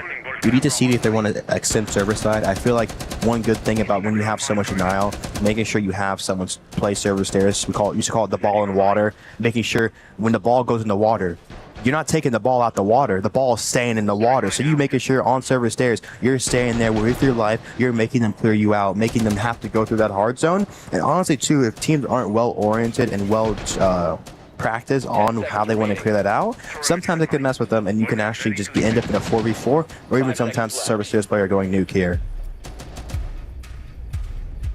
In we go to the action phase then. Deepak is going to be reinforcing that server hatch as well, which would again suggest that we're going to have that hard presence there, just looking to hold them back, as you quite rightly say, Dave. So how are Edward Gaming going to deal with this? You've got to look at Mosquito on the blitz. You know that's going to be a big part of them trying to close that gap. It's quite a good area for the shields if you can be an effective shield player, because it's such close quarters. Yes, that feeds into the value of the shotguns on there, but it works both ways. And if you can get that blitz up to the door, you're almost always going to have a successful flash, even down towards the bottom of the stairs. So there is a real opportunity. Mosquito, it's not going to be easy, but he needs to get in there and clear these stairs. And two, one thing I'm looking at too from Edward Gaming is their lineup isn't really execute oriented right now. Only 2 pairs of smoke on the blitz. Usually you see the Sins, you see the Capital helping you be able to clear out the server side. It's all going to be on the guns here. Blitz is just going to be racing down those stairs after taking care of the top floor clearance, and then we see the hatch drop from Fnatic ahead of us as well. That's actually pretty quick, 1:10, and we've got almost everybody back on site for Fnatic. It's just up to Deepak to try and hold on to server. So now it's down to Edward Gaming as to where they are going to be pushing in particular. They're going to likely move through and try and get control of those hatches, but Deepak looks like he's also been moved back. He's not going to be playing on the server stairs any longer. So this is good from Edward Gaming. Minute 30 through the round, and they've got Fnatic to a point where they've felt they've had to abandon a couple of those power spots, had to abandon open area, had to abandon server stairs, and now they're going to be holding on for a pretty long time. Of course here. But 2 smokes left, flames left, and 20 flames. It's going to be difficult here for Edward Gaming right now. And I don't really have much besides the smokes coming out from the blitz here. 1 C4 still, 2. We need to see how they just play this late run right now. If they have a main flank going off or not. A lot of server pressure here. And then one thing that is very important from Edward Gaming said, they need that backside split potential. They have to put a thorn in the side of Fnatic. And they just go for the default plan, it is not going to work. I can tell you now 100% Smiths has enough Shamikas to burn out the rest of the round for that entire default plant spot. You're going to see them flying across, as you say. Deepak's there lined up, ready for that deep plant on bomb chassis as well. So now it's about intel for Fnatic. It's about understanding whether that rush has come through, whether they have pushed in deep to site and then denying it. But at the minute, Edward Gaming, 20 seconds to go. Looks like it could be a struggle. Exactly that. And it's backed up by the Nitro from Wizard, but Carpe goes in, manages to get a double. Wizard cuts him down, and Fnatic react beautifully. How about that adjustment? They take him down. Deepak with the final kill onto direction, and it's a beautiful defense from Fnatic. 6-1. Just too simple right there from Edward. You see them running Smoke, Goyo, Tachanka. You cannot go for the plant. You have to switch your planning. You have to go into that next level to throw them off. I love the triple threat from Fnatic. As you say, they had the Tachanka, they had the smoke, but then it's the Nitro from Wizard comes in as well. There's just no getting away from it, as you say, and it's got to be. That's where the depth and experience comes into teams, to have that plan B, plan C, plan D that you can enact within a couple of seconds and say, look, guys, this isn't going to work. And have that ag.al in the lobby who can really make that call and can switch everything up as it's needed. So Fnatic, they move on to the top floor defense now, and they just need this one more round to get it done. 7-1 to... Hiding the Echo here, Tim. We called for Echo coming out here. Not Deepak on it, but Smith, so... Must be tough playing Echo alongside Deepak when he's not the one on it. There's going to be surely a bit of judgment there, it's just how it's being used. Let's see right now, too. Bringing the Solus out. Echo shield, gonna put the shield stock hall should be for Citizen right now with Thorn Mines. The Bandit tree to shut down E3. I want to see if they put Bandits on Jan or not. No, he's gonna save them from E3, okay. Solo's playing Jan, you see that a lot too, just be able to scan the plants, stop the plants if they want to smoke plant. Capital coming out. Either gonna be a Penta displacement or a Jan displacement with the Capital. Cowerplay already top square right now with the entry. Kara Citizen here.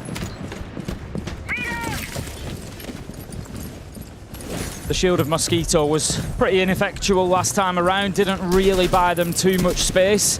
They basically gave what Fnatic, or took what Fnatic gave them rather. But for the time being, focus on the windows from Edward Gaming. I'm not sure about... We've seen this already from Blackbeard's previously, and I've got a bad feeling that this is going to end with a little bit of a solo push in through those windows and trying to force their way down onto Banana. I need to be very careful if that's the case. Often in Siege these days where you've got that shield, you want somebody with them there supporting because it's difficult, of course, makes them vulnerable to have to use their own weapons, so quite often you want that second gun with them. If you're rappelling through the windows, it makes it very difficult for that to happen. See Zofia below right now. Got to get ready for the Jan clear. Triple impact. Care for that in the late round. The Echo Drone coming out. A lot of info on the square side with the Echo Drone and the door seal. Calling stock windows and the top square control right now. It's big info coming out from Fnatic. Just knowing what's clear and what's not here. 2 on the windows right now. Blackbeard probably going to repellent. Clear his Pentatrump player. Going to use the flames to help get him in. Going to flame out Jan. Edward need to get a move on right now. They impact below. Impacting Ghost right now. Oh, was that Solus? That was a Solus impact. Yeah, still with direction. 3 explosives in hand. They bait him, he gets They're out. just not getting that location, are they? I think Fnatic are playing this really smart. Really They're kind of just teasing them with stepping onto the soft surface, but then they back onto that secure area where they can just hold themselves away from the Zofia, and I think there's a little bit too much time being wasted on this. Mosquito, the shield, as I picked up on, a little bit ineffective again, and that's a problem. Solus is the winner on that vertical angle. Very difficult to fight uphill in Siege. 40 seconds left to go and it's 5 versus 2. Fnatic like sharks circling this smell. The blood in the water. Deadshot picks up 1. Deepek with the trade, and that's going to be Fnatic taking map 1 away from Edward Gaming, and they are 1 step closer to a date with Furia to decide if they go through to the playoffs. Just very bad right there from Edward Gaming. Just a very slow round. Really letting the whole round slip away from them. And 2, you have the Capital utility on the windows. Allow that to go down. Let your Blackbeard get in safely. He repels in solo. The impact below. The Wizard gets both of them. And it's all desynchronized right now. Need to find a way to sync this up and speed it up because Fnatic are just really taking advantage of that and just actually stopping what they want to do. It is. So what an incredible first half that we're seeing here from Fnatic. They picked them up. That means Edward Gaming gets to pick the starting side. And even then, Fnatic still 5-1 that first half. They seem like they got all bases covered. We see that on the defense once again with a triple threat, as you were already saying as well. And then Wizard, what a map did he have. Yeah. We highlighted him as the highest rated player for Fnatic. Coming into this match, he is once again making that true. And it just seems like we talked about Edward, they played Bank, they played it against virtus.pro.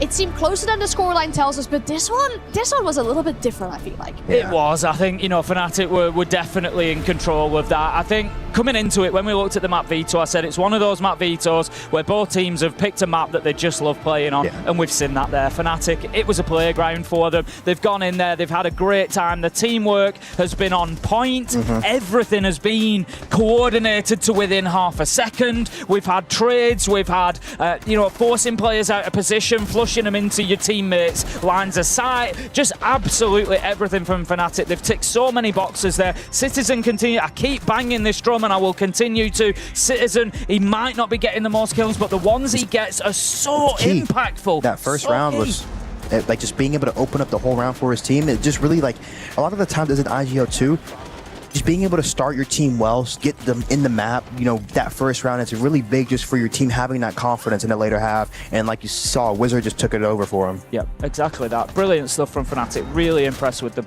Yeah, having that confidence and the mental as well has been such a good thing for Fnatic. We've seen them get active, we've seen them get loud as well with each other, and they seem to be confident inside this matchup here once again. They're now at a map point to continue inside this tournament. Of course, they will need the second map as well. Should they win that one, they have to go up against Furia, but those are thoughts for later. The first map here is done. We're gonna move on to Clubhouse after this.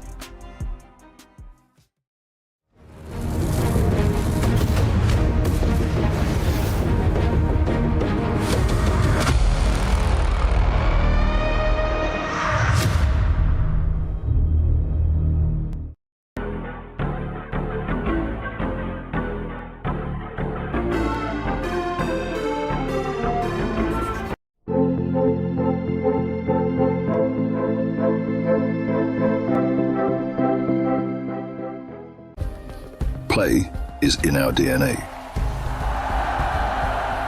Whenever we let it out, it becomes our superpower.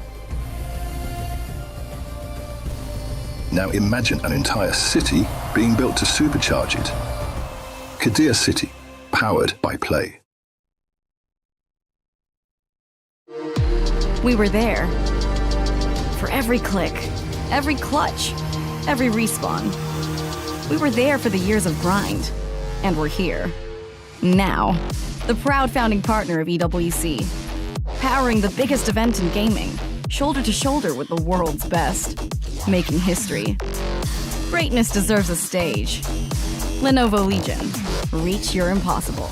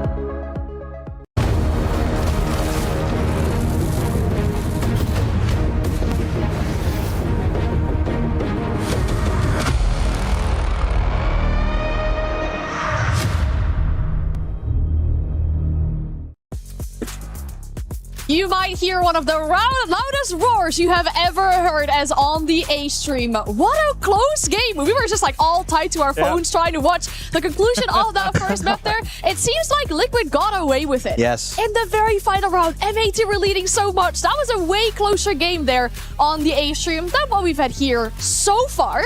At least Fnatic making quick work of Edward Gaming on map 1. Now going into map 2, Edward Gaming seriously needs to wake up if they don't want to see their keys getting crushed.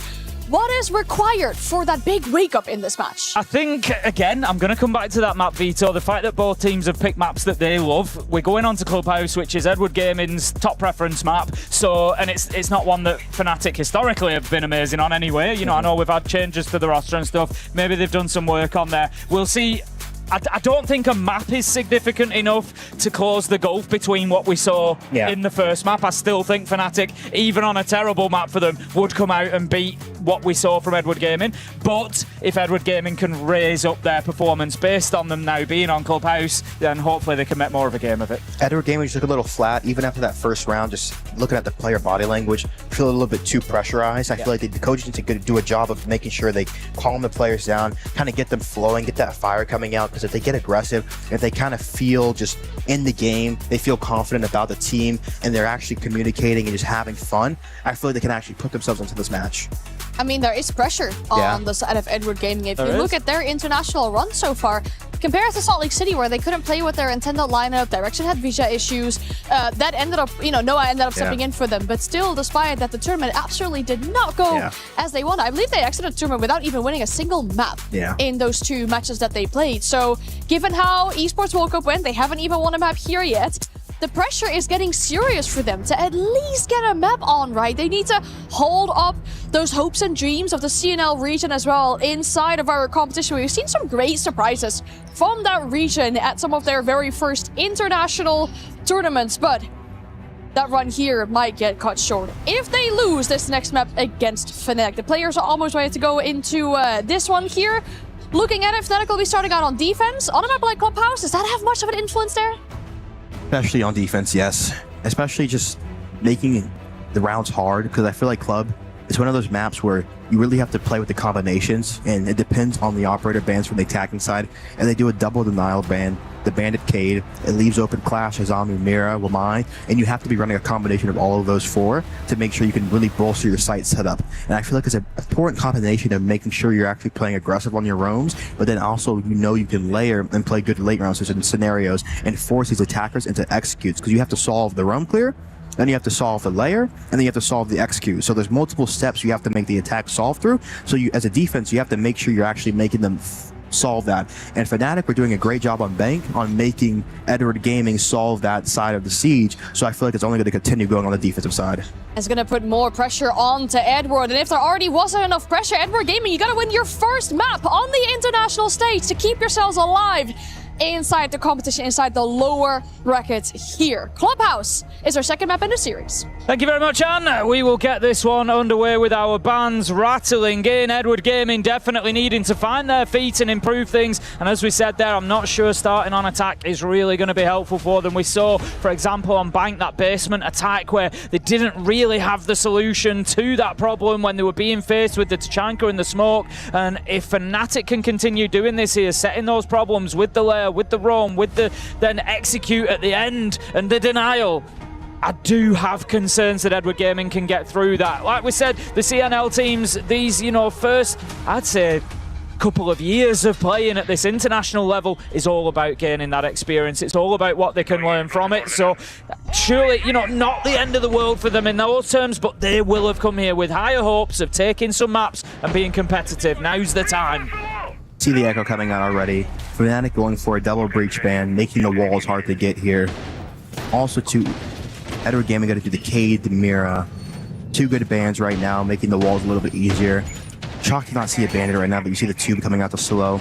The default extension usually is to do a double rafter reinforcement, have an extension going across the top to the master side. You play to fight for the master side, you play to leave one person in rafter, let him die, he plays his life, if he gets one, his job is done, and then you have the Echo 2 for the late round win con, because you're hoping to just burn that time with the Goyle, with the smokes, to force him into the execute, especially with the 2 round 2. You're really playing for that late round here for Fnatic. Edward Gaming definitely going to be playing for catwalk control here. They've brought the Monty, they've brought the Capitao. That screams that they're going to be trying to get up there and get aggressive onto them.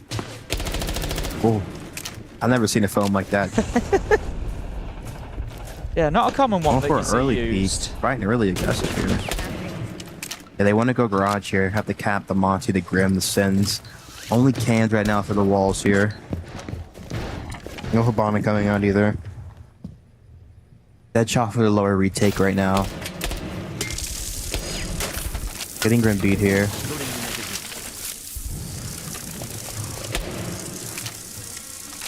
Kind of walking on the Wizard here. Pops a flame. Uses a delay time right now. Play well with his life. One inside the oil pit too here for Fnatic. I really like this so far from Fnatic. I think they're burning time fantastically well, nearly halfway through the round, and just the sheer amount of utility that Wizard has absorbed so far. If he gets a kill or something now, it's an absolute steal. I think they are aware. They're at least signaling that it could be a problem, but just seeing that drone does give Deadshot the heads up. He can try to take the fight, and again, he's just going to tuck himself away. He knows the challenge will come from above, so he's going to burn more time again. 1 minute 40. Edward Gaming still not in the building. Of course, here are 2 flames left. They need to use this Capitao right now. This is a big fight right now for Deadshot. He's wasting so much time here. Edward Gaming just don't really know what they want. Going for the clear. C4 comes out. Monty's down. Big kill. Great use of the Echo drones. You see the teamwork there. Get the kill on Deadshot on Oil Pit right now. They need to use... Where's his Capitao at? Flame this guy, please. Still outside of Kennel's There we window. go. There we go. In comes the flame. Not going to matter as Wizard just gets aggressive with it. Takes his man down. And it's like peeling this onion, isn't it? You know, you've taken the outside layer, but you've still got that core to deal with. And Citizen, he's going to make your eyes water, Dave. That's the problem. He manages to find the kill. 3 versus 2. Still got Yorkers on the board as well. 30 seconds left to go for Edward Gaming. And you feel like Fnatic have just eaten away a little bit too much at the defense. But the IQ is doing a good job of clearing out that utility. They're going to go in for the plant, but Bottom's going to take a lot of damage there. He can't stick it. He needs to move away. No more Toxic Babes on the side of Deepak, though. 15 seconds left to go. There is a Yorkar, however, though, and we've just seen it just moseying its way on in to deny that plant. Bottom is the one going for the plant again. Have they found the Yorkar? I think they have, but it doesn't matter. Gets aggressive. There's the kills. Fnatic take the round. Beautiful teamwork again from Fnatic. Again, Edward Gaming, just the steps. Get the low garage wall open, put your Capital in below. You already have the green bees going off, have him flame up. Your IQ should be making sure there's no echo camps inside of garage. That gets the Montaigne killed. They have the utility for it. They just need to make sure they're actually using it properly. I love that whole kill onto the Monty. We see it there, the replay perfectly timed. He pops the Goyo canister so that the Monty can't back out. Then comes the Yokai stun, then goes the Nitro. Just absolutely beautifully coordinated. I said it back on Bank, I'll say it again now. Everything is happening within half a second from Fnatic of when it needs to. They are so on point and in sync today. It's beautiful to Even see. that retaker, they didn't have the smoke. They thought they were playing close. Deep tech shotguns. They call they have to go deep. Citizen swings red, swings to get on the breach. Smith styles through to get to the deep spot. It's beautiful from Fnatic. Fantastic stuff, and it's going to see them moving down to Church and Arsenal with a 1-0 lead. Wizard is going to be castling off Bar, which would suggest there's going to be a top floor presence. They're going to open those hatches, and it just gives them that opportunity of sort of dropping back to start. I kind of describe it as being like a game of Kaplunk, you know, where you drop the coin in and it bounces off the pins. Kind of like that, getting back to start in Church and Arsenal. Doing a little roam right now. Playing for the kitchen side, the Bono side, and the top main side right now. Reinforced blue hatch. A lot of times you see a team do like the stock extension, drop a guy out with a zombie. Let's see where they have their zombie playing. Just playing secret side here. Leaving dirt soft right now. Bringing the ram out. Bringing the snake, the sledge. The execute's still weak right now. No smokes, nothing here. Gonna be mainly on the Blackbeard where they use it at here. The sledge ram is an awkward combo. I feel like you don't really need that much vertical pressure here, but let's see how they use it. Smith is going to be the one tasked with holding on The info on the valve too. Yeah, like I said, just absolutely, you know, swimming in info with those black eye cameras up on the top floor. I don't think you need the Nitro for the drone. That's going to go back in the pocket, but the challenge may well come. Reef is taken out elsewhere by Citizen. Good opener. Blackbeard is going to be able to force that roamer up on the top floor to just move back, but Deadshot will continue the fight and finds it taken down afterwards. But to be honest, the damage is done. That's the sledge gone. Sledge, ram, Habana. That's the whole round right there. 2 nades left on the Blackbeard. It's gonna be difficult. Citizen reinforcing right now, flexing a wall. Already into that next step of the round. They're gonna be forced to go blue side right now, or Moto. Moto's gonna be the only open hatch here. They're gonna have flames. They're gonna have the info on the Valk too. It's gonna be a tough round if anything. So much utility left for them to play against. 1 minute 30 left on the clock. The drone just being dropped there, I think, is maybe a little bit of a flank watch, maybe a little bit of a bait, or is he going to get himself to safety and go and have a look? I think he will, now that he has just activated that destructive ingredient. Stop anybody pushing for now. They're so deep right now, Fnatic, and they get their kills and they're already on their next play in the round. It's great round management, isn't it? You know, they know exactly what they've got, they know exactly what they've gained from that, and they're not going to give away opportunities. So now it's just, safely return to site. And that's what they set up for. That's why they had the castles. So, you know, quite often, I think you commented on it on Bank, we had Edward Gaming playing defensive setups and using utility, but never really benefiting from it. Whereas this way, Fnatic completely understand the win conditions. They completely understand why the setup is there, and they use it to perfection. They'll use those castles to get back to site safely, and then they can just sit on the keyboards, essentially. They don't need to do too much, just wait for those opportunities to present themselves, which they do. Final kills come in, and it's Fnatic 2-0. Looking confident. They might run away with this one. And no energy aside from Edward Gaming. It's just where you really need your coach to just help, just revitalize you, give you another edge to just get the heart back in it.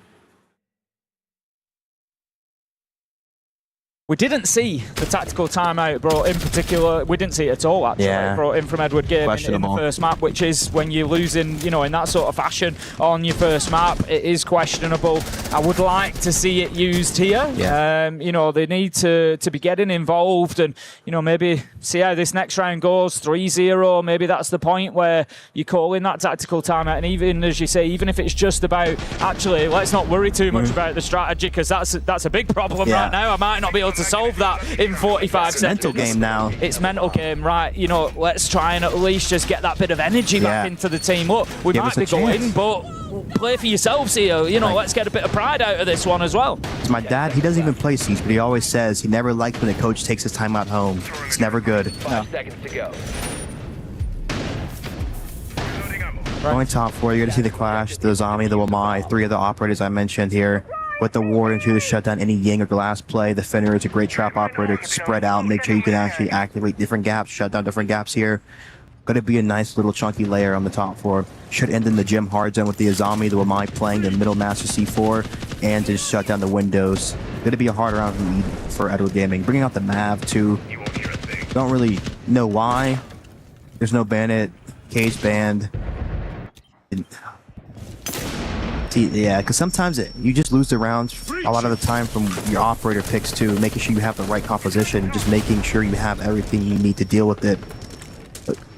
That's it. I mean, the entire hard breach is going to be revolving around the Maverick. Ace is, you know, Ace and Thermite are banned out, but Hibana is still a very real option that could have helped him here. Or, you know, they've got a couple of secondary hard breaches on bottom, so it's going to get some work done for them at least. But need to be careful here because Wizard is getting aggressive, and it's no surprise with the way that he's played so far. Turns his back maybe at the wrong time, but no, comes back to it as a look, finds his man, takes down Carpe. It's 5 versus 4, and another entry goes in favour of Fnatic. Smith on the Clash is actually playing really deep at the minute. He's gone back to elbow, and he's looking more towards main stairs than helping on this cache extension. But he's Snake right there too, Tim, so he just needs to just put a scan out and get the information on all of the extension, because Con, you see basically complete 360 of the site. Yeah, they're stuffing right now, going for this clear. The Clash is rotated back. Air jabs go out. Citizen gets one of the lurkers on Con side. It's all 3 server side now. One, yeah, that's bad right now. Walking into the complete front here. They might get stuffed. Nade goes out. They get the kill on D-Pack here. Witted so close, gets one. Flash needs to plant shield sooner. They're just gonna layer this here. Yeah, they're gonna layer it. Swing around the back, manages to take down Wizard, 3 versus 2, but as you say, Smith does back out and get himself a little bit of breathing space. Bottom has taken some damage on the Capitao as well, so it leaves us now 3 versus 2. Edward Gaming are in control of Stockside, but you just feel, of Cashad, sorry, but you just feel like they've paid too great a price for it. Smith now has the opportunity to start using that shield, start planting it, making life difficult, and he's just going to peek around like it's a mirror. You know that he's going to take this shot. It's so easy for him to get the kill. There could be a second for him as well. It's going to be Deadshot beating him to it. Fnatic 3-0, complete defensive rotation. And Edward Gaming look like they're crumbling right now. They do. My gosh. Just clean rounds, because you see they fight for that control. They give away 2 picks back, Fnatic, but they also know they have the Zombie, they have the Clash. They back up. They play the late round. Beautiful. Let's see the bands coming out. Expect Clash here, maybe a Zombie. Bandit. Monty Band comes out. They move all their pushing power away. Here comes the timeout. Yep, not too much of a surprise there. We see coach just wanting to have a little bit of impact. I think better to use it at this point than leave it too late, because this one is starting to snowball. Yes. Like I said, coming in, I think, in terms of the map picks, if we have a look at Clubhouse for Fnatic, as I say, it's 8th out of 9th preference. It's not one that they play very often. They're 1-1 on it in recent time. We last saw them play it a couple of times in June. They lost it to Heretics, and lost it to Virtus.pro, beat Heretics on there. So it's really not a great map for them. Virtus.pro beat them 7-1. They absolutely ran over them. It's not one that they play very often, and so there was an opportunity, it felt, for Edward Gaming to maybe come and take something out of this one, but it would also appear that Fnatic have definitely done some work on Clubhouse. They've recognised it as a weakness for themselves, and so I feel like maybe they've kind of baited that map pick. They've been, you know what, if Clubhouse is your favourite, you go there, because we've been doing some work and we're happy to play it, and right now they certainly look on top. Going back cash right now, you're going to see the zombie with my combination coming out. A little bit of a change in lineup. They're going to go for a more garage hard zone again, going to double up. A lot of times you see, there's a new strat too where you have the zombie play the swamp area, lower garage to contest lounge side, and you have the Wamai playing rafter, and the Wamai can stop his rafter extension, but then he also helps the zombie playing swamp, and you just make garage extremely difficult to take right now. You see the Thorn coming out, you see the mute coming out just to deny any info for the roam clear. The Thorn's going to be great just to hold gaps on the backside right now. Spinner or two. They have a good combination of util and traps right now. EDG, they're going to be bringing out the Day, they're going to be bringing out the Snake, Habana, Dope, Cap, Flores. Again, should be garage side with the Capital. Expect to see the Flores open this lower garage wall. Flores any Kivas, any barbed wire inside the site side here. The Snake's a little interesting here. You're going to go for a strip side lurk right now just to take that bar side pressure right now. See the Dopey putting pressure on the office hatch right now. Their main step is going to be clearing this rafter extension. Maybe bringing the Habana out to Habana this garage wall. You see a lot of teams like to do that.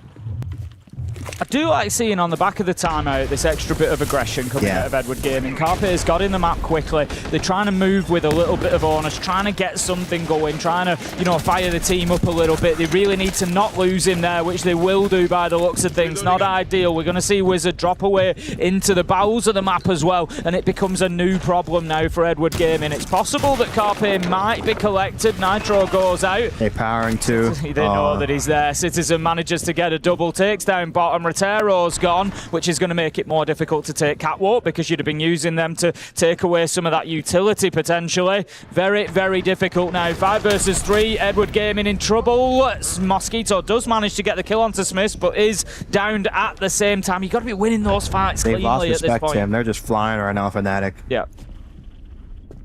He knows the bar lurk's coming. Oh, the timing. They both freeze. Calls coming out. 3v3 now. See if they can get this res off.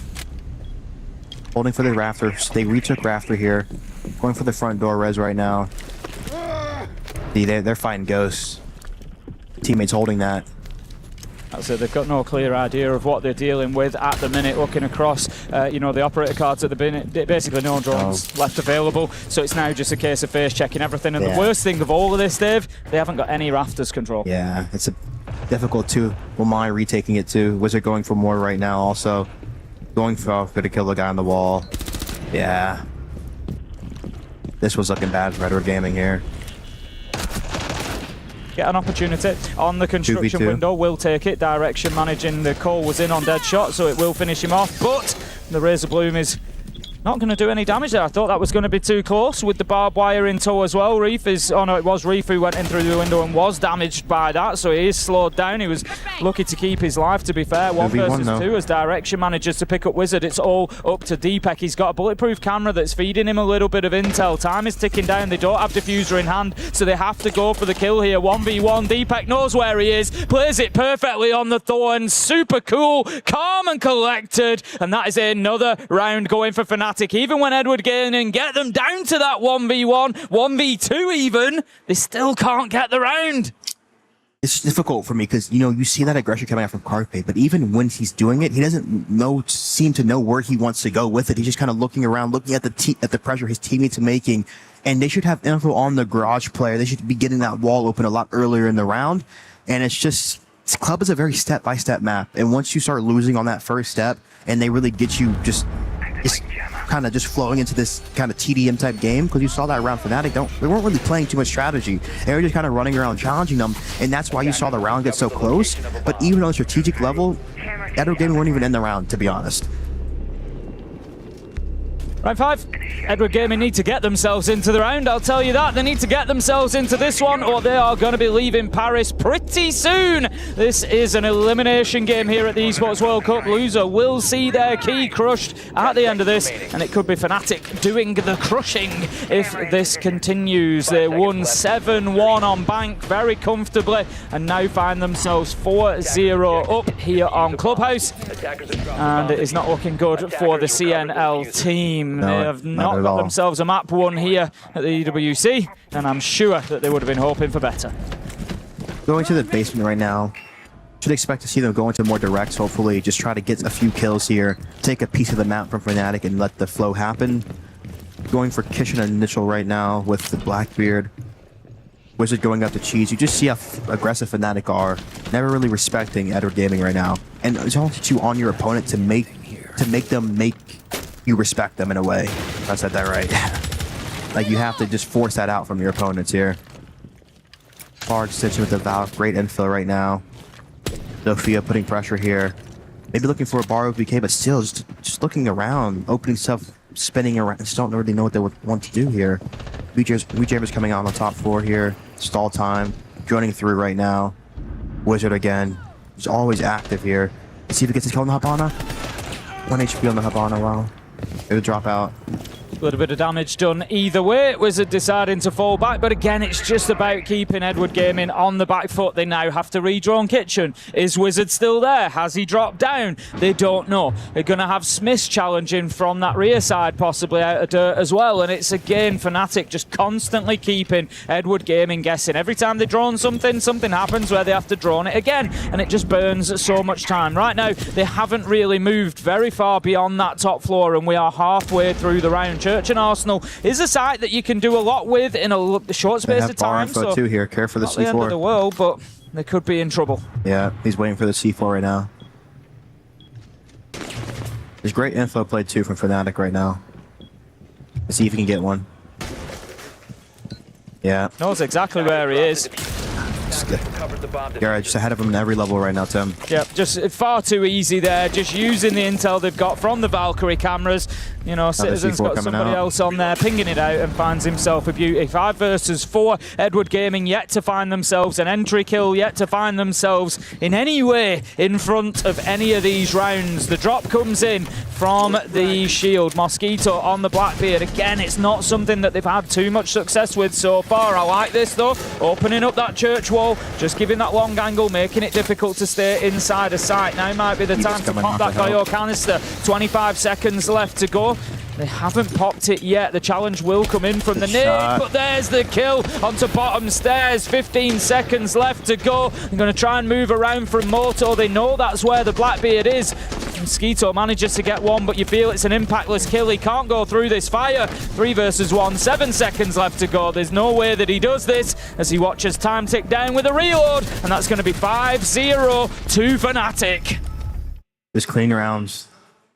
Just really clean rounds, honestly. The information game's killing them. Edward Gaming not solving for it, not looking for the cams. Even if you don't know there's a Val Cup, should still be joining for the Valkyrie cams, trying to identify the operators. They just look dead. Fist bumps are dead from the coach, too. Yeah. Funeral scenes right now, Tim. Funeral scenes. Yeah, it's like you say, it seems like they've kind of accepted their fate here. The thing is, I don't want to say that they know which way it's going, because as a team you should never know which way it's going. It does look like that, though. I'm sure it does when you see, and I think that's something else that the best teams do well. When you see, these performances where we see that 0-6, that 1-5 comeback, that fight back in, I think that's about a stubbornness, a refusal to believe what your eyes are telling you, a refusal to believe that this is over. Whereas to me, those guys right now, they look like this is over. I remember being in the game too when we had call-up half to sub on Mistral if we were playing against Sonic's first game of the stage, and we were losing. We were down 3-6 on Bank. And Forrest goes, let's keep it going. Like, we're losing, but he's saying, let's keep this going. And somehow we find a way to win the game. So it's always about believing in that possibility, always finding a way to reach deeper into the depths of your soul to find a way to win. Certainly looking tough for Edward Gaming at the minute, as the energy has definitely dropped within the team. Let's see if the performance can raise in the server. But honestly, I don't think it's just about Edward Gaming. We have to focus on the positive here as well, and that is Fnatic. Yeah. They have been electric. I think many teams would have struggled to be beating them today. Like I said, and I will say it again and again, if Fnatic perform as they have today, to the best of their ability, they can easily be a top half team here. They could easily go on to have a semi-final, a final. They could even win it, possibly. I know. They lost the FaZe clan too, so it's a reasonable loss. Yeah, exactly that. That's the only people that have been able to beat them so far. But I genuinely think they've got top 8 as a possibility for them. It's not going to be easy against Furia if they do make it on from here. But with the siege they are showing us, I genuinely think on their day, they could give anybody a game. Going for plays here still. Good info from Edward Gaming coming out right now. Here's a master bed C4 I'm talking about. Going to be very crucial here. Great info too. And honestly too, you see this Denari setup coming out. It's not on the windows to see them from the window, but they're right below. So if you do hop in, you might instantly die to that. So they're going to have to care for it. This Grim's going to have to care for the C4. Let's see. Let's see if it goes out. Good. Boom. Misses it here. Doubled up on the windows right now. Getting aggressive together. Foams off the gym window. Info in. Playing for the gym clean right now. Staying aggressive. C4 from below. They're going to kill the gym player. C4 comes out. Kills the snake. Beautiful. Great trade back. Amazing. A thread in the eye of a needle there with that nitro to get it out onto the balcony. Absolutely beautiful kill. Just again, Fnatic always finding a way. The shield just bullying the Warden a little bit at the minute, but is being fought back. Mosquito's found himself a little bit solo here. The nade will chase Deepek away for a short minute with 55 seconds left to go. Edward Gaming, are they poised here to get themselves their first round win on Clubhouse? Going to be on the retake right now for Fnatic when the play comes through. They sprint through right now, retake up short, style through. They need to kill the guy on the site on the reach right now. Gets a trade. One windows. Okay. 1v3. Edward Gaming round should be. Uh-oh. Deepek in the clutch. Mosquito shuts him down. Yeah, Mosquito having a better round on the Blackbeard there. I've been a little bit critical of his shield play so far today. It's not been the most impactful, but he just basically marched through the middle of site there, took a lot of attention, created a lot of distraction, and the kills came in around it, and then he picks himself up a double at the end to close out the round. Really good stuff from Mosquito there. So Edward Gaming get themselves one attack. This is now their opportunity. They've got that one. If you're only, for me, I've always said, if you're only going to win one round, win round 6. Yeah. So you can at least carry that momentum into the second half and they go on to the defense. Surely they've got to be more comfortable here. Yeah. Let's see here. I'm really excited to see. I hope they can bounce back, but even though they're winning that rel, I just don't feel the passion, the energy. You really need that just as a competitor, that fire to make sure you're actually, when you're winning these rounds, you're trying to just ignite your team. You know, we used to talk about it, it's like a candle. You know, your teammate's a candle, and you have to realize that when your teammates' candle's dimming, you have to be able to give energy to your teammates. Then also, when your candle's dimming, your teammates have to know when they need to give energy to you. And that's very important too on your coach, making sure that he can see each player and recognize who needs what and who is where in the mentality and how you can actually get the best out of your players in these high pressure moments. Fascinating stuff, Dave. It's always a pleasure to have that insight into, you know, the actual workings of being sat in those chairs, because ultimately, you know, that's what we all come to watch, and that's the mentality that none of us can understand unless you've been there, unless you've sat there and done it. You know what the aims, the intentions and the thoughts are. So 30 seconds left on this half-time timeout. Edward Gaming need to just, the coach is now talking away to them, trying to give them, I think, that blueprint for the second half on defense. What is the plan here? What's the rotation? What is going to be the focus? You know, we're going to play with an intel focus, or we're going to play with a denial focus, a roam focus? How are we going here? I think they need to be careful. It's always such a difficult balance, I think, for teams to manage, because I feel like coming out and taking gunfights in a heavy roam strat here would be a mistake against Fnatic with the way they're playing at the minute, because I feel like they are going to section this map off. They're going to close players down really quickly, put you in bad situations, and pick up a couple of entry kills quickly. But at the same time, if you don't take the game to them, you're going to give them so much time. You're going to give them so much time to come in and take map control and kind of do whatever they want. And it really is a difficult, almost impossible question for Edward Gaming to answer. It's easy to sit and say they need to start winning some gunfights. But when you're against Wizard, you're against Citizen, Deadshot, Smith, Deep, I could name all of them. Yeah. It's going to be difficult to do that. Of course here. Team the Grim Band, Team the Cade Band. Mira 2, Ying coming out right now. Okay. Gonna leave the shields up, but leave the Capital up. Gonna be going basement first. Vigil already tells me it's gonna be a roam here. Smoke. Warden. What else, guys? Picking slowly here. Might have got auto-picked right there. Looked like it. So, a little bit of indecisiveness coming out from Edward Gaming, especially after a timeout, too. Yeah, you kind of expect them to come into that round like, right, yeah, this is the plan, and just straight, you know, picking the ops and getting straight into it. But like you say, maybe a little bit of indecision creeping in. Doing the Nari setup for Moto to shut down Moto Hatch right now. Look to see how they want to use this Vigil in their round. You can expect to see them look to opening kill or to fight this Vigil early. Fnatic, let's just care for the info, see if they spot him out right now. I think the problem for Carpe here is I'm a little bit concerned, unless maybe Bottom joins him. I guess Reeve could. I'm just a little bit concerned about who's going to join him on the run. I feel like he's going to be very isolated, and he's going to be playing this. And like I say, I expect Fnatic to just, you know, carve this map up quickly, go in and corner him and cause a real problem for Carpe. Going for a spawn peek here, see if this nets anything. Damage will be good too, especially on the Boss G. Oh, pulls off of it. That's siege timing at its finest. Yeah, just backs out that little bit too early. Thinking about going and having a second look. He might wish that he hadn't if he does, because that angle is now being watched. The Vigil not really too much out on the roam, to be honest, at the minute, just on those blue stairs.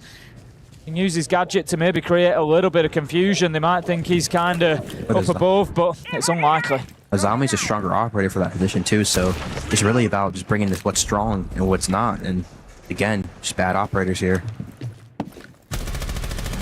They already have map control here. It's just taking dirt control too. Oh my gosh.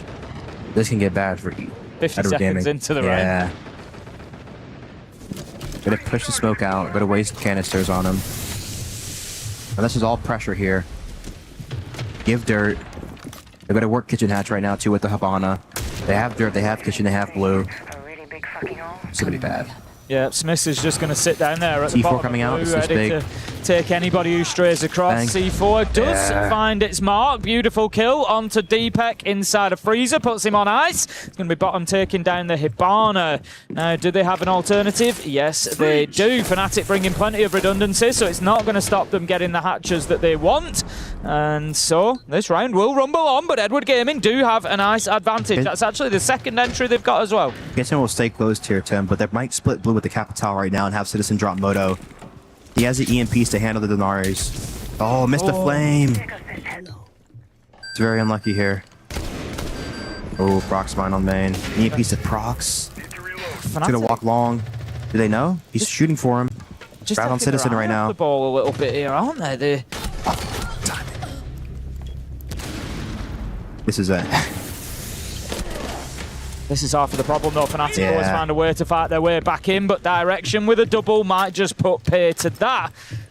Prox alarm will go off again because Yes, it was there only it is. EMP temporary. I feel like Fnatic just took their eye off the ball a little bit there. I think we're starting to see why maybe Clubhouse, you know, it's not one of their best maps, and we do see a couple of elements there where the Nitro into Freezer, I mean, that's an old one even in ranked terms. You know, you've got to expect that one possibly coming up through the floor. You've got the Prox alarm kind of being missed. You've got, you know, all these little things going on. The fire on the hatch, that was a big one. Yeah. Missing that flame down in behind the generator. You know, a really tough one for the Capitao to take. It does give Edward Gaming another round. It's still 5-2. Fnatic have got a decent lead here, but just a couple of signs there that looked very un-Fnatic compared to what we've seen so far today. Seeing good energy too from EDG. Let's go. And this is the thing, sometimes when you get yourself ahead as a team, it's about keeping yourself on top, isn't it? You know, if you've got your opponent down, you got to keep them pinned down. You got to keep that energy low. You've got to do everything you can to exactly that, you know, prevent them from getting back into things. Hey, going Jim right now. Maybe running a little extend on the cash side. Shield, my top red. C4 capability 2. Bringing the Capital out, bringing the Zofia, the Glass. Thermite. Could be something quick from the Logi side. Deimos below 2 could do a vertical entry. Thorn's gonna be good for the gaps. Water's gonna be good. Need to shut down this glass. The zombie will be nice too. Gonna extend the rafter side here. I wonder if they'll clear the two rafter extension here or they'll go for a site split. A lot of util on the red side and the garage side here. Go to thermite this wall for additional pressure. Need to be cautious, of course. We see the bandits of direction, just going to make that a little bit difficult for the time being, but I'm sure that they'll deal with that fairly quickly. Construction wall is going to have one of those pocket arc breaches used to open it up a little bit. That's going to make things difficult for the rotations back out. They need to be careful once trying to get themselves back through to site. Not aware that the bandit isn't here until they fire that in. That will give them all the answers. If you're wondering how that works, those stun grenades from Zephyr's primary gadget. Oh, beautiful kill from Carpe. Body too. They work based on proximity, so if one goes in, it will trigger if somebody is near it. So because the bandit wasn't there, there was no trigger, so it tells them that the wall was free to take. But Edward Gaming, third entry in a row. Dave. Here we go. They could be on for it. I know. Azami low HP here. Needs to be careful with his life right now. Make them work for it here. They're eyeing a tub side right now. One on the windows.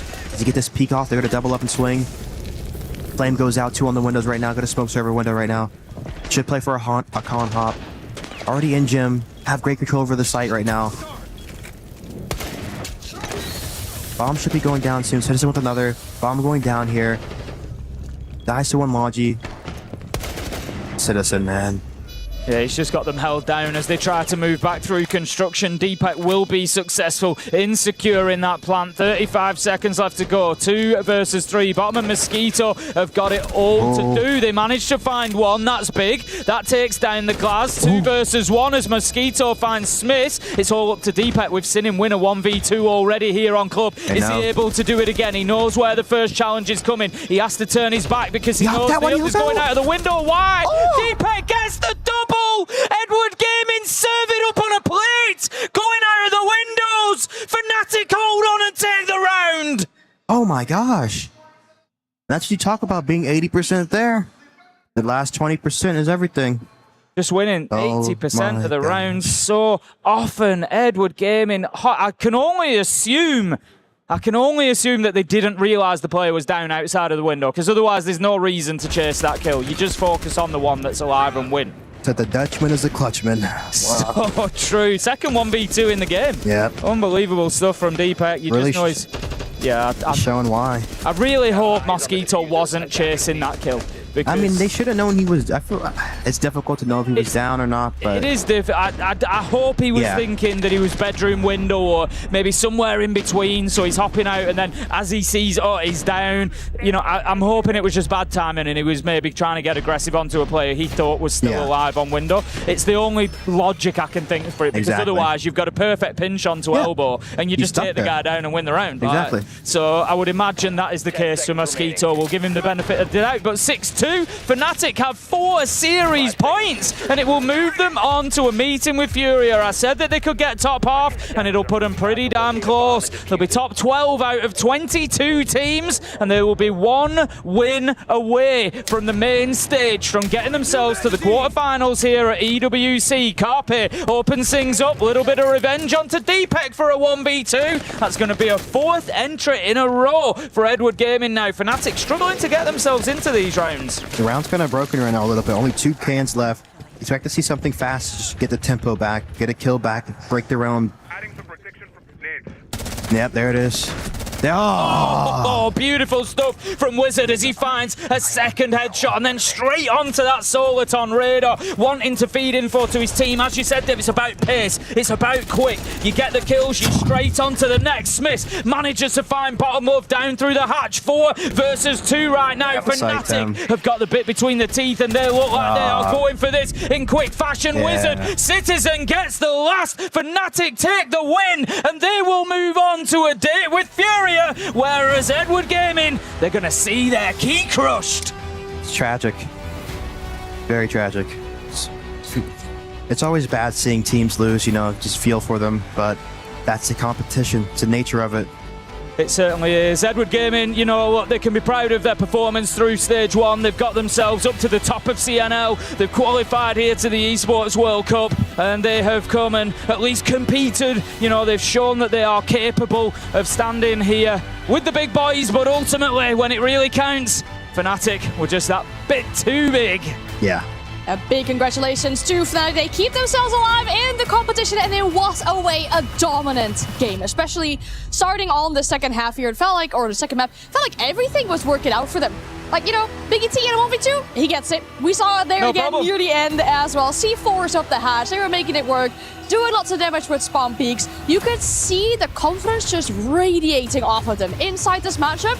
They were vibing with it, and I feel like getting these rounds on the board for them was so important on this map to make sure it didn't slip away. It didn't go to the third map.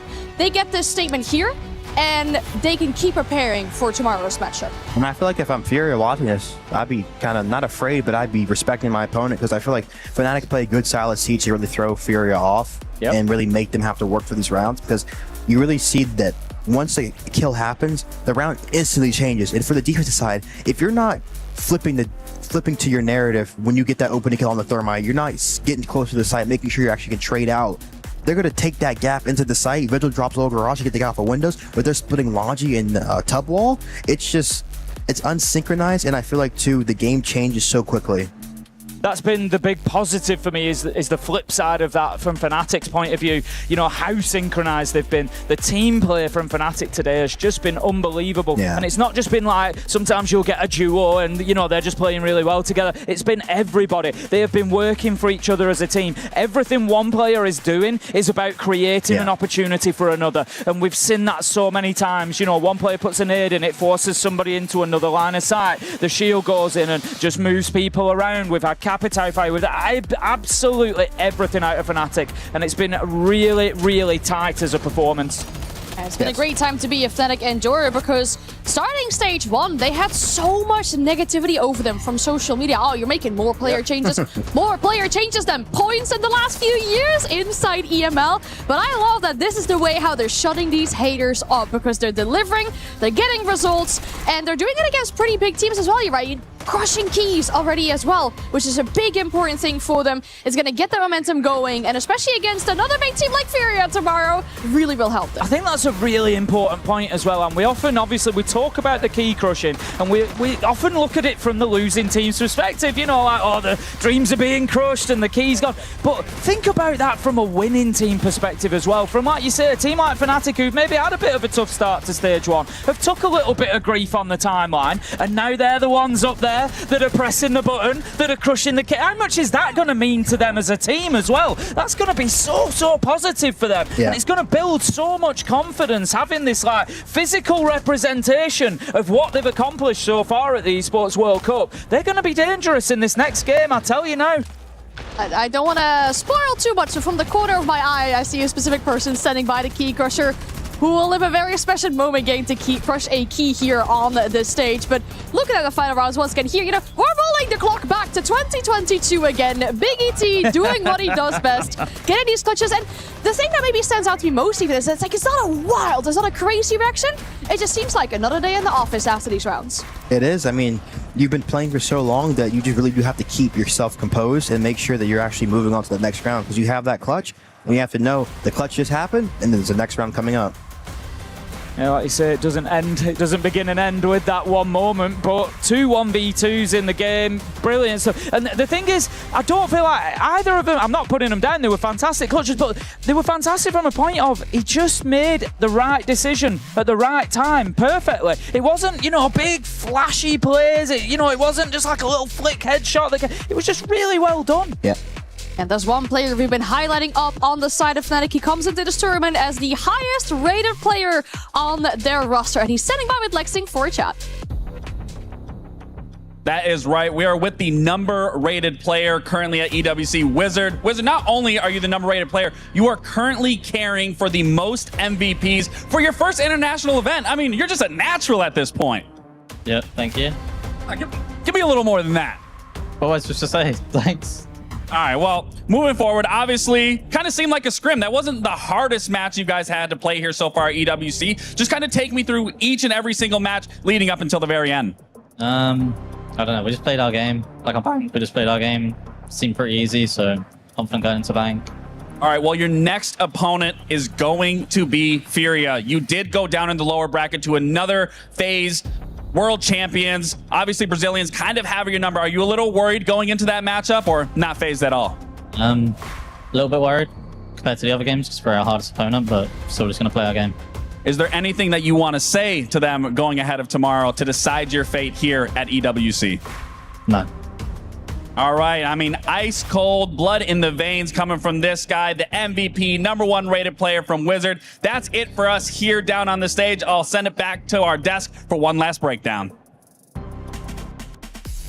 Wizard certainly doing most of his talking inside the game there instead of in the interview with Lexi, keeping things short and sweet there. And just, yeah. No. Yeah, no, don't want to say anything. I mean, to be fair, we've seen it backfire as well, you're right, with...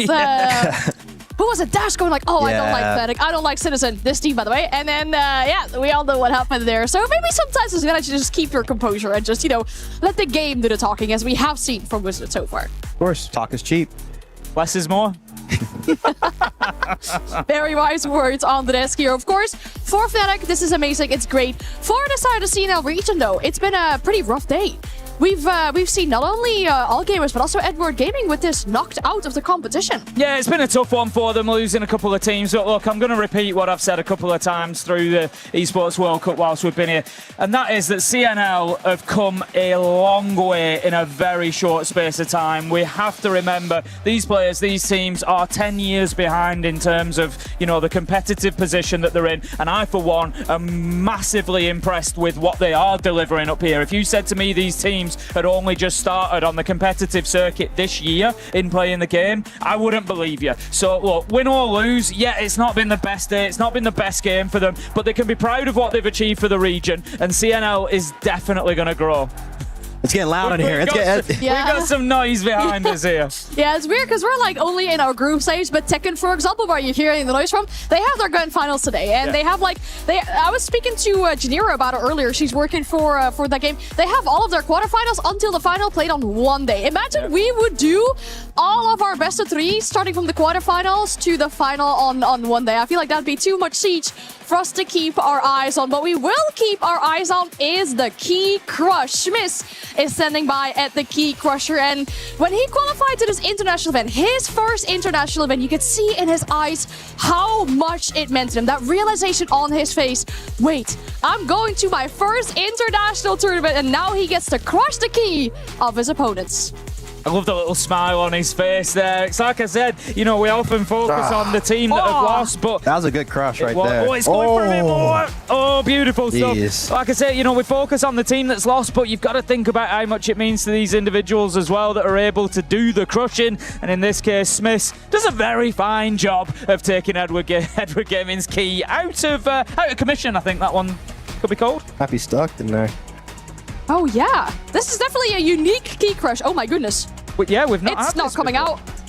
I think we might need to get a hammer on deck.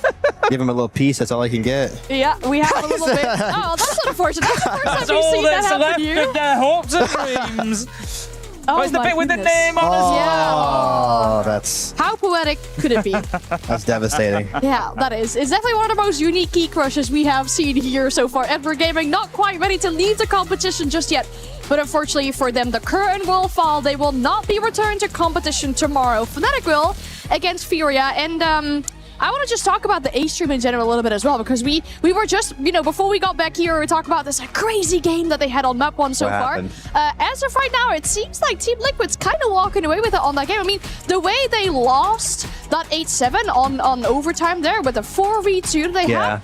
It affected mental. them? Like, it seems like it is affecting them for sure. Yeah, it could be. It certainly looks like international play might be a problem for this Furia roster. You know, we have to call it at a point. They struggled in Salt Lake City. They were phenomenal regionally. I said coming in here, they were one of my quiet favourites for the tournament. But all we've seen from them so far is struggling. And you say they could be on their way. it's unfortunate to see maybe the first team of NA to fall short inside of this competition here. But in general, on the B stream, that was it from our action here today. We've been treated to amazing Siege, something very much worth watching as we crushed keys of big opponents today in our matches. That again continues tomorrow. More do or die games. Either your key gets crushed or you make it to the main stage. We thank you so very much for watching. For now, enjoy the SEC best plays of the day.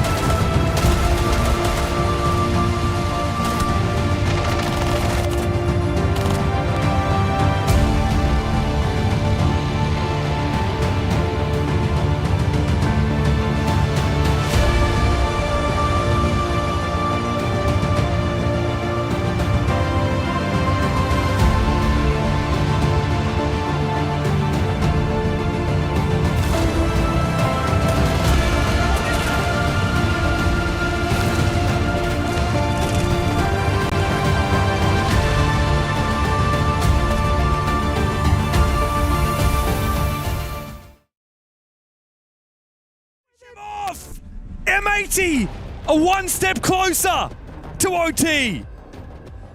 They chewed them up and they spat them out. They lured them into that hallway. Double fire pop. C4 couldn't run away, couldn't stick around. Again, a weak start for M80. But then, honestly, the defining moment for me is in the two platoons, Ashen and Savage, after Gunnar died, they just swung together and traded back right here, double swing. They needed that kill to get back to even footing. But if they had lost that individual gunfight, that could have very well been the round. It was all or nothing from M80, and it's exactly how they need to keep playing this. No fear, no hesitation.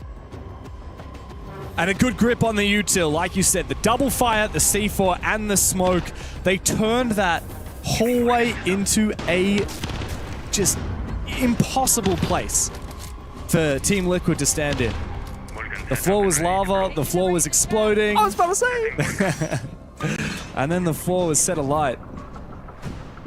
But now, back to that conversation of the perfect rotation. Now it's basement.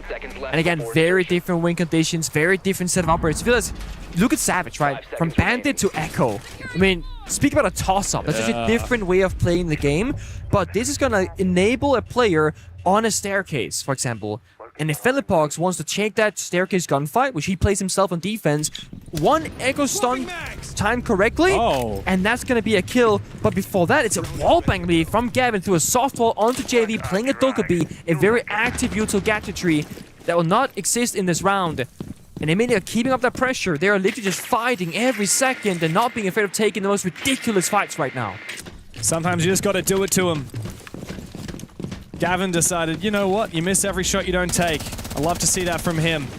Could we have a second overtime in a row? T-Law came back from 6-2 on Fortress. M80 are on the verge of coming back from a 6-3. Just gotta hold your nerve. Against Savage, it's gonna be the playmaker. Solid Twitch drone. So it gets off the roof. Looking forward in the ceilings, and they know the Echo's on the board. It's a bit of a bait and switch, right? Diffuse is trying to protect it. Perfect. He tanked the sap and gets the drone kill as well. So that's only one Twitcher now in pocket for KC. Is the only counter for the Yokais directly. And as long as Echo exists, Philippox has to be so cautious. Because anywhere with the shield, if he gets stun locked, will be a dangerous spot to be in. Yeah. So much work to be done by KZ on that Twitch. He has to find all of the traps, all of the Goyos. And also those Yokais, ideally. This would be huge. He's just waiting patiently for Savage to move that Yokai active. He sees it. It's the last shot. Running around. It is the last shot that KZ has before it recharges. He tries to get active, sees the drone, and takes down that first Yokai. Where are Savage's other Yokais? One on the blue stairs and one infiltration. That's the last two. And he's going to rotate one over, surely, to help out his team. Yep. So Ashen now is going to have less support playing by the staircase right now because they're worried about the frontal attack from Warehouse. Once the Yokai gets here, they'll see, okay, right now there's nothing happening. So it's a tough call now for Savage. Do you keep that drone as a flank watching tool, or do you rotate it back to help Ashen playing by the filtration stairs? Well, they made the decision for them. Ashen will give up the staircase control because of 60 seconds being left remaining. He's going to play by the bomb site itself. So I made his win condition with every single is changing. Oh no. The Thorn Trap does reveal the position. Nade is now slowed down, but Philippox somehow managed to evade it, so he can keep march on forward. And you're right. M80 elected not to reinforce that wall, that typically teams that would fall back would close up. Look at Ashen, though. Ashen has a position. Wait, with a swing. Oh, what? This is a very aggressive play from Diffuser. KZ reads it. All or nothing. It is indeed all or nothing. 25 seconds as M80 need to win this. It is indeed too early. The Nitro Cell comes out, doesn't land its mark. We need that Yokai to get active, but Nade will punish Ashen. Team Liquid Alienware are on the verge of knocking M80 from the tournament. But they need to get into the building right now as the Americans hold their ground. Gavin is down. Savage stands tall. Mayan needs to find this kill as Philippox looks for a chance to plant. But M80 say not today. We are not done yet. To overtime we go for a second map in a row. M80, they have made some sort of pact with the Siege Gods. They must make a huge mistake in a round because they will clutch it later. A necessary sacrifice. The mistimed, miscommunicated play there between Ashen and Savage could and arguably should have lost them the chance of OT.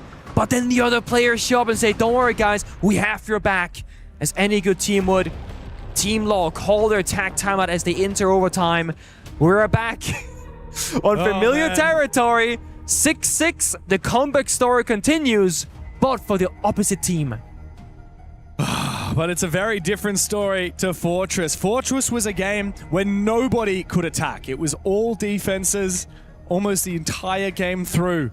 This has been a very different story here on Lair. We've seen these teams changing their playstyle, adapting to each other, and clutching up in dire moments.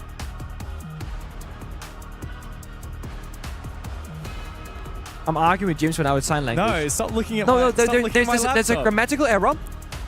That right there, the G, that part. No, isn't that grammatically incorrect? Yes, but that's fine. Okay, as long as you don't mind. I'm just saying, if I was you... You're looking at my notes and judging my notes. No, I'm sorry. That, you know what? I shouldn't have done that. I fixed the grammar for you. Thank you. Okay? That's past my line. I'm going to go over here. Sometimes I write down some ideas while we're casting. But it was just misspelled. And I thought it was Thanks, grammar police. I thought you were going to trip up your own words. And I don't want you to happen for you. I don't sit here and read the bloody thing. They're just notes. Oh, okay. Shall go now. All right. Who takes notes and doesn't read them again? Why take them then? Have you ever heard of journaling? Sure. Diary stuff? Yeah, people do Dear not diary, read them today I misspelled the word and I'm so butthurt because somebody pointed it out. I'm sorry, James. Yeah, thanks, man. I'm sorry. Do you want to cast the rest of this yourself? I'm ready to walk off. Rob is right here, buddy. Okay? You say the word, I'm gonna get 2 bald men casting this match in OT. Oh, man. I don't think the esports scene is ready for that. No, not yet. It's too soon. Oh, man. We're into overtime, and I think that these teams are overcooked just as much as we are here on the desk, trying to get a handle on what has been such a heart-stopper. What happens now? M80 back onto the attack. It's been a long time between drinks for them. They only won 2 rounds of attack. One was onto the top floor, one was onto the basement. Right now, we go to the top floor again here from Team Liquid Alienware. Of course, the side swap makes things kind of challenging. You just found your stride on one side just to go back on the other. Finally, capital from M80 though. I was saying, where is this operator? It was missing the entire time they were attacking previously, and now it's the perfect counter to take down Philippox on the main staircase. Diffuser, do not die trying to do the big booms, okay? You're needed elsewhere for different things. It cannot be all or nothing. Yeah, he is, but there's no one there. They know. They're playing deep, like deeper in the bomb site, just like before where he died to the hatch. You gotta clear Philippox first. Get that main stairs control. Get up to a breach. Because once Philippox is dealt with, then you can breach the bomb site wall. Well, until then, it's too risky because you shoot off the Selma charge, which only you have 1 left in pocket. Well, there is no catch to try and support Philippox from the fire and from the Grimsby's. Wait. Back to big see booms. 3 big booms here. As Diffuser gets back into position, but Nade keeps on moving. Top fragger for Team Liquid Alienware. Big scalp to take if they're able to find him. He is still standing above soft floor. Here comes the fire. That's what they need. Savage rotating in position to take down Philippox. Oh, good smoke though. Yeah, the smoke will slow him down. The fire will force him back. And finally, the kill is delivered. It's on to Gunner though, from JV. Team Liquid strike first, somehow out of nowhere. As M80 try their best to push Team Liquid back, but they have struggled to find any kills to go with it. Would have been such a beautiful time in there. The fire to force back Philippox to go big booms right beneath him, but only 1 went out doing damage. He stays alive. Now prone the floor inside a server, holding that first push. I still think M80 are in a great spot to go for a plant here, but the issue is they haven't broken that bomb site wall because Gunner died. So they gotta get Diffuser all the way across the hallway, start breaching the wall, then the second issue appears because he just dies in the path there. So now the wall will not be opened up. They cannot go for a plant. Nade's picked out again. M80 now. How do they get into a plant position? They are struggling to do so. Savage tries to get active with the smokes. This is so desperate. He goes all the way back. Casey has the angle. Skybridge. KZ. He can deny the plants. Oh my god. Massive clutch from KZ. 1v5 for Cav. It just ain't happening. Philippox to shut him down. A flawless round to cook up yet another match point for Team Liquid. Another round, just like on Fortress, where M80, that could have been their flawless victory. If the Fire-Sophia combination gets that Philippox kill, they get the bomb site wall, they don't lose the Heartbridge operators, they go for a plant, and Casey doesn't find the kill on Skybridge, it's absolutely free. But all the things I just mentioned did not go Cotton's plan, they went the opposite direction. Completely in the wrong one if you're an M80 fan or player. I mean, look at this Heartbreak, he was slowed by looked like the bar fight, but it was the... I'm not sure. He couldn't sprint, I guess, because there was a bench on the floor as well. Yeah. So he couldn't sprint, and he couldn't see, and he just dies, and then the wall doesn't get opened up, and the step 1 was never fully accomplished, but they were trying to do step 3. So tunnel visioned on getting that kill from below, on clearing out Philippox from the stairs, on taking control of bathroom to have lateral pressure. They never maintained control of Skybridge. Even though they breached the external wall, Yeah. they never breached the internal wall. You know, you could argue here, if you want to do that kind of play and, you know, not give attention to Skybridge, if you're on the outside wall, if you breach the right-hand side, you can still plant default. But by breaching far left, you are opening up your angle to yourself. It's funny because M80 did that exact play on Yeah. the defense. Gunner got 2 kills from the Same exact thing. We just saw KZ get 2 from. M80 know exactly what to do, they just can't do it. They keep making critical mistakes, and that pressure is just getting torqued up tighter and tighter. As M80 find themselves for the 4th time in a match point loss position on the verge of elimination. Setting up a sequential breach. I feel like whenever we see T-Law on the attack inside an OT, it's a very different stylistic choice from them. He's probably waiting for the door to be barricaded, and if he goes for it, he just runs away okay. Because often when you break a door early on, you barricade it now for your flank watch, and you can get caught in the middle of that animation. Do you reckon they subbed out Nade for Handy between maps? Because he got... As I said, who would know? He got 3 kills in the first Yeah. game. Now he's got 13. I'm telling you, having a twin brother playing in the same game at the same level for very similar... Okay, it's Davey. You know, I'm not even surprised, because if there's one player that would mess that up, it's Davey, okay? Guy's a troll. Let's go back. You were saying that Nade and Handy are going to do the parent trap or something? Yeah, oh my god, that's a great movie, yeah. It's, nobody would know besides the players that are in the voice comms with them. Like, I couldn't tell the difference. There was actually a content piece that happened in a previous event where they had different pro players guess it was Handy or Nade. Yeah. And they got it completely wrong. I think Asher was a part of that, actually. He was like, oh, that's Handy, I know for sure. It wasn't. They are twin brothers. And they've both lifted a hammer. Yeah, incredible. Incredible. Both are against each other as well. Yeah. Imagine the family dinners that they have. Oh boy. Well, M80 certainly won't be having a family dinner after this if they struggle to clutch up here.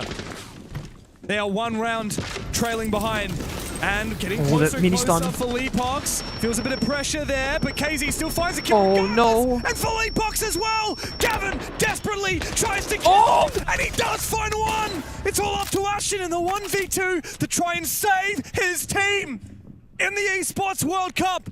But Nade may well just be about to target him with that Dokkaebi.